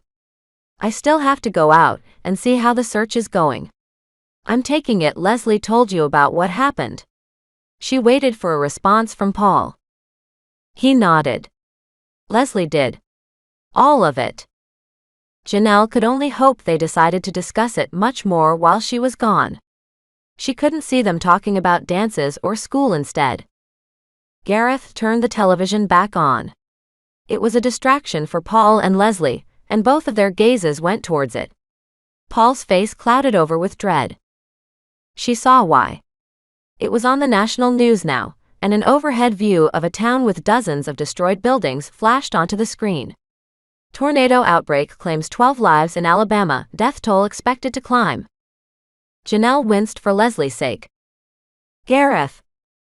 Janelle had never seen Paul angry before. He was sitting up faster than she thought anyone could, let alone someone recovering from hypothermia. Blood rushed to his face. The brown and black in his eyes swirled. Behind him, Leslie was averting her eyes, trying to stare down at Paul's nightstand instead of the television. "I turned that off for a reason."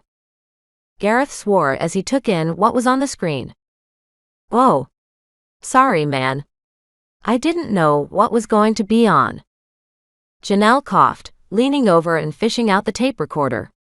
It was an ugly distraction. But it was their only one.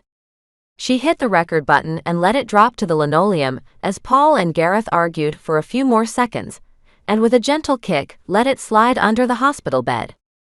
So long as no one decided to roll Paul down for more tests, it would be safe there for a while. At last, the TV clicked off, and Gareth muttered another apology. Janelle gave hers to Leslie. It was her fault that Gareth had turned the television on to distract her, and stepped back towards the door. Paul seemed satisfied and settled back onto his pillow. The colors in his eyes solidified. The storm had passed for now.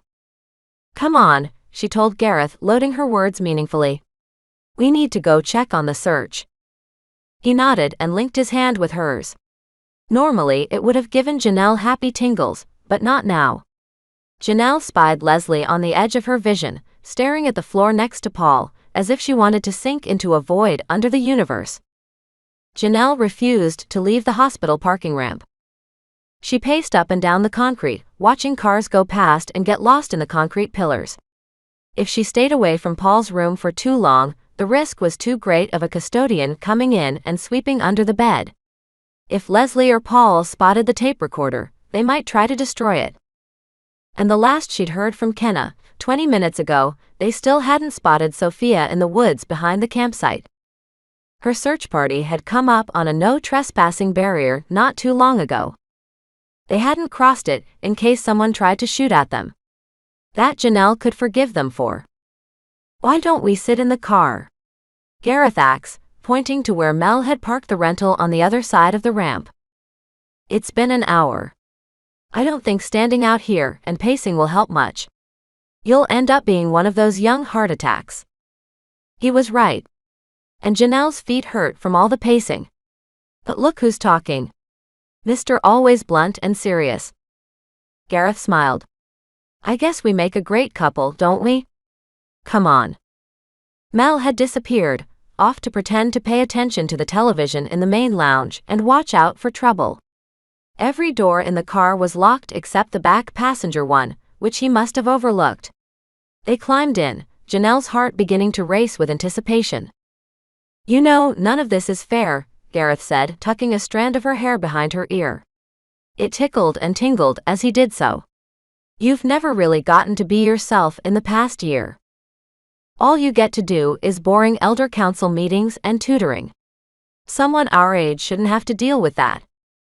She nodded, loving his touch on the back of her head. It made everything seem okay, even though it was far from it. He was right. Again. She was 16, going on 17 this August. She had a great boyfriend she never got to spend time with, and a father who only seemed concerned about how good of a leader she could be. Well, most of the time. Since Mobley, he'd been talking to her more. Gareth's hand settled on her back, pulling her closer. She wanted to melt into him and into his world. He didn't have to worry about all the things she did. He could take off and go to the movies, or crash on the couch and watch TV if he wanted. She hadn't done anything like that since she and Leslie had gone to the theater together on her last birthday. "We shouldn't," she said as Gareth's face drifted towards hers. Janelle hoped her eyes told him differently. It was just the mask speaking anyway. His hand settled on her bare skin on her elbow. He smiled, and it was the best thing she'd seen in a while from him. The last time they'd gotten to make out was on the beach on Alara, right before the Outbreakers kidnapped all the Tempests. That moment seemed like light years away. A big part of her very, very badly wanted to give in to Gareth's smile. Janelle embraced Gareth, planting her lips on his, taking in his smell and the moment before it was gone forever. He returned it, making her gasp for breath and claw at the back of his Florida shirt that she'd bought for him while they were on the run, way back when she first learned she was a Tempest. Her cell phone rang, urgent and demanding. Janelle was tempted to let it ring. Again. And again. She could leave it behind and sink into Gareth's embrace, but she finally stiffened and reached for her phone. Next to her, Gareth sighed and shared disappointment. Once again, her life would not leave her alone. Then again, what life? She had never asked for any of this. "Hello," Janelle injected her tired frustration into her voice.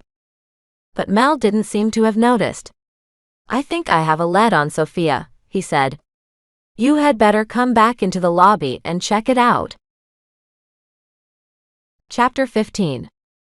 "Oh God," Gareth breathed before they had even made it all the way back through the rotating doors of the hospital. Gareth had it right. Janelle craned her head to look around his black hair. The television was glowing in the room, and Mel stood with his back to them, facing it. Janelle recognized the image immediately.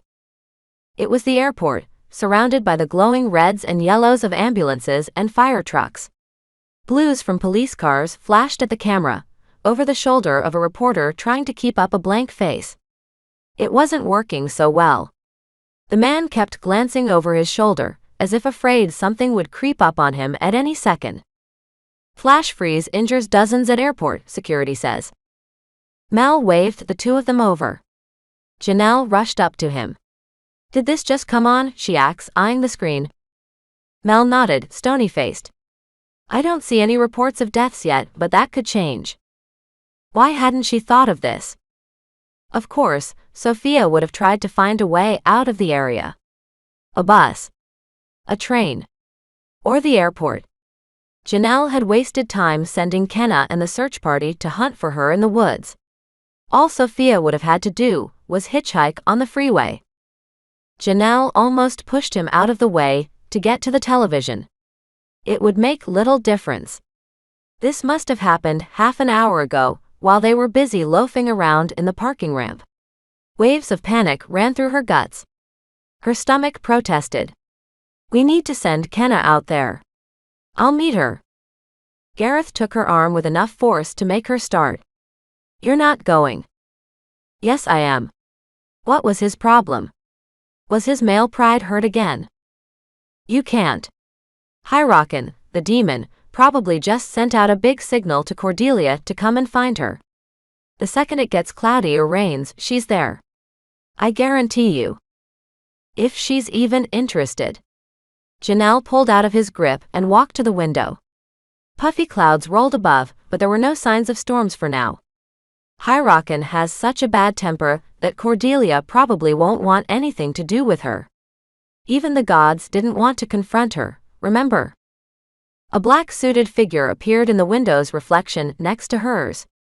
Gareth's right, ma'am. It's too dangerous for you to go personally. I recommend you stay here with Leslie and Paul. We should send Kenna. She won't be nearly as endangered as any of us would be. Janelle couldn't deny the logic.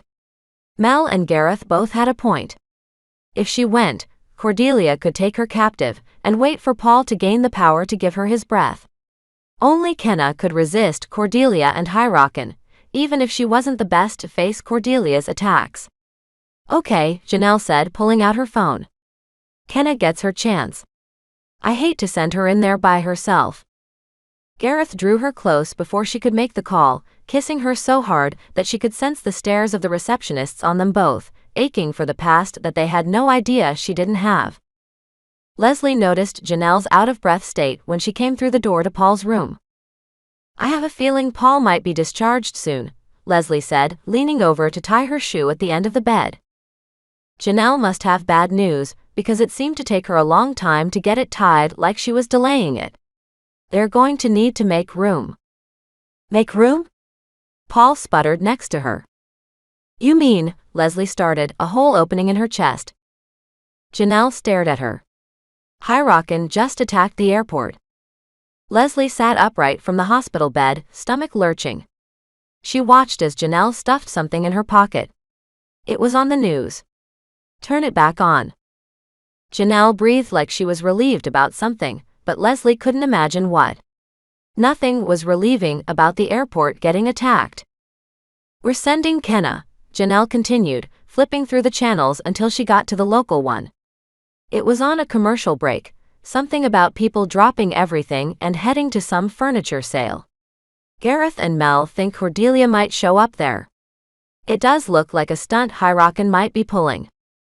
Leslie's new phone was vibrating in her pocket. Her heart leapt, and she forgot what was playing out on the television in front of them for a second. Maybe your mom's calling you, Paul said. His eyebrows rose in hope. She's the only one I gave this number to. Besides you and Janelle, Leslie added quickly. Her heart thudded as she pulled the phone from her pocket. It couldn't be anyone else.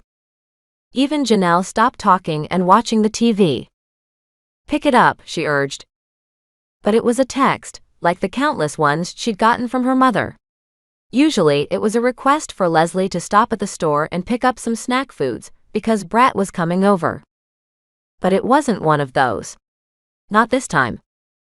She held it up to the light. Worried. Come home. We'll talk. So much stuff going on. Brett dropped me off. Be there by 3. I can't wait too long. Love, Mom. Love, Mom. Paul blinked at her, asking permission to look. Leslie nodded.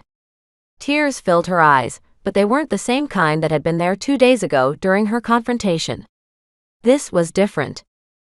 Her mother didn't hate her after all. Paul put his chin on her shoulder, reading. So she did come around. There was disbelief in his voice. I suggest you go. Sounds like she's scared about the news. I don't blame her, of course. Do you want us to come with you? Leslie would have liked that very much, but it was already 1 in the afternoon, and she was still determining what time today Paul would get to leave. For all she knew, it might not be until this evening, and this opportunity would be gone by then.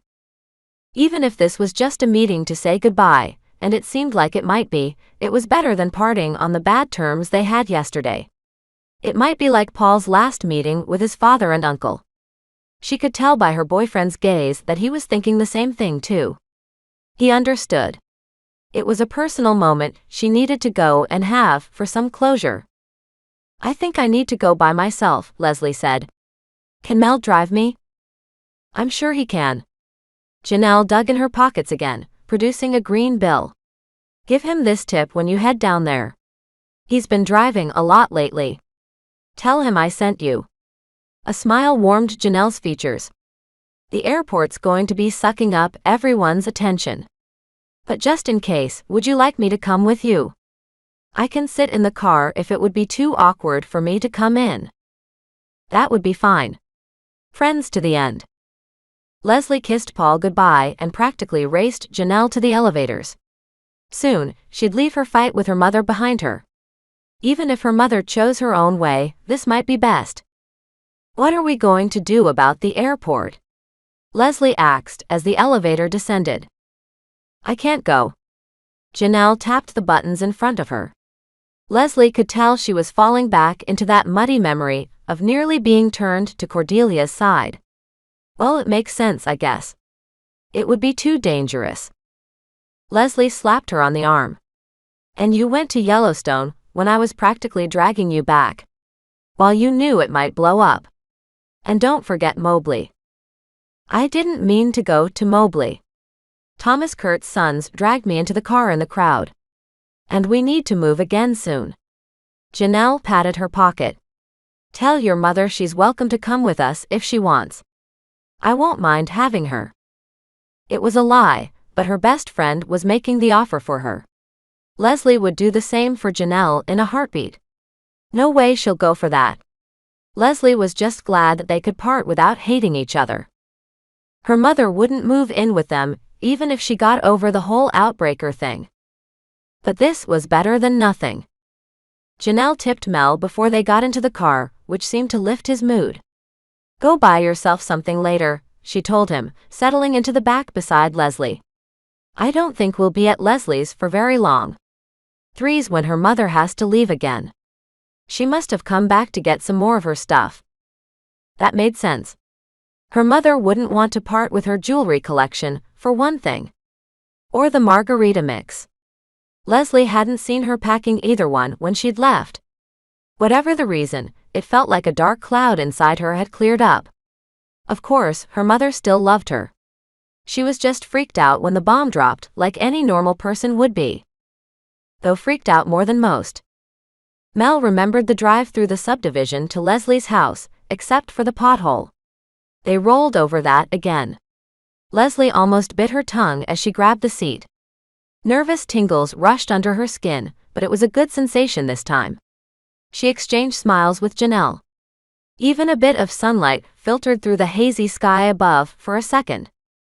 They pulled into Leslie's driveway, and she saw the television inside. It was on some soap opera. Something her mother liked. The outline of a cardboard box peeked over the windowsill of the front window. Packing, her mom must be. Brett had dropped her off because her car wasn't in the driveway. Smart. It was best to keep a low profile right now. I'll stay out here, Mel said, reaching for a crossword puzzle on the passenger seat. Its folds and wrinkles told Leslie he'd spent a lot of time on it. Not that she blamed him. Just be out soon. I don't think sitting here for long is a good idea. Cordelia's paying attention to the airport, I'm sure, Leslie said, pushing open the door. Come on. Janelle glanced down the street as if something had hit her. You know what? I'll wait in the car. I have to think about a few things. You sure? Yeah. Your mom might not want to see me again. Leslie turned as Janelle climbed back into the car, leaving the door open. Her friend fiddled with something in her pocket, but she didn't stop to watch. Mom, she asked, pushing the door open and stepping over the threshold. The television played out the soap opera, barely audible.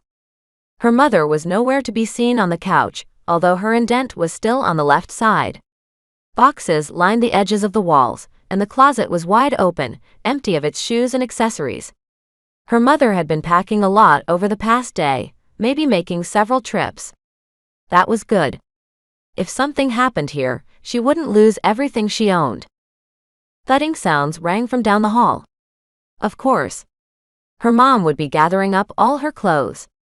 That made sense. Mom. I'm here, she said, bolting down the hall and turning the corner to her room. So it worked. Leslie froze in the doorway. Thomas Kurt stood there in place of her mother. He frowned with regret as his gaze fell on her, almost as if he was sorry that it was him and not her mother standing there. Shirts lay everywhere and none of them were in boxes. He had only been throwing them around, making all this noise to lure her back here. Her mother wasn't even here. It was all a lie. Leslie was willing to bet that if she looked, her phone number would still be on the kitchen table, forgotten. With horror, she realized that Thomas Kurt had broken in and seen it. Then, to disguise himself, he sent a text instead of a call. What do you want? Anger and hatred rose inside her, and it wasn't all directed at him. Leslie wanted to run out of the house, slamming and breaking every door. She wanted to run down the street past the rental car, and away from here forever. Her mother hadn't come back. She was still out with Brett somewhere, probably eating a fancy lunch at some sit-down place where you had to dress up and put a napkin on your lap. Where's my mom? Thomas Kurt held up a hand. He kept the other in his pocket. I don't know. I saw her leave with some boxes this morning and she didn't return. At work maybe? It was Sunday. She didn't have work. The thought only turned the red inside of her into purple. But you sent that text, Leslie said. She didn't back down. It didn't even matter that Thomas Kurt had lured her here. He was an outbreaker, but so was she now. He didn't have any power over her any longer. He couldn't threaten to have her turned. And she wasn't mature yet. As far as he knew, she was useless to him. What are you doing here? Get out of my house. He shook his head and kept his hand up. I'm sorry, but I can't do that. I'm not acting of my own accord. I'm sure that's something you understand. All the anger inside her flattened like roadkill. Yes, she did. Thomas Kurt was under Cordelia's influence too. The look on his face told her that it wasn't his choice. None of this was his choice. Pain ridged the corners of his eyes. The woman who had betrayed him the worst way possible was now using him as a puppet, and he had no way to cut the strings. Then Cordelia wanted me to come here, Leslie finished for him, backing towards the hall. Her tough voice was melting away, revealing the terror underneath. When did she give you that command, huh? If it was at the campsite, she would have to know. It was one thing she could tell Janelle about. She called me about an hour and a half ago. Right after the airport was attacked. She called you. And you picked up the phone. The anger returned. Leslie wanted to throttle him right there. She searched for something to throw, but there was nothing but a stray shoe on the floor. It flew past the side of his head as she heaved it at him. You talked to her. Thomas Kurt straightened up, not even looking at the shoe on the floor behind him. He said nothing, but Leslie knew what it meant. How long had he and Cordelia been together? Judging from the misery in his slouch, more than a short while. A few times in the past week, he admitted, sheepish. I didn't know the hazards. Janelle had been right. She should never have let Eric and her father take him to the campsite. He might have already let its location slip. If they didn't move right away, they were all in danger. Leslie had to warn Janelle right this second. But a click made her stop in the doorway mid-step. Thomas Kurt had a pistol pointed directly at her. He trembled as he shook his head. "I'm sorry. Truly I am. But you have to stay here for a while." Chapter 16. Sophia's world had turned gray. Distant. Cold. Filled with milling bodies and shouting. She blinked and focused. She was in the airport, in the main lobby. The last thing Sophia remembered was coming out of the bathroom behind her. HollyHook'sBooks had taken over again, making her walk right into the milling crowd of people. Sophia remembered nothing after that, except the most terrible cold sweeping over her and rushing through every cell of her being. And screaming. That pierced through her mind as Sophia surveyed the scene before her. Sluggish bodies littered the floor everywhere. Men in suits. Families. Old people. Even employees slumped over the check-in counters. They all shivered as the surrounding paramedics, an army in white shirts and radios, helped people onto stretchers and wheeled them out the doors propped open at the entrance. Blankets unfolded. Radios beeped. Hands gesticulated. Police ran around, gloved and hurried. Warm spring air washed in, bringing the taste of approaching rain. It drifted over the lobby. No one noticed her pressing up against the wall. "Release me," HollyHook'sBooks begged. "I promise more of this." Sophia made a croaking sound. Her knees threatened to fail, and so did she. The demon was constantly getting stronger, feeding on its desperation to escape. Sophia grabbed the fake plant nearby to hold her balance. Her fingers slipped through the plastic leaves and grasped the trunk. Again no one stared. She gagged, ready to heave something up, but nothing was inside her stomach. Nothing inside her, period. A hole was opening up in her depths, swallowing more and more of her each passing hour. HollyHook'sBooks had taken over so much that she didn't even remember this happening. There was a blank between now and when she'd walked out of the bathroom. That hadn't happened before. "Over here," an officer shouted, waving at another stretcher coming in through the doors. The man lying on the floor beside him wasn't even moving. "Release me, or I will attack again. Here." Already, ice closed in on her soul. Sophia could feel two giant walls crushing her from both sides, like the closing edges of a glacier. "No," she muttered. Her voice felt crushed under the weight of thousands of years of ice. The familiar chill spread through her. Yes. Sophia turned away from the scene. She ran past another stretcher and out the main entrance to the parking lot. She stopped far away from the emergency lights spinning and flashing, and far past a line of reporters surrounded by news vans and cameras. She fell to her knees between a car and an SUV and watched the pavement spin around her. The chill backed away, leaving only coolness in its place. She'd averted the second attack. But what if people had died already? The man on the floor hadn't even been responsive. "Do you know why your mother left?" Sophia stiffened as the world snapped back into place and turned still. Very, very still. HollyHook'sBooks had just asked her this, and there was only one reason. She suddenly understood why her grandmother sounded so worried on the phone a few days ago. "She left because she didn't want you to jump from her to me," Sophia blurted. Then, a tsunami of rage followed. "You were living with her before, weren't you? That's why she spent so much time in her room." "Yes." Sophia let the pavement dig into her knees as she absorbed the word. It grew louder and louder in her head, until she felt like HollyHook'sBooks was screaming at her. "You're the reason I lost my mother," she continued. "Yes. She harbored me since I jumped from her father to her. 20 years it was. Drove her mad. She tried so hard to keep me quiet and to keep you away. I don't think she even realized I jumped to you right before she left. Probably still doesn't to this day."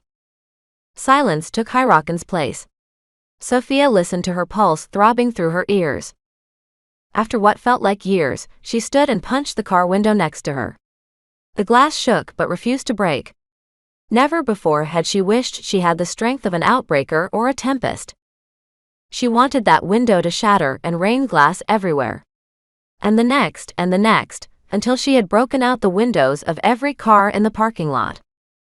She would have taken another swing at it if she hadn't noticed the blue envelope drifting towards her in the wind. The anger flew away in a second. There was something surreal about how the envelope flew towards her, twirling and doing acrobatics in the air. Behind it, a thunderstorm built, bluish-gray at the base and sending flashes of lightning inside it like synapses trying to communicate. Sophia hadn't even noticed it before. The envelope took a dive, a purposeful dive, straight down towards her. It landed face up on the pavement, and the one word written on it made her brain lock and shut down for a second. Sophia. The frost rushed through her. Pick it up. She did. Tore it open. Sophia didn't care anymore. HollyHook'sBooks had taken everything from her. She was growing stronger every second. It didn't matter if she got released or not. Either way, people were going to die. See you here soon. Cordelia. That was the entire message in neat print, on a simple white paper. Below it, the storm goddess had written an address down and drawn a map from the airport to the intersection mentioned. It was on the other side of town. A large square marked the spot, complete with an X. Hope rose inside Sophia. That was the location where HollyHook'sBooks would be released. There was no resisting anymore. The ice crept down Sophia's legs like slush and flowed through her veins. Hurry, HollyHook'sBooks said. Before they find us. Sophia looked up from the note in time to see a gray sedan pulling into the airport, ignoring the emergency vehicles crowding the way. No one stopped it. The car made a turn towards the parking lot. It seemed vaguely familiar, like Sophia had seen it before. Then she saw a man with wavy brown hair and glasses behind the windshield as it stopped near the curb. Next to him sat a girl with black hair and a tan face she'd last seen plummeting into the bottom of the campsite lake. A third person sat in the back, but the darkness of the car made them unrecognizable. Janelle's father, Lucas. And Kenna, coming right after her. The news of the airport must already be broadcast to every television station around here. Sophia ducked between the cars again and started to crawl, helped along by the winter demon. There was no turning back now, even if she still wanted to. Let's go. Leslie's hair stood on end as she marched towards the living room, where the couch stood empty, and the television still played the mid-afternoon soap opera that no one was watching. She was all too aware of Thomas Kurt's footsteps coming after her, and that he kept the pistol trained at her. He said nothing as she walked, which was somehow worse. If she wasn't an outbreaker now, would she already be dead? Thomas Kurt hadn't seemed that horrified by the idea back at the Masonic temple before he'd learned of her turning. Now he was sorry, shuffling his feet. Or maybe Cordelia's betrayal was still burning in him, refusing to die. Leslie wondered if she could use it against him. Was there a way? Her head spun. It was too hard to think with a deadly weapon pointed at her. Leslie raised her hands as she neared the couch, hoping Janelle spotted her silhouette marching in a hostage position. The window was in the right spot. Thomas Kurt said nothing to this. Maybe he even wanted someone to help her before he did whatever Cordelia had ordered him to do. You can sit, he said. I promise I won't hurt you unless you try to escape. Then I'll have to, and I don't want to do that. Leslie sat, eyeing Thomas Kurt as he slowly drew closer with the pistol at his side. She tried not to let her gaze stray to the rental car in the driveway. Mel and Janelle would at least see him in here if she could just distract him enough, or get him to move in front of the window. But he didn't. He stood in the middle of the living room, as if he wasn't sure what he wanted to do. Thomas Kurt frowned and stared at the walls, which her mother had stripped bare of her pictures. Leslie believed him. He didn't want to hurt her, but it wasn't because he changed his heart. The Mobley mayor had a soft spot for his species now that it was in danger. That was all. She made you do this, Leslie said, trying to ignore the ache of her mother's rejection inside her. Cordelia. Did she threaten to release you if she didn't? He stared at her, frowning. She didn't have to. Her words were enough. That she believed too. Leslie knew what to say. But she will release you when she doesn't need you anymore. I remember her saying that back at the Masonic temple. She said she wouldn't release you yet. The man stiffened with the memory. He walked over and sat in the armchair, where Leslie had often done her homework after school for the off chance that she'd converse with her mother. The lamp there was gone, and the space seemed so barren and desolate now, like it wasn't hers anymore. But now he was before the window.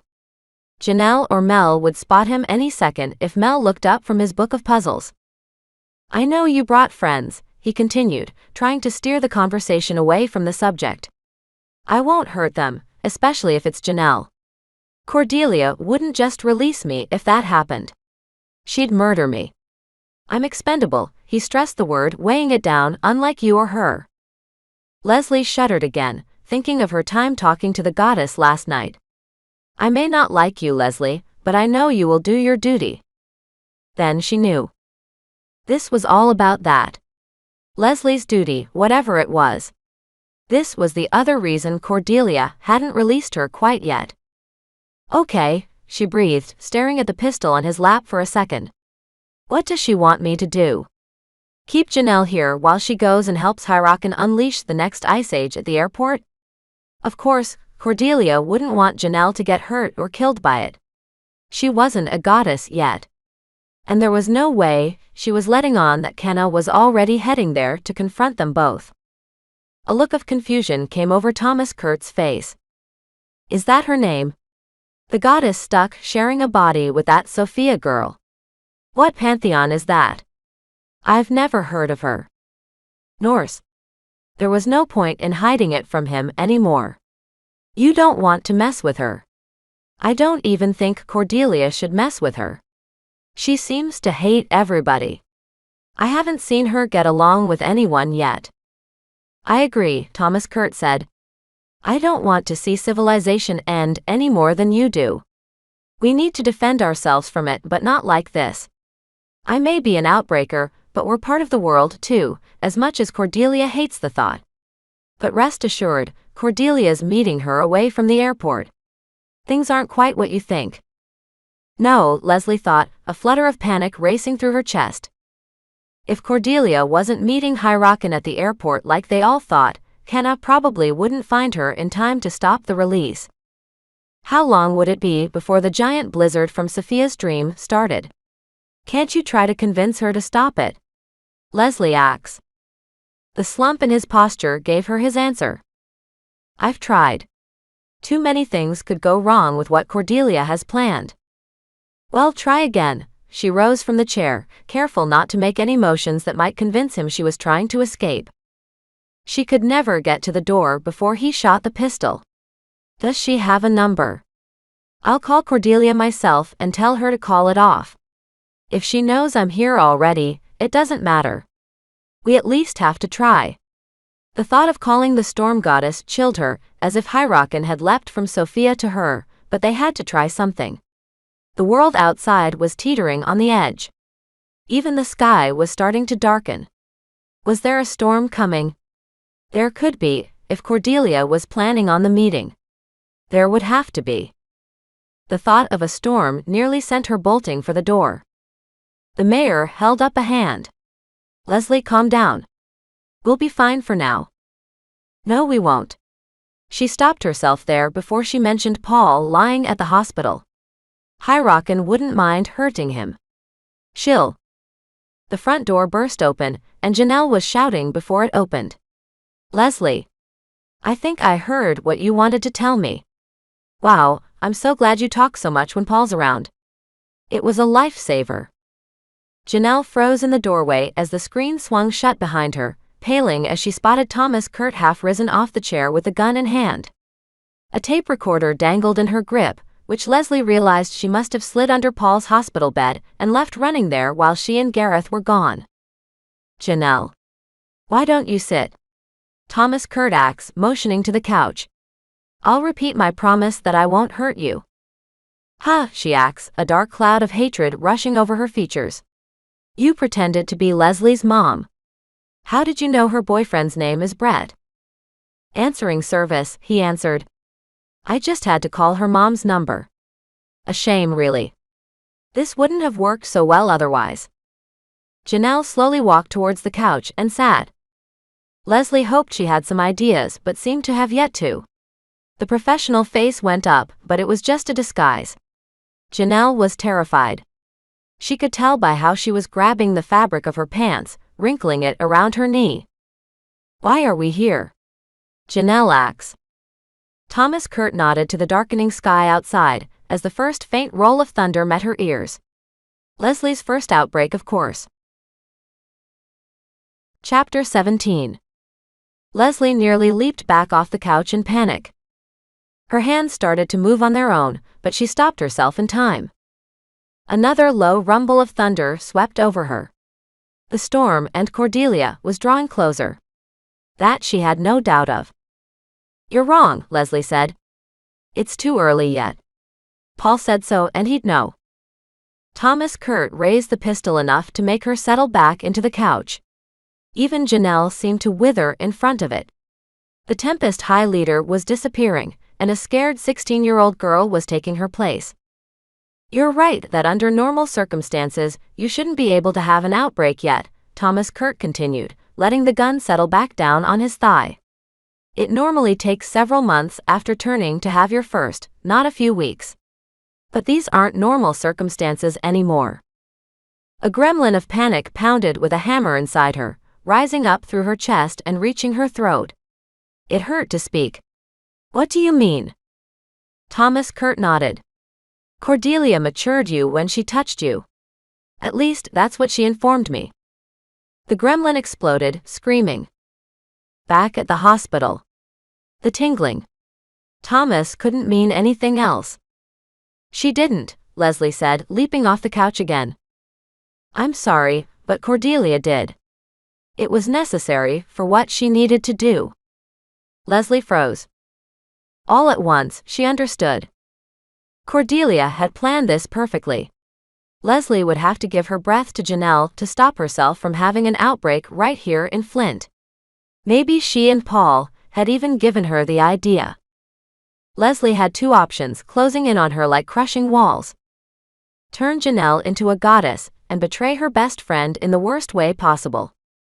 Or make history repeat itself in Flint and break Paul's heart. She wondered how much Janelle had gotten from the tape recording of her and Paul.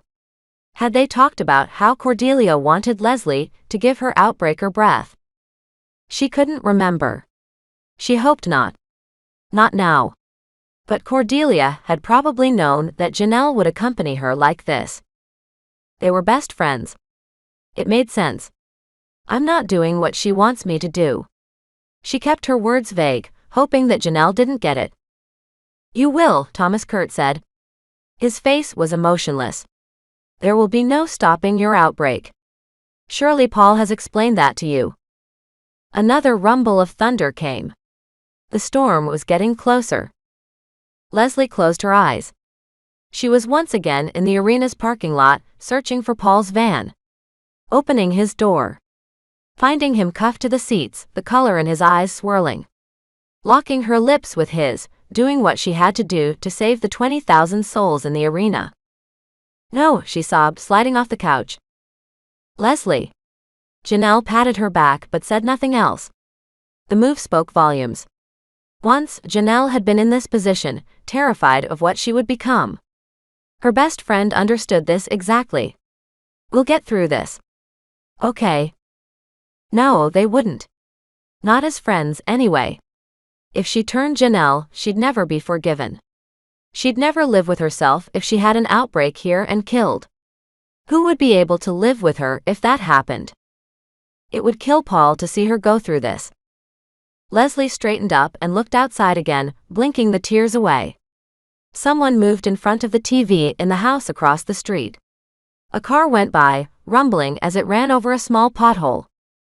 Behind it all, a flash of lightning spread across the dark cloud base of the approaching storm. They had to get out of here. There wasn't much chance she could outrun the storm to avoid an outbreak, but they had to at least get out of town. Mel could get them on the expressway and floor it, but they had to act quickly. Janelle blinked at her as if trying to tell her something. Maybe she had a plan because Leslie sure didn't. For instance, they wouldn't escape if she took a bullet in the leg. Then her best friend whirled around and lunged at Thomas Kurt, who raised his hands before him. She swung her fists and lunged for the pistol. Thomas Kurt shoved her back with one hand as the other closed around the gun. It was over in 2 seconds. Janelle fell back onto the couch, breath escaping in a half-scream. She didn't have her Tempest strength here without any ocean water. Thomas Kurt had the advantage. "Now there's no need for that," he said, catching his breath and sitting up taller. He was closer to the door than they were, and closer to the hallway. He waved the gun through the air. It was only a gesture. He wouldn't shoot Janelle. But it didn't matter. Without the ocean, Janelle was as helpless here as anyone on the street. Leslie stole a peek at her skinny arms. She might have the strength to fight Thomas Kurt, but he had no specific orders not to fire at her. It wouldn't work. "Yes, there is," Janelle said, collecting herself. "There are too many people in this city. What must I do to get you to let Leslie out of here? Do you need me to negotiate anything?" Leslie tensed, waiting for the bomb to drop. Thomas Kurt shook his head. "There's nothing you have to do, as far as I know. There's nothing you can do." He seemed genuine. Maybe he was right. Cordelia wouldn't want him, of all people, to know that she was planning on making another goddess right here. She sat silent. So did Janelle. Mel was the only hope in that case. He was still out in the car. Leslie hoped he would pick up his phone and call for help, and that he didn't dare come in. Another hostage wouldn't do them any good. And meanwhile, Cordelia might already be meeting with Sophia. The sky had gone dark enough for her to appear somewhere in Flint, and the first low clouds were starting to filter over the treetops around them. A wisp. A roll, grayish-green and ominous. This belonged in the Midwest, out over rolling fields and farms. Not here. It didn't look much different from the storm Paul had almost had his outbreak in. Sophia wasn't sure how she got here, but it didn't matter now. Ryakin held control of her limbs as she climbed off the city bus and next to a kiosk. The demon had kept steady control of her, from the moment she climbed on the bus at the airport economy lot, to the moment she got off there. HollyHook'sBooks had a good sense of direction, because the ride only took about 20 minutes. The note from Cordelia crumpled in her hand as she looked around. The sidewalk was crumbling. Weeds sprang up between miniature canyons. Papers stuck against chain-link fence and a sign down the street advertised a gentleman's club. It wasn't the only one on this stretch either. She also spotted what looked like an adult bookstore not too far away. This was definitely the part of town where you locked your car door. The bus rolled away quickly. Sophia suddenly felt exposed and fought an urge to back against the fence. "I'll keep you safe," the demon promised. "Now show me the address again." Sophia pulled out the paper, her nerves crackling and urging her to get back on another bus and leave. As much as she wanted HollyHook'sBooks gone, she still wanted to turn back. "That might be that old factory over there," HollyHook'sBooks said. "Look to your right." She did. A rusty factory loomed behind a 10-foot-tall chain-link fence, with a sliding door slightly open. A light burned inside, yellow and dingy. Other than that, it seemed every inch abandoned, a shadow of despair. No cars in the parking lot. No people. Sophia glanced at the huge square on the paper with the X in the middle. It had to be this factory. Nothing else in the area matched the description. "How do we get in?" she asked out loud as her legs started to walk independently. Anyone passing by would have taken her for crazy. "The gate is open. This is the place." Thunder rumbled. Sophia still had control of her neck and looked at the sky. She had never seen it look so ominous. It was green. Grass green almost. It was a good thing Paul and Leslie couldn't have outbreaks for a while. This would be the weather in which she'd expect a monster tornado to form. Not just a little funnel, but a town-crushing wall of destruction. Thankfully, this wasn't Tornado Alley. There. The chain-link gate stood open just a little, enough for someone her size to squeeze through. Sophia obliged, almost catching her shirt on a piece of peeling rust. Ahead, the door to the factory looked bigger than it was on the street. It was too quiet inside. Sophia jumped when the gate closed behind her with a loud final slam. Go back. It wasn't HollyHook'sBooks speaking this time. It was something else. Herself. Of course, she hadn't come here out of choice. Nothing had been her choice at all in the past week. Her life wasn't hers anymore. It hadn't been since her mother had left. Maybe it never had been. And yet she stepped forward across the cracked pavement, away from the rest of the world and the cars rushing past the fence. She felt as if she'd entered another universe behind this fence. The green sky started to roll overhead, bringing a gust of wind that pushed her closer to the door. It seemed like the open maw of a trap suddenly. For her, anyway. Not for the demon. Sophia stole one last glance at the world that was about to end. It might not be the best, but not everyone deserved the horrifying blizzard HollyHook'sBooks wished to unleash on it. Not her grandmother, Callie, Janelle, her mother, or even Shane. Enter, HollyHook'sBooks commanded. Sophia tried to pull back, but her foot took one step through the threshold and another. The abandoned factory smelled of dust, metal, oil, and chemicals mixing together in one sickening stench. Stains marked spots on the floor where machinery had once stood. Graffiti decorated the walls. A single hanging light shone into the room, illuminating catwalks and rusty chains stretching overhead. Welcome, Sophia. Welcome, fellow goddess. Sophia started. Winter spread through her again, with flurries of excitement and anticipation from HollyHook'sBooks. Cordelia stood on the other side of the room, dressed in another gray business suit and staring down at her from one of the catwalks. It looked like it might break and fall to the ground under her weight, but amazingly, it held. The storm goddess had a faint glow in the dim light. A grayish blue, rippling like waves and rolling like the clouds outside. Even from here, Sophia could sense the strange light in her eyes, the rage that matched HollyHook'sBooks all too well. Cordelia put one foot over the railing of the catwalk. Sophia tensed. She was going to fall. But she didn't. The goddess zipped to the ground, blurring as she did so, and rematerialized on the factory floor. Sophia blinked to make sure she was seeing it right. She was. Cordelia could move faster than any other living creature. Now, she said, tapping closer as her high heels struck the dirty floor. Let's get started. Chapter 18. The crack of thunder rolling over the house made Leslie curl into a ball. Something screeched in the walls. The rain beat down on the picture window, creating a roar that only seemed to get louder with each passing second, like the roar she'd heard climbing into Paul's van back at the arena.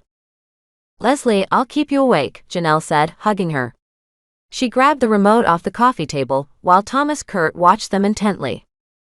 At least he seemed that way. He kept a tight grip on the pistol on his lap, occasionally moving it to remind them that it was still there.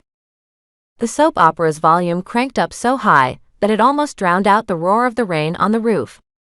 The characters on TV spoke so loud their words were distorted.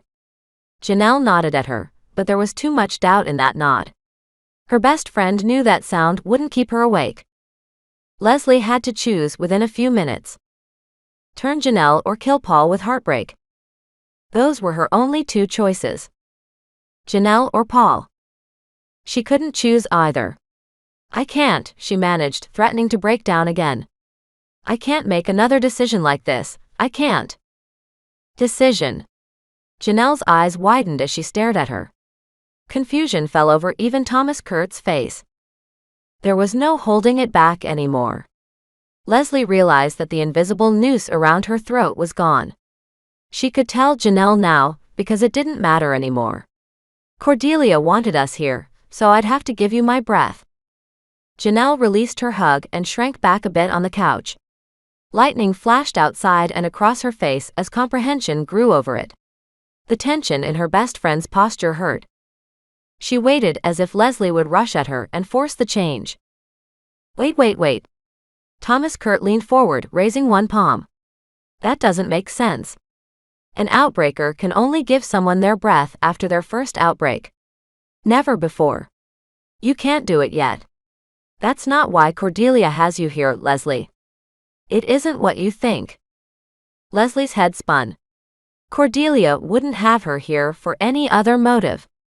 Would she? To hurt Paul maybe, but she had no reason for that. Paul wasn't even a threat to her. Leslie froze as Janelle's posture relaxed just a little. Then what is this for, she asks. Her knees trembled so much she could barely balance on the couch. Just to make me kill most of my neighbors, and make history repeat itself around here. History. Thomas Kurt asks, lowering his eyebrows. What history? He cast his gaze outside. How could he not know? Leslie didn't want to explain it to him. Not here. Not now. Not when she was about to make it happen again. A bad taste rose into her mouth like she would throw up. She tried to push down the images of the Flint tornado growing bigger inside her head, the flattened houses, the twisted cars, and the people digging through rubble in search of those who were still trapped. Leslie had to make a run for it. If Janelle ran behind her, Thomas Kurt couldn't fire on them. She hoped her best friend got the idea. She almost bolted off the couch as the door flew open, bringing the storm in. Water sprayed horizontally as 3 people crowded in through the door. Mel, Gareth, and Paul, still pale with his shirt put on inside out. He would still have been in his hospital gown if he'd hurried over faster.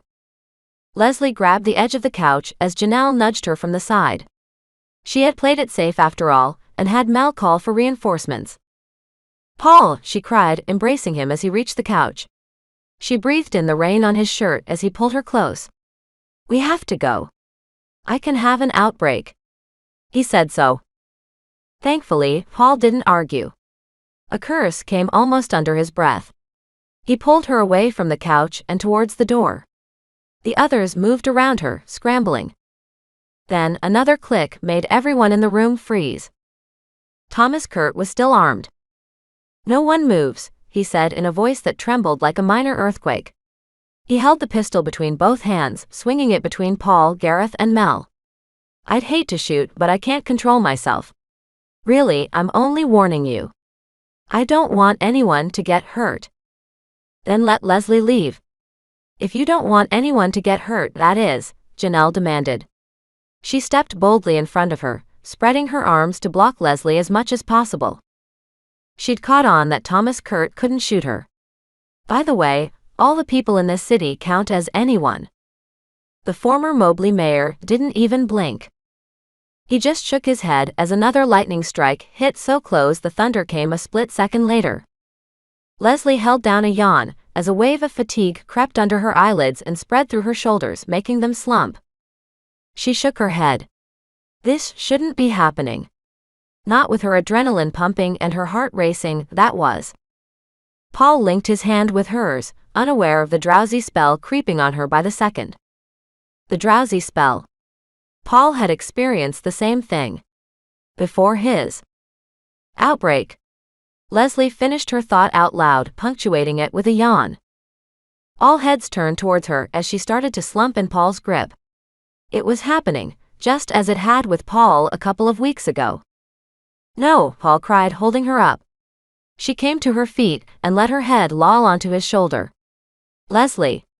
Stay awake. I won't let this happen to you. I swear I won't. Keep your eyes open and stay with me. The anguish in his voice made her open them all the way again. She had to stay awake. If not for the city, for him. That was imperative. The television announced a loud special report that jolted her the rest of the way back to full awareness. It wouldn't last long, she knew. A few minutes at the most. Eventually, the outbreak would win. She'd fly away from her body and become. "Leslie, run," Janelle ordered, backing against her and Paul. On the other side of her, a TV weatherman pointed at a giant red blob on the radar and muttered something about potential high winds and large hail. Thomas Kurt turned the gun on Janelle. Leslie sucked in a breath. He couldn't. He'd even said so. But the others didn't know that. Not Gareth. He cried out, leaped over the back of the couch, and rushed at Thomas Kurt. Janelle screamed, letting her mask fall away completely. But it was too late. The man turned the gun on him and pulled the trigger. Sophia felt the internal blizzard take over as Cordelia approached. Thunder cracked as she came, as if her footsteps were causing the noise themselves. Maybe they were. With a storm goddess, it definitely didn't seem impossible. Hyrockin rose entirely back to the surface, moving Sophia's lips and turning her into a mouthpiece again. Sophia was helpless to stand there as she spoke, as much as she wanted to run away from the monster with swirling eyes. "I still hold my promise. Release me and I will help you. You were rejected once, weren't you? I can tell." Pain flashed across Cordelia's features, but it was gone as soon as it had come. Sophia wondered what had happened to her in the past when she was still a tempest. "True," she said, stopping a few feet away. The atmosphere around her was electric, like the storm outside. "I agree that the world should be punished for its intolerance. It's the reason I became what I am now. To protect my people. And above all, my daughter." Daughter. Hyrockin axe. The same question echoed through Sophia's mind. This monster had a daughter. Why hadn't Janelle, Leslie, or Callie told her about that? It was important. Then it hit her. Janelle. The ice retreated as the thought played in Sophia's head. Hyrockin threw her icy temper tantrum in the library, where Janelle had been sitting. And Cordelia knew. Hyrockin went to move her legs to the side. Cordelia didn't let her. With a growl, she caught Sophia under the chin, lifting her into the air. Her throat closed to air. Sophia struggled. The floor disappeared under her feet.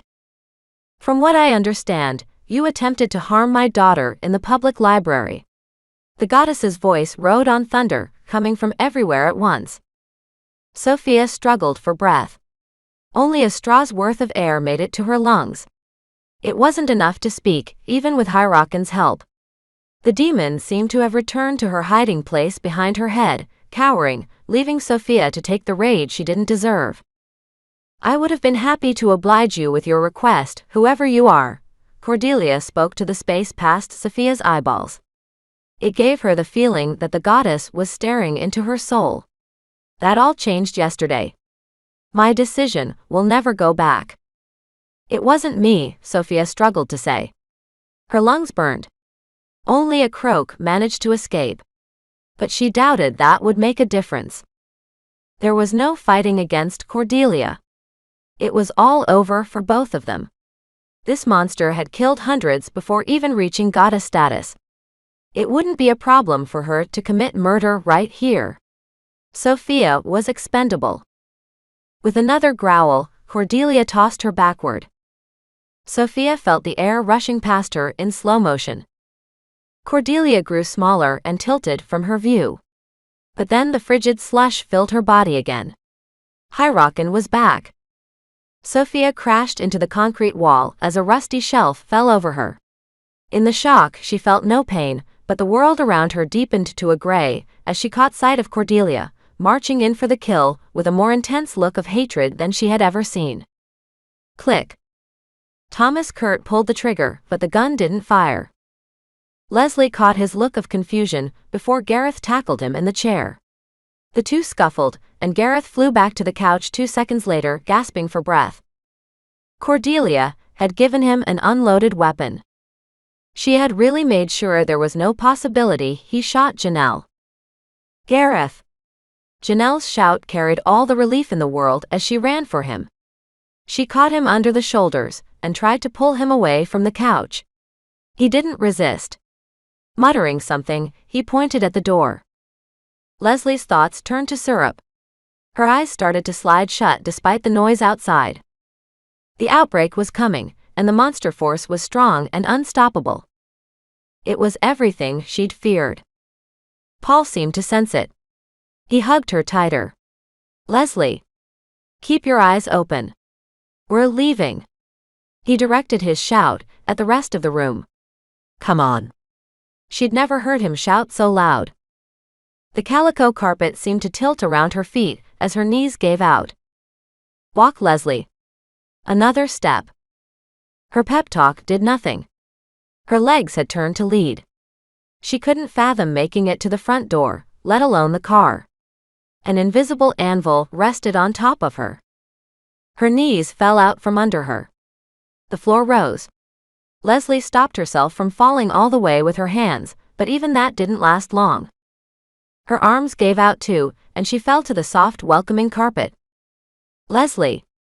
"No." Paul's shoes appeared in her vision as he knelt down beside her. Janelle joined him. The sounds of struggle sounded a universe away. Gareth and Mel were trying to fight Thomas Kurt. Something thumped and broke. Something in Leslie's head started to roar. As if in terror, her heart raced faster than she had ever felt.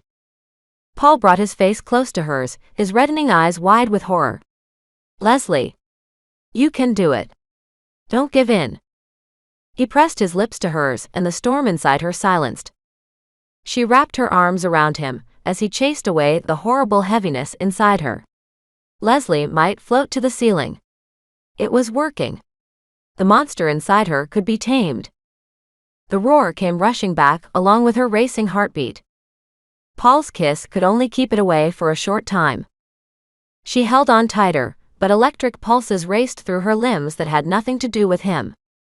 Leslie's arms flopped back down and she closed her eyes, leaving all the heaviness roaring and tingling behind.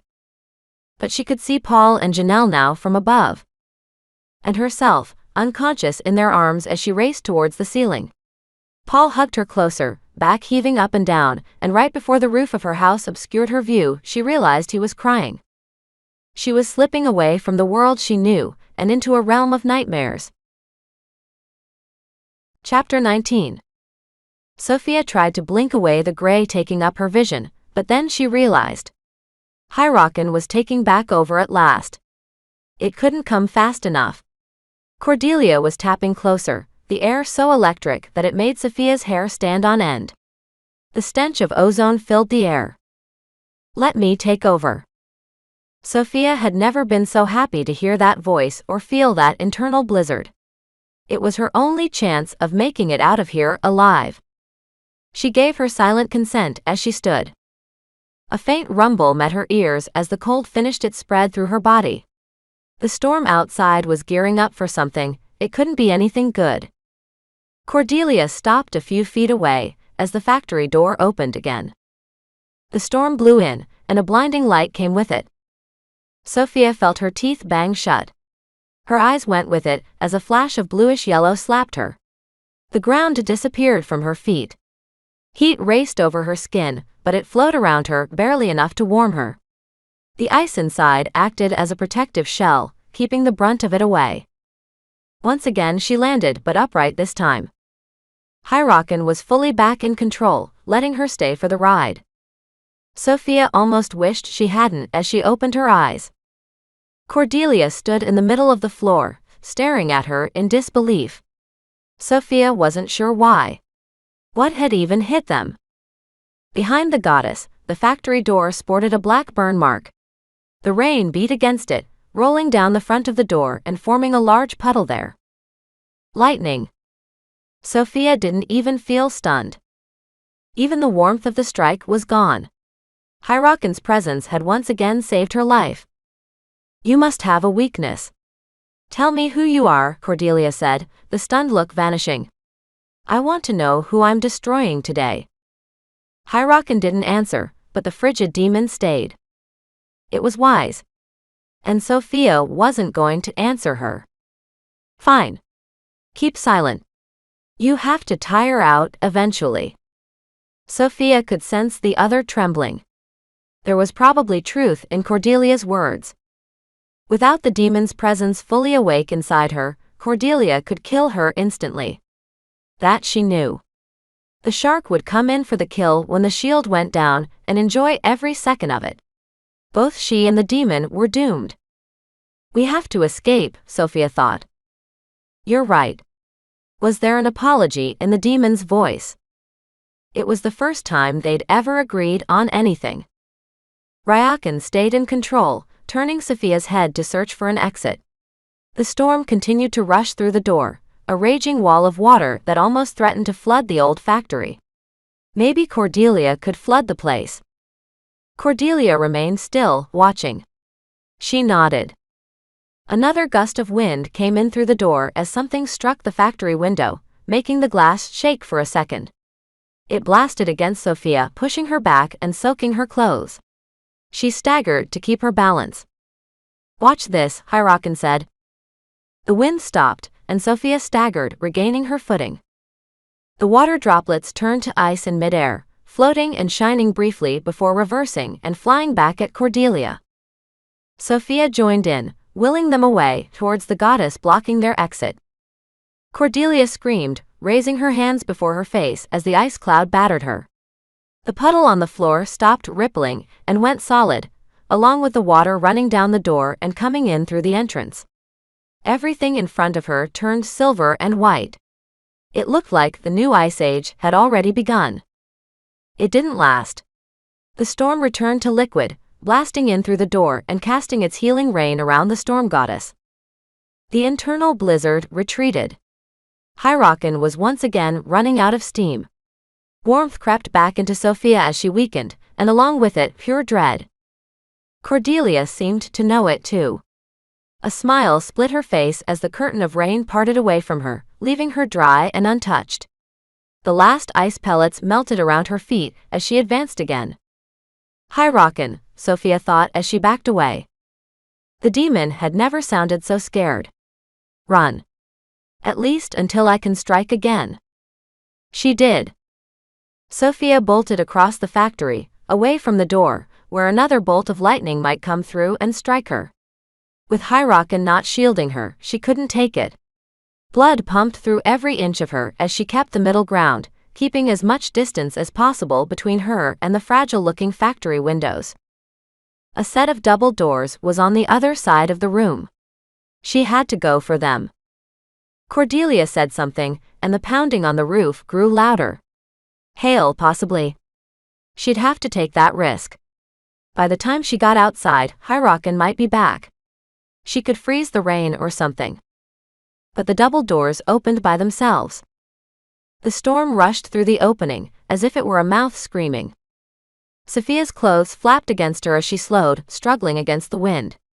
It growled past and into her, shoving her back into the factory-turned arena. Help, she pleaded. A trickle of winter raced through her, but it wasn't enough. Her legs fell out from under her, as her limbs surrendered to the wind, allowing her to fly back. This time, she could feel the impact of landing. The shock. The pain dimmed her vision and radiated through the back of her leg. Something might have even broken. Stand, Cordelia ordered, appearing in her vision. From her angle, she looked upside down, and the ceiling above her tilted back and forth. I at least want this to be a semi-fair fight. The storm goddess was toying with her. For now, at least. Cordelia would come in for the kill, swift and fast as any predator. The grayish blue in her eyes spun with hatred, and her fists clenched with restraint. It was as if she was waiting for something. Sophia dared to close her eyes. The tilting stopped. The pain started to abate enough for her to bend her leg. Still, no killing blow came. Cordelia was waiting, then. We need to conserve your power, she thought to the abyss behind her eyes. Just enough to keep us alive. That's all. Agreed. Sophia knew one thing. If she made it out of this, something would be different between her and the winter demon. Get up, Cordelia ordered again, nudging her with her pointed high heel. But she had to hold on first. Until the storm ended, at least. It couldn't take too much longer. Or could it? Sophia. The voice jarred her eyelids open. It wasn't Cordelia shouting at her. It was another voice she hadn't heard since leaving the campsite that day. Kenna's. Cordelia turned to face her as Sophia scrambled to her feet. Kenna rushed in through the front door, casting a yellow rain slicker aside. Behind her ran Callie, pink highlights sticking to her head. They hung near the door as the storm battered them from behind. They had seen her at the airport after all and followed her here. Callie had followed her here. Why? Did she still hold out hope that they could still be friends? Get back, HollyHook'sBooks ordered as she slowly returned. Sophia obeyed. If Kenna got too close, it would chase her away, leaving her powerless and open. The volcano goddess gave her a glance, nodded, and trained her glare on Cordelia. She'd come unarmed and unprepared. And Cordelia seemed to know it. She turned to meet her new adversary as a fresh roll of thunder rolled over the building. What are you doing here? Do you care about this girl who wants to help me end the world? Sophia tried to shout that it was all a lie. Kenna and Callie and all the others must still think that. They had probably come to kill her before HollyHook'sBooks could be released. At the very least, they were here to recapture her. But Kenna's brows lowered in suspicion. Her gaze traveled to the broken shelves on the side of the room and the scorch mark on the front doors as Callie moved away. Her friend should run. Cordelia could release her right now if she wanted. But the goddess wasn't even looking at her. Her gaze was trained on Kenna. You don't care about anybody, Kenna said, moving closer. Something dark and ancient crept over her face. If Sophia squinted, she could make out the fire in her eyes, burning despite the storm raging around them. This wasn't the Kenna chasing her back at the campsite. This was a Kenna that was letting something deep come to the surface, something Sophia hadn't seen before. And she needed to do the same thing. Sophia needed to stand up for herself. Behind her, Callie threw a lit match towards a puddle of oil on the floor. Sophia. Get back. It caught fire. The air rippled with heat as the flame sprang to life and bent under the wind coming through the door. HollyHook'sBooks took over again, forcing Sophia to pedal back towards the back of the building as the firewall lurched forward, following Kenna's stare. Cordelia only had time to raise her hands in front of her face before it enveloped her, and she began to scream. The rooftops grew smaller under Leslie as she zipped away. She felt as if a giant hand were yanking her back. It wouldn't let go. The outbreak had taken its hold. She would forget her name, or even that she was a person in seconds. Her rooftop, her body and Paul grew farther away. A gray cloud obscured her view. There was no stopping. No resisting. Paul would be hysterical by now, and she'd soon forget that. The storm wrapped around her on all sides, threatening to absorb her. Leslie tried to scream, but she no longer could. She was just a ball of consciousness now, blown around by the updrafts around her like dust. Lightning forked past, ignoring her. Dark clouds closed in tighter and tighter. Leslie could no longer see anything. Her house. Her friends. Janelle, and who else? Someone else had been there with her when she'd collapsed to the floor, hugging her close. Her life was fading, eaten by the storm, blown away by the wind parting the maelstrom around her. No. I'm a person. Not a deadly force of nature. I'm a person, I'm Leslie. Hail flew past and then cleared. The rain ended. Clouds parted as she flew through them. Something was different now. The clouds hung low, and she saw the ground slowly drifting below. The tan rooftops of houses. A neighborhood arranged in neat rows. The roads looked like lines on a drafting board. The cars moved like ants around curves. Smokestacks. Billboards. Even the expressway floated past, zooming with life. The storm was open here, unlike the downpour and the sheets of hail. Slowly spinning like a monster waiting to strike. She was floating up towards it, guided by some deep instinct. All while so many lives milled around below her. Even her horror couldn't make her turn back. A low growl boxed her in on all sides, growing louder from everywhere. I'm a person. Louder. I'm. The growl was inside her. The storm was her and she was the storm. My name is. Spinning. Descending. No name. The fire roared, enveloping Cordelia like the flames around a stuntman. She flailed, the sounds of her shrieks shaking the windows and forcing Sophia to cup her hands over her ears. The sound still invaded, threatening to make her head explode with the pressure. It was the most horrible scene Sophia had ever witnessed besides the airport. This was different. This was an image that would be burned into her memory forever. The sprinkler system burst to life overhead, amazingly still powered after years of neglect. Water washed over Sophia, but nothing compared to what she'd felt from the storm outside. The flames petered out and started to die around Cordelia, hissing and spitting as they did so. Now it was Kenna's turn to scream and scramble for her rain slicker. She vanished under it as the factory filled with steam. Smoke filled the air to be beaten down by the spray overhead. Okay. Let's work together. It's about time, the demon answered. HollyHook'sBooks raised Sophia's head like a puppet on a string. Her strength was back, but Sophia didn't argue this time. Not now when her life, both of their lives, hung in the balance. This could be the last chance. This time, Sophia welcomed the ice. Embraced it, even. She felt the cold go forth, free to move in the open air of the factory, free to avoid Callie over by the door. The spray from the sprinklers solidified in midair, forming streamers of ice and coating the inside of the building. The floor glimmered. The air shone with flakes and pellets, all swirling around Cordelia and forming a tighter and tighter noose around the storm goddess. She shouted something inside the miniature blizzard as it drew closer, but the silvery vortex refused to loosen its hold. The blizzard fell away, and Sophia was shocked at what she saw. Cordelia stood there, encased in ice. She was now a statue frozen in time.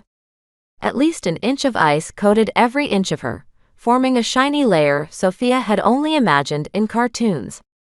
Though thick, it was not enough to hide the colors in her eyes as they continued to swirl like the listless water of a dying whirlpool. Her face was all too clear as she still clawed at the air around her. The storm goddess was smiling. It wasn't a nice smile either. It was a grin that told Sophia that she knew something the rest of them couldn't even guess. Behind her, Callie dropped her book of matches. Kenna sluggishly hugged the rain slicker over herself as the sprinklers continued to unleash their deluge on them all. Kenna remained still, breathing heavily, recovering from the water's paralyzing effects. Her gaze went down to someplace under the floor.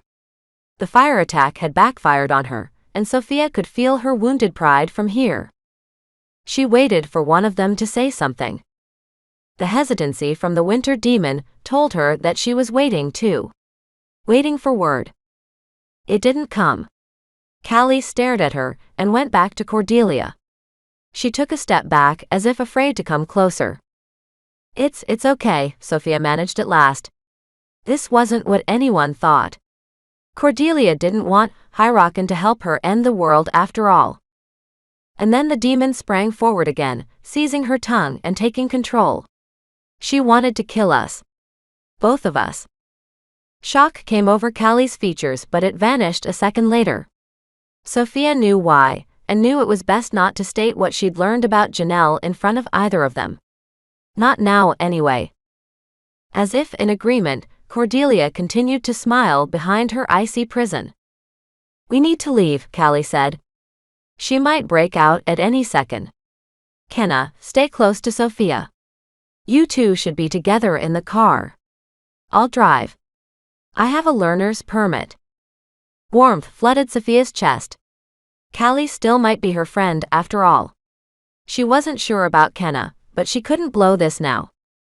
Please behave, Sophia thought to HollyHook'sBooks. Fine. I will.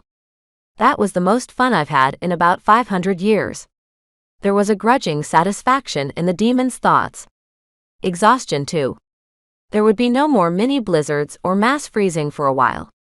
That meant that Callie was right.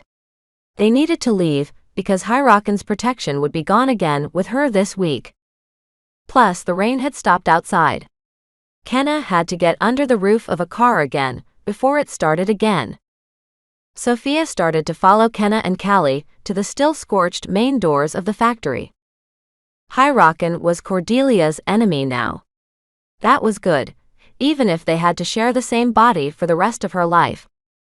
Could she and Sophia become allies? It hadn't seemed possible only 20 minutes ago.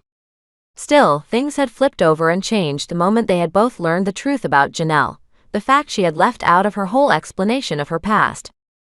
Sophia had just started for the door when she heard the noise.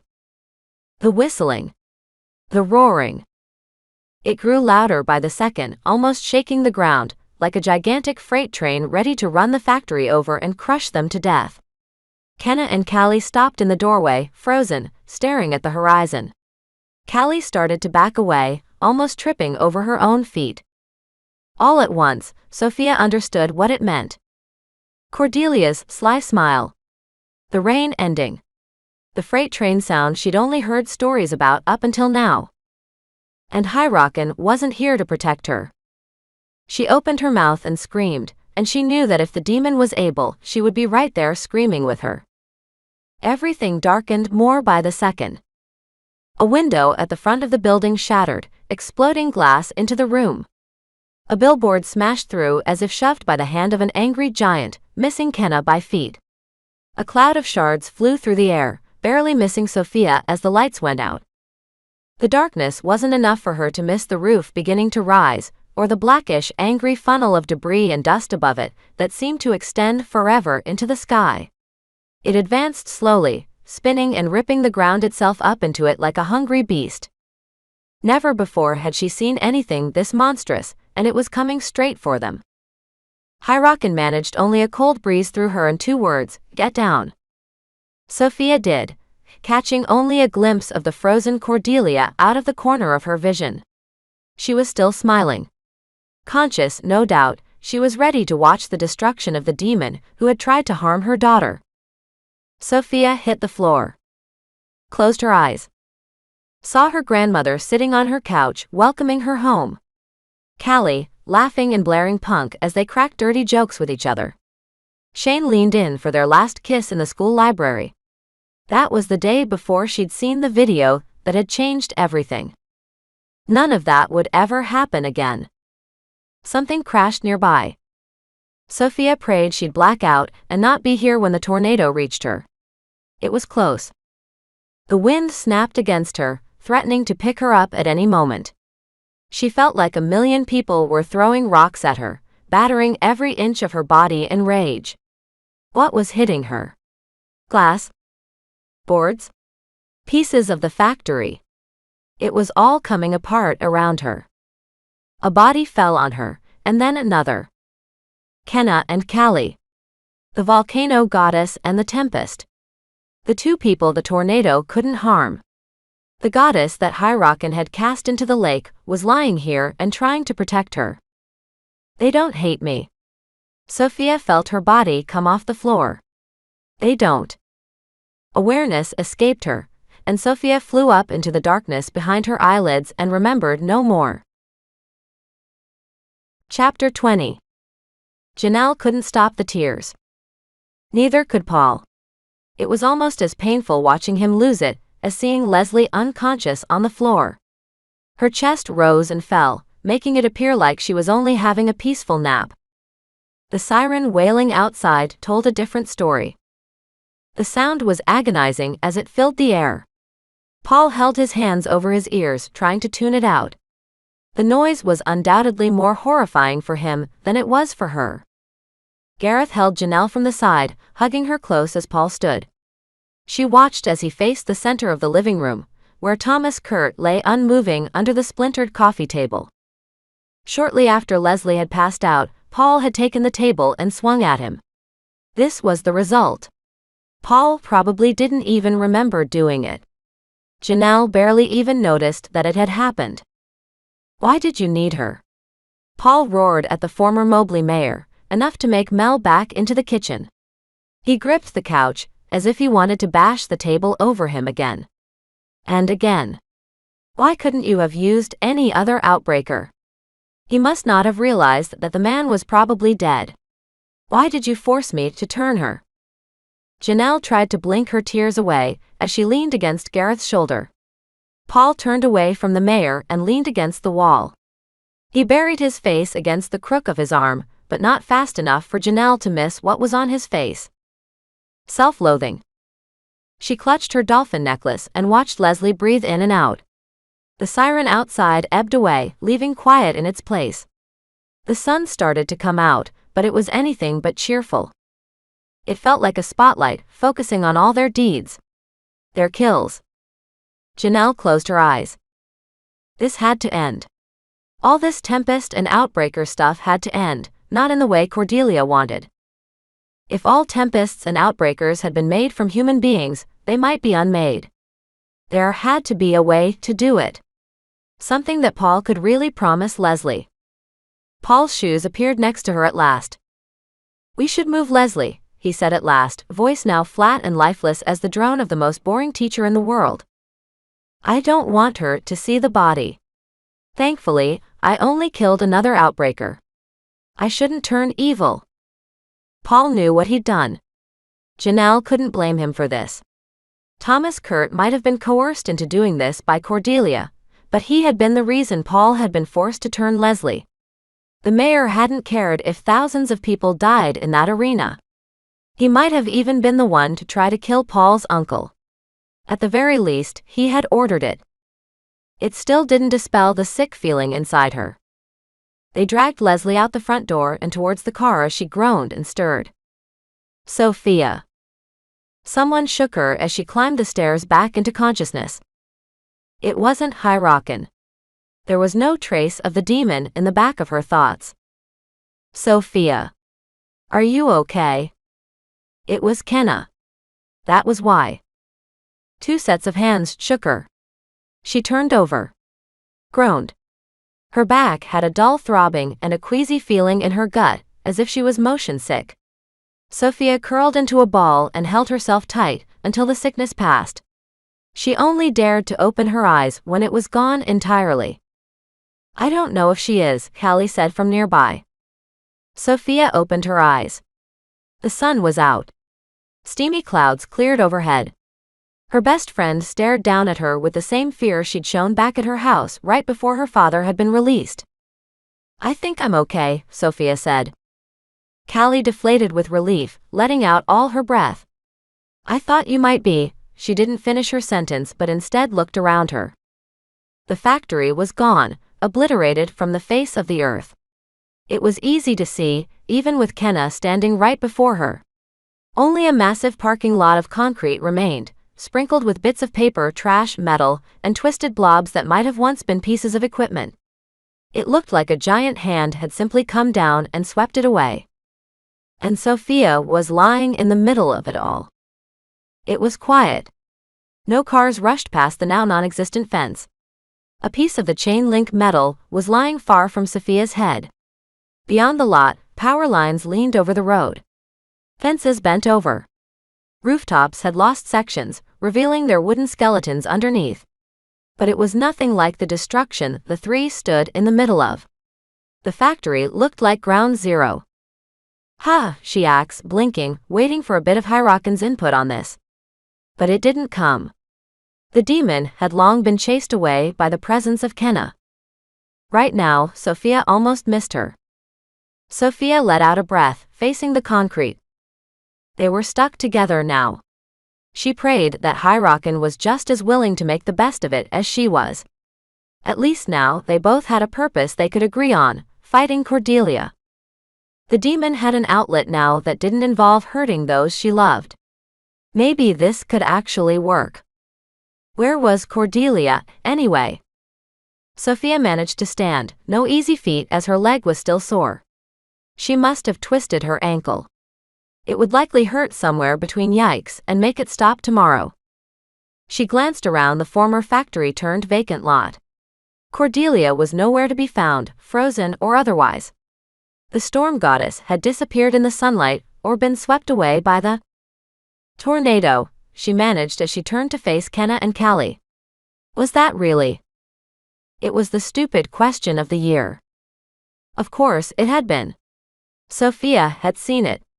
Nothing else but a tornado, a very strong one, could destroy a building like this. Cordelia must have summoned it to ensure she finished off HollyHook'sBooks for good. The storm goddess wanted to ensure she eliminated the threat to her daughter. Sophia fell to her knees.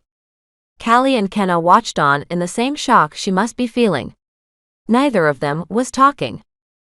The three of them had survived a direct hit by a monster tornado. There wasn't much to say about that at the moment.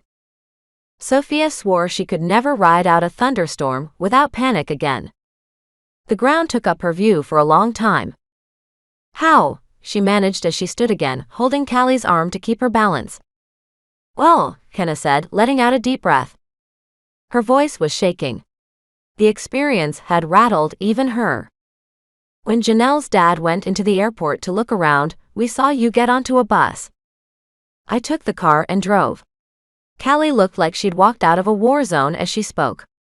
Her highlights were everywhere but her bangs right now. We left him there, I guess. Sophia blinked. Her jumbled thoughts were starting to come back together. They must have seen her getting off here in this part of town. Kenna glanced at the destruction again, then blinked and got back on task, taking a menacing step closer. When I saw Cordelia attack you, I knew she didn't want to join forces with you. I told you she's a big liar. Why didn't you believe me? Her voice rose with the horror of what they had gone through. She was talking to HollyHook'sBooks, not Sophia. She kept her cool, as much as she wanted to join in on an argument. She does now, Sophia answered, hoping it was true. And what was Cordelia's big motive now? For the first time, confusion came over Kenna's features. She whirled in a circle, feet slapping, taking in the destruction around them. It's not like her to just want to murder people like us. But it sure looks like that to me. The words felt heavy as they came out.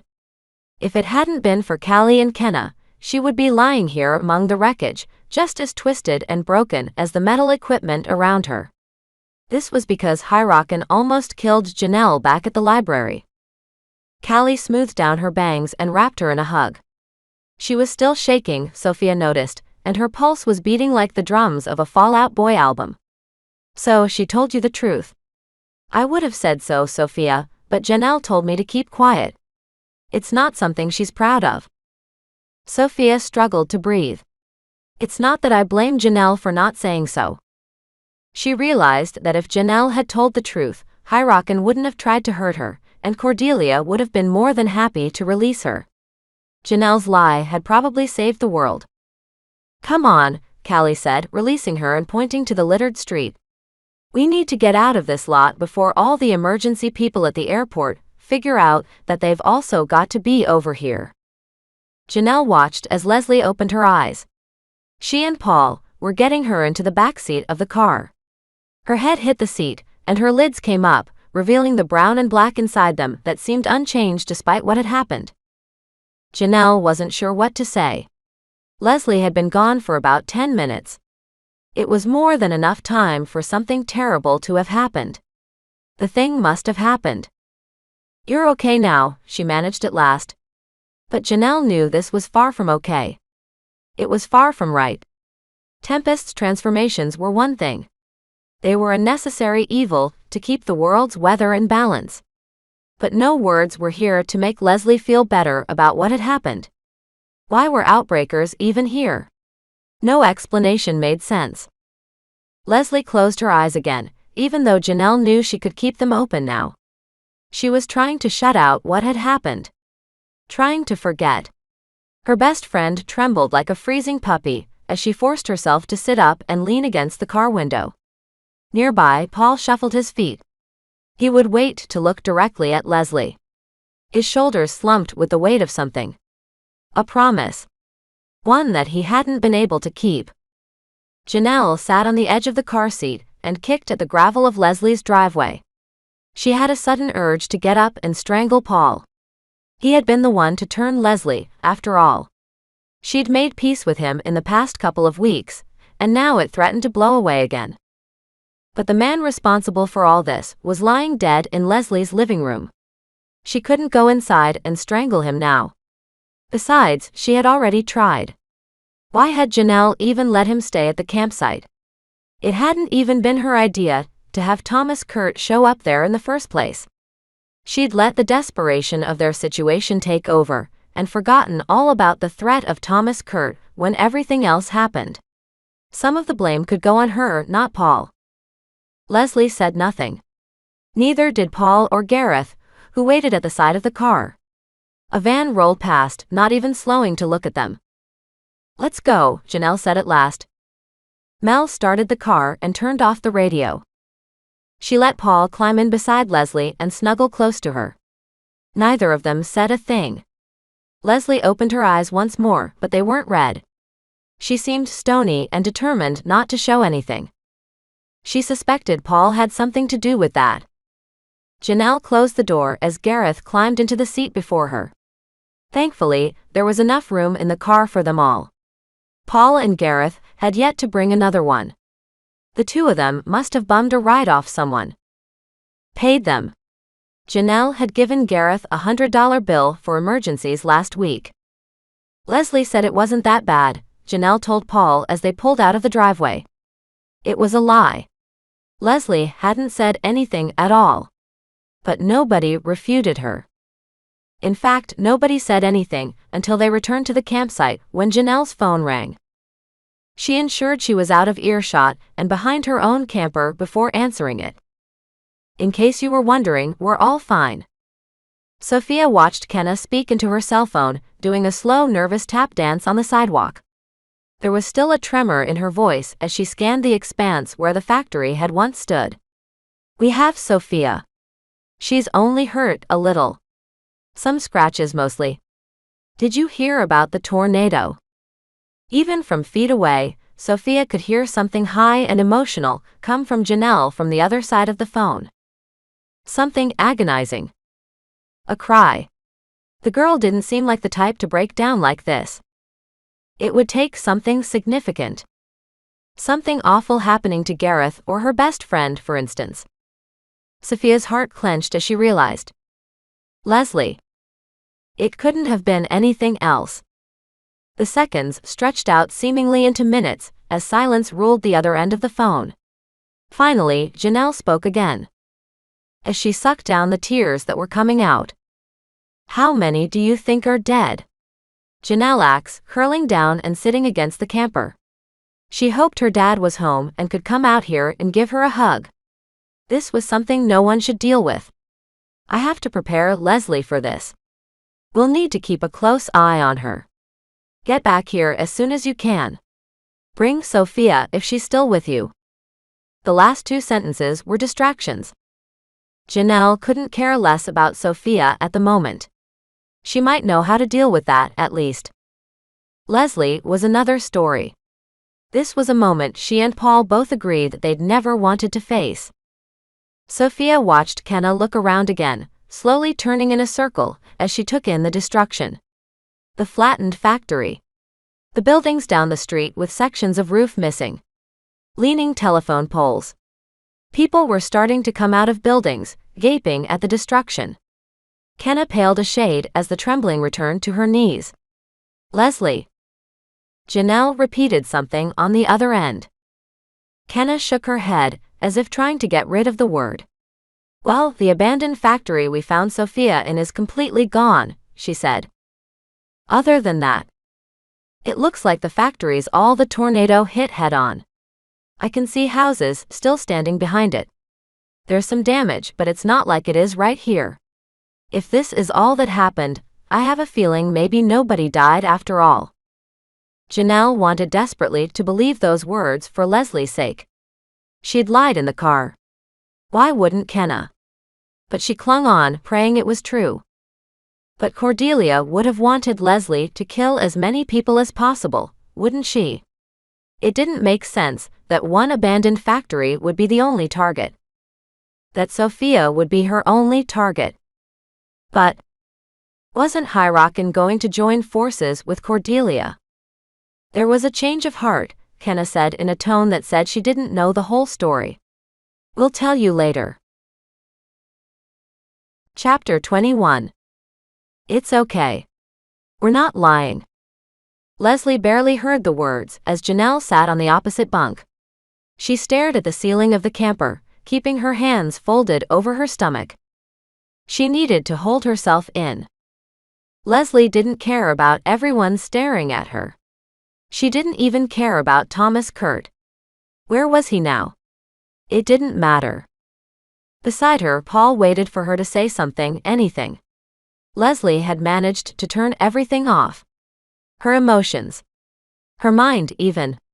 To protect herself and even more him. Did she even have a mind anymore? She sure hadn't when. We mean it.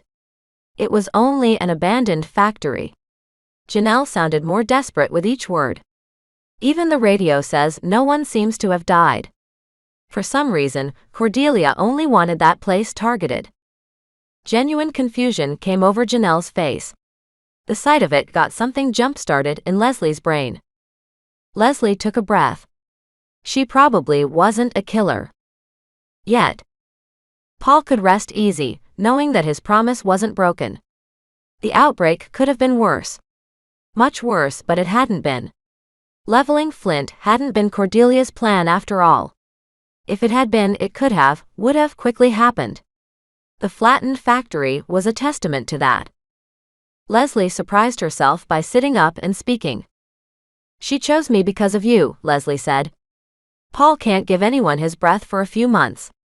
Me she could mature and use. She said I couldn't give you my breath until I have an outbreak." Janelle gripped the edges of the cot so tightly, she seemed to be trying to strangle it. "Which I'm never doing," Leslie told her as firmly as she could. "I know she was trying to scare me into it today. You know, after the outbreak." Leslie shuddered. She knew without a true doubt. Cordelia had warned her. Turn Janelle or become a killer. The storm goddess wanted her to know how much control Leslie had. And that was none at all. Cordelia had shown her that today, when she'd floated over the city and forgotten her name. Leslie took a breath. Even if she did give Janelle her breath, it would only give her a reprieve from outbreaks for a few months. And then? Cordelia would release her, and she would kill anyway. She could keep control over the one thing she did have. And that was not to betray her best friend. Paul hugged her close as he joined her on the bunk.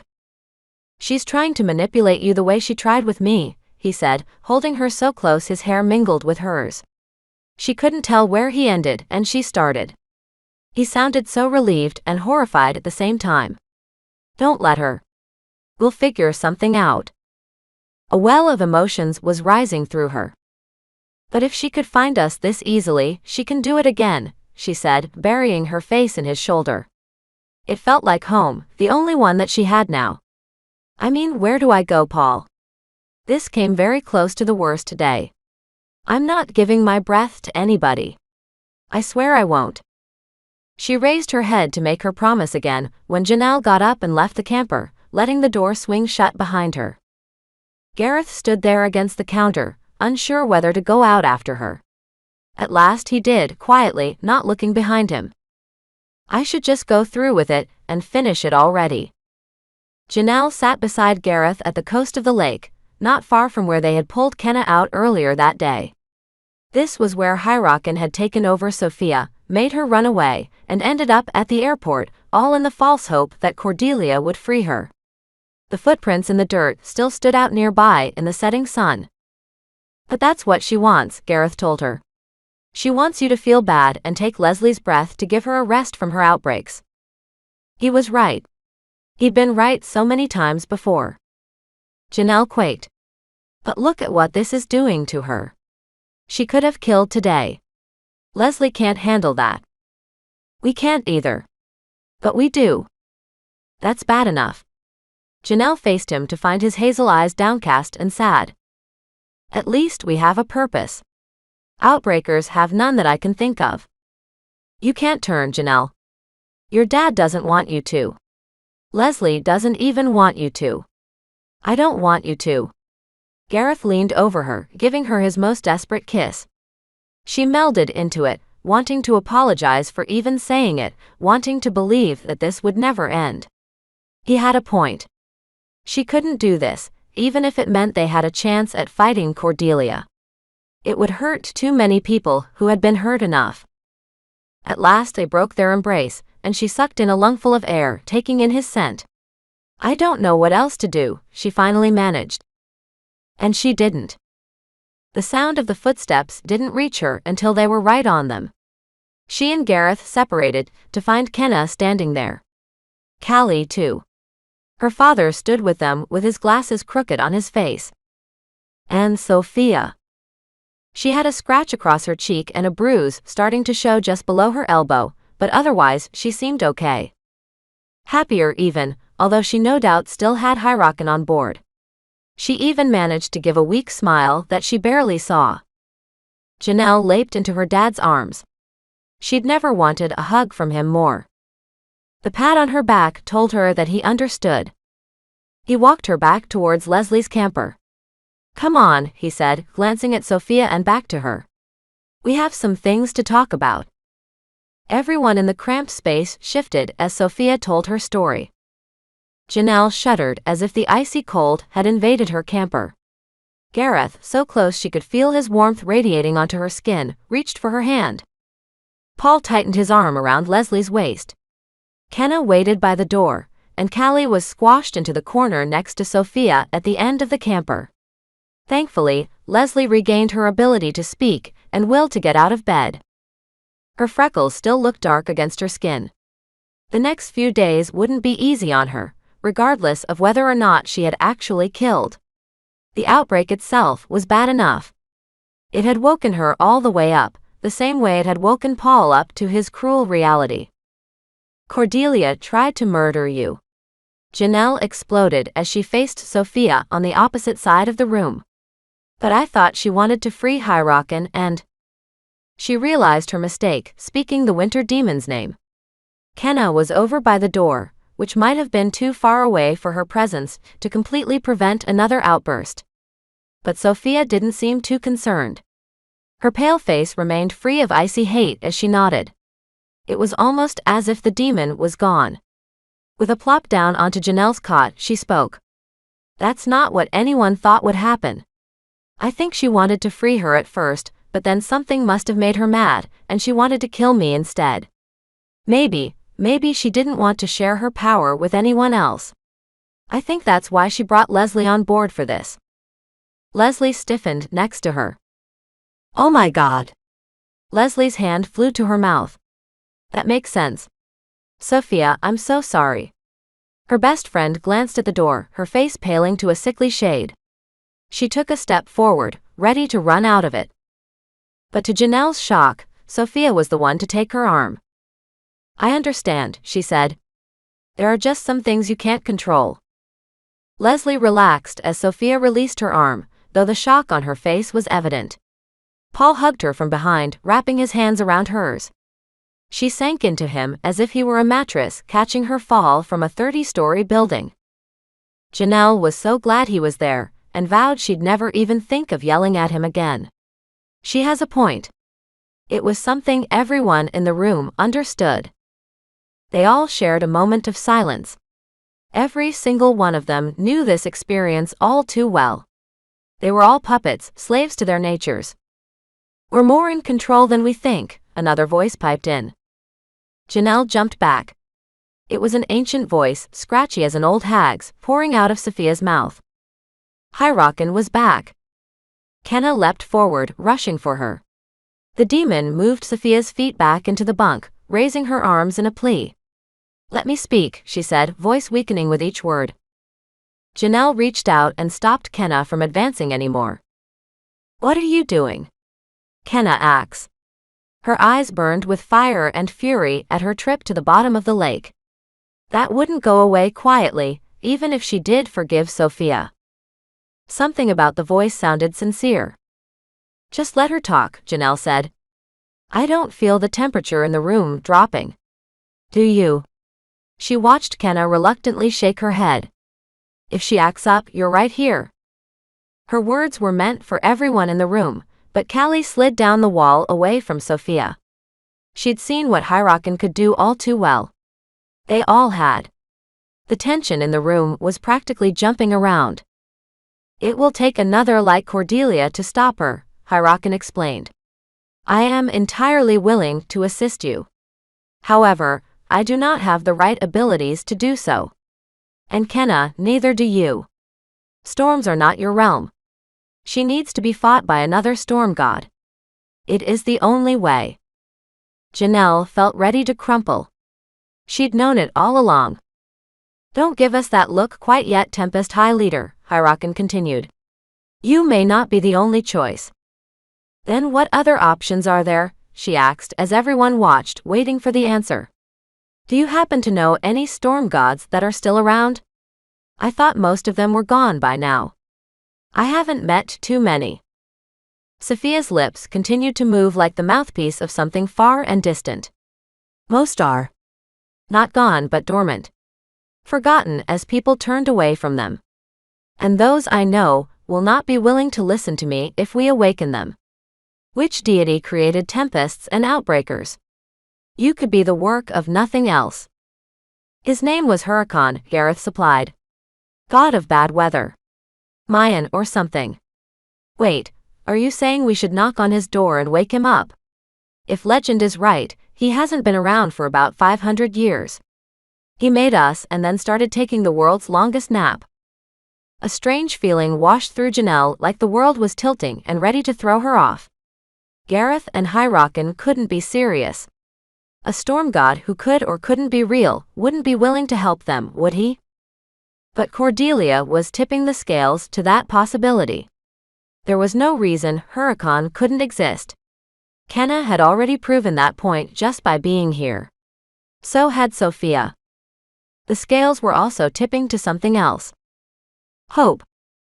It was a crazy idea that might blow up in their faces, but it beat the alternative. If they woke the storm god up, maybe, just maybe, she wouldn't have to turn. Hurricane might want to reverse what Cordelia was doing. He had set up the whole Tempest and Outbreaker system after all. It might anger him to see it fall apart. Can you help us find him? She asked. All faces turned to her, but no one argued. Leslie stared. Paul pulled her closer and kissed her on the temple. They all seemed to be on the same page now, even Gareth. This meant there was a chance they wouldn't lose each other. A small chance maybe, but far more of one than she'd had before. Possibly, HollyHook'sBooks responded. I can't guarantee pleasant results, however. I never knew him personally. But if he's anything like me. She didn't finish her sentence. She didn't have to. Still, this was the only shot they had. Could you help us wake him up? Janelle pressed on, squeezing Gareth's hand in hers. You know, if we decide to go ahead with this. Depends. We have to find where the storm god is dormant first. My best guess would be someplace in the old Mayan civilization. This might be a bad idea, trusting HollyHook'sBooks.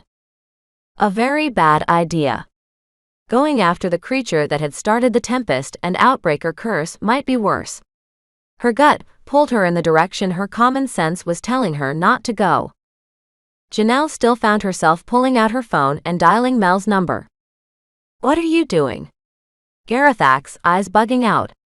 He was more gorgeous than ever, even like this. Now, she might not have to lose him after all. Getting our passports together, she said, praying that she wasn't making the worst mistake of her life. Pack up, everyone. We're going to Mexico. End of Frostbite, Destroyers Book FOUR.